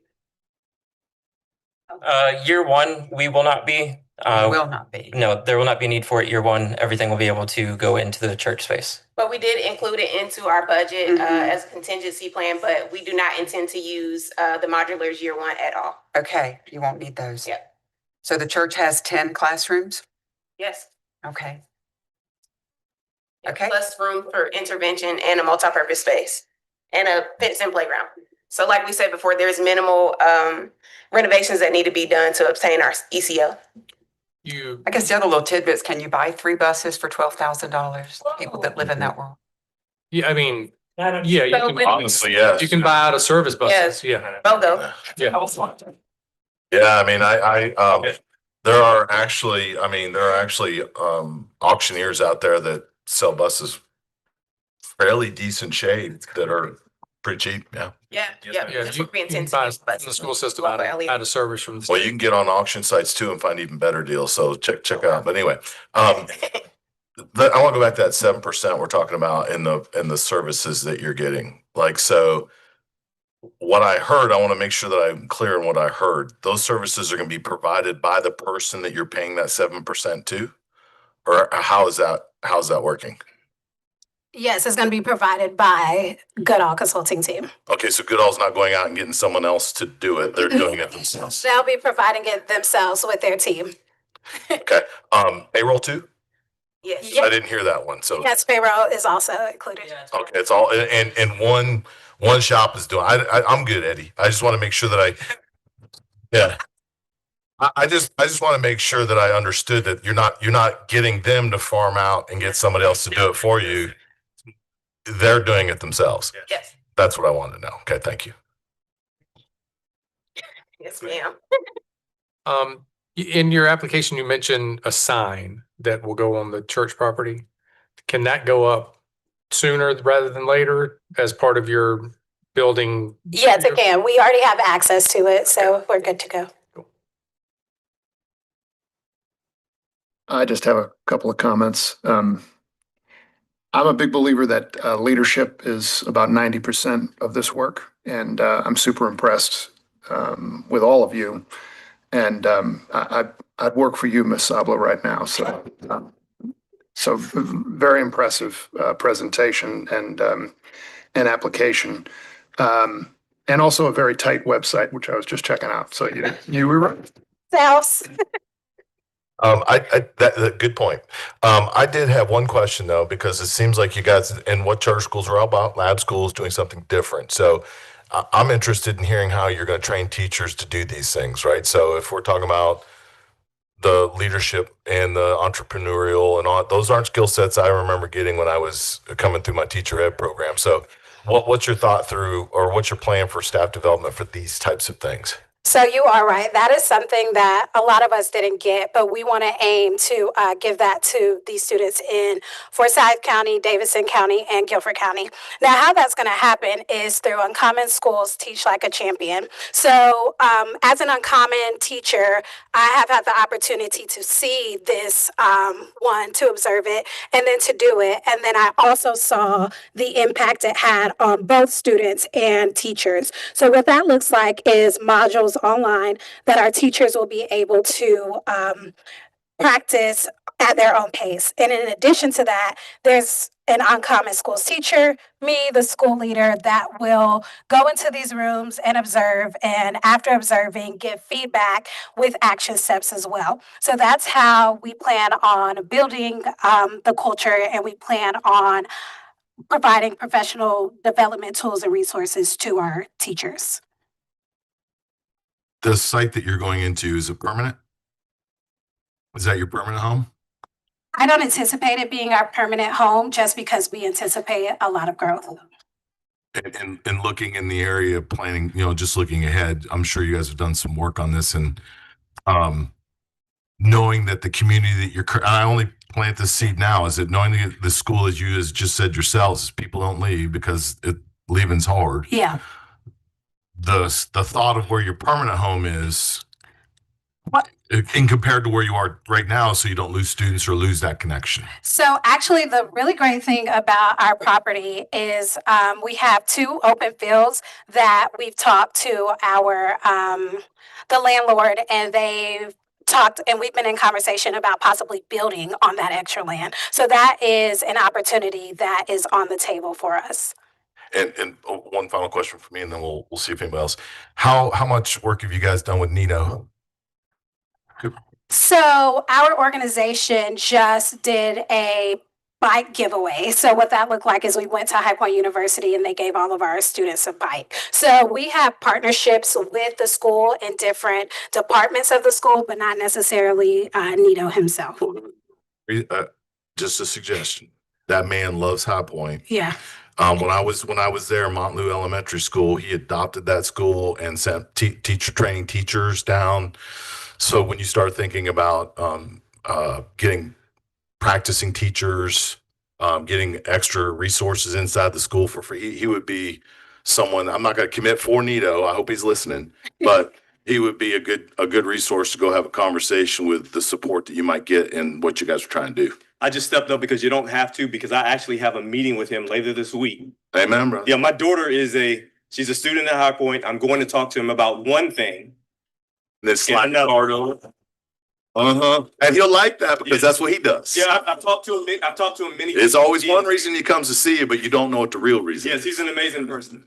Yeah, we do have a support letter from Dr. Doug Hall at High Point University. So we have been in close contact and building that relationship and that partnership. Great resource. Okay, cool. Any other questions? I have a quick comments? question Yeah. about the after-school enrichment. Who's conducting that, and is there a fee for that? Yes, so we are the founders and the directors of Growing the Distance, and there is a fee. Okay, and so it's your program? Yes. And it picks up the children after school? After school, It yes. doesn't pick them up, they stay there on the campus? Yep. And are kept until whatever your hours are But- agreed? yep. That's a separate commitment that- from the parents and the family? Yeah. Okay. So is the fee based on family income? Or you have a flat fee? It's a flat fee. How long have you all been running the after-school program?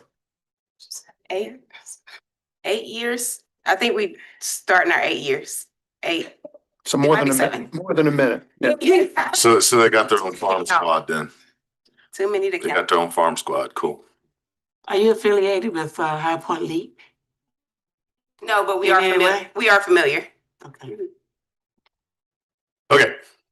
Questions, comments? Todd? Was going to make a motion. Oh. Well, we gotta let's let them do their closing remarks before we entertain any motions. But any other questions or concerns before we let them close? Okay. Closing remarks. It's right here. Members of the Charter School Review Board, Rise Academy represents more than a school. It is a bold response to an urgent call from families across Forsyth, Davidson, and Guilford. At the crossroads of these three communities, too many children remain without the opportunities they deserve.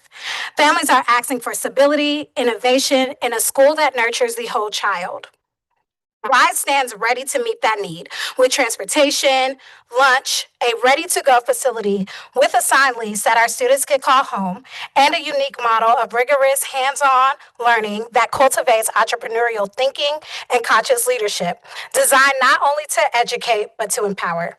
We are not standing alone in this mission. Rise is backed by a successful charter support organization with a proven track record of launching thriving schools in North Carolina.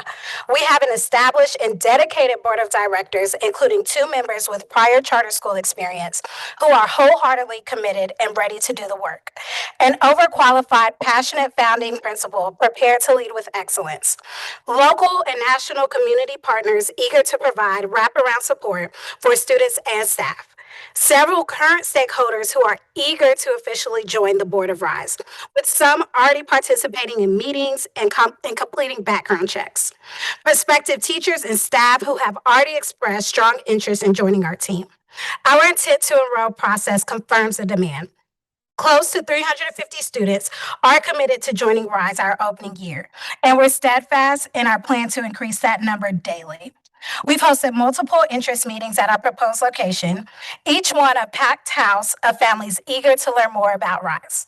We've worked closely with the City of High Point, building inspectors to secure our ECO, and our team has already traveled to visit Uncommon Elementary Schools, seeking mentorship, observing classrooms, families, and systems, gathering best practices, and witnessing firsthand the impact of their proven framework. In light of ongoing district-wide challenges, many families are actively seeking stable, high-quality alternatives. 92% of our intent to enroll forms in the last 3 weeks have come from Forsyth County. Rise Academy is prepared to fill that critical gap, offering the choice and excellence families have long been seeking.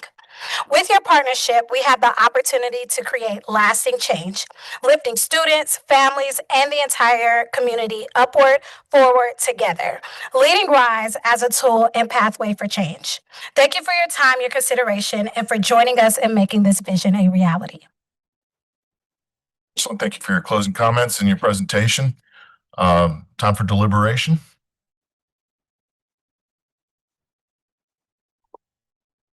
Am I up? Is it my turn? You are now ready to motion. I will, with all the glee that I can muster, motion that we move Rise Academy to ready to open. All right, we have a motion and second. And it sounds like a second that just came from online.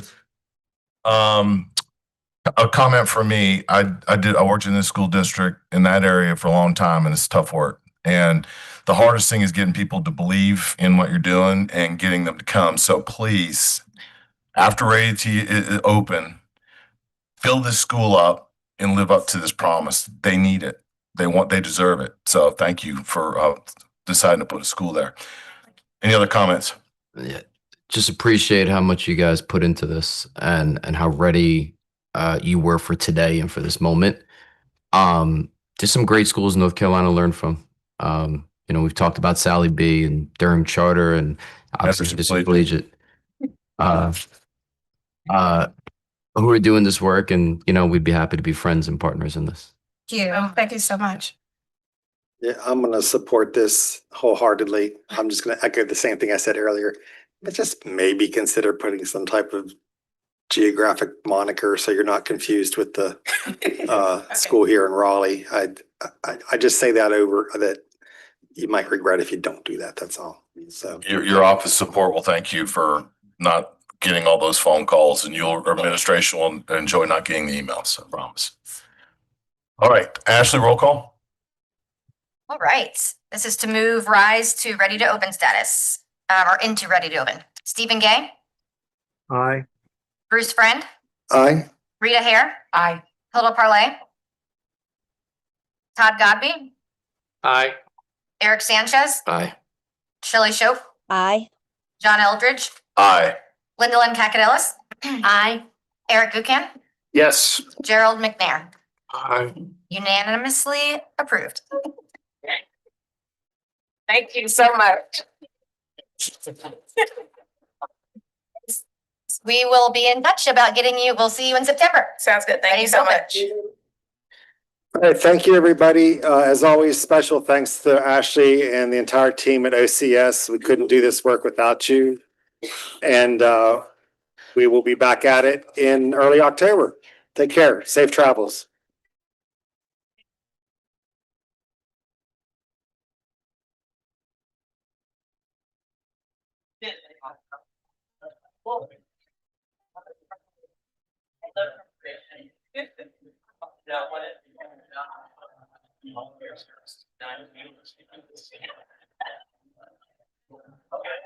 You memorized it, which is incredible. I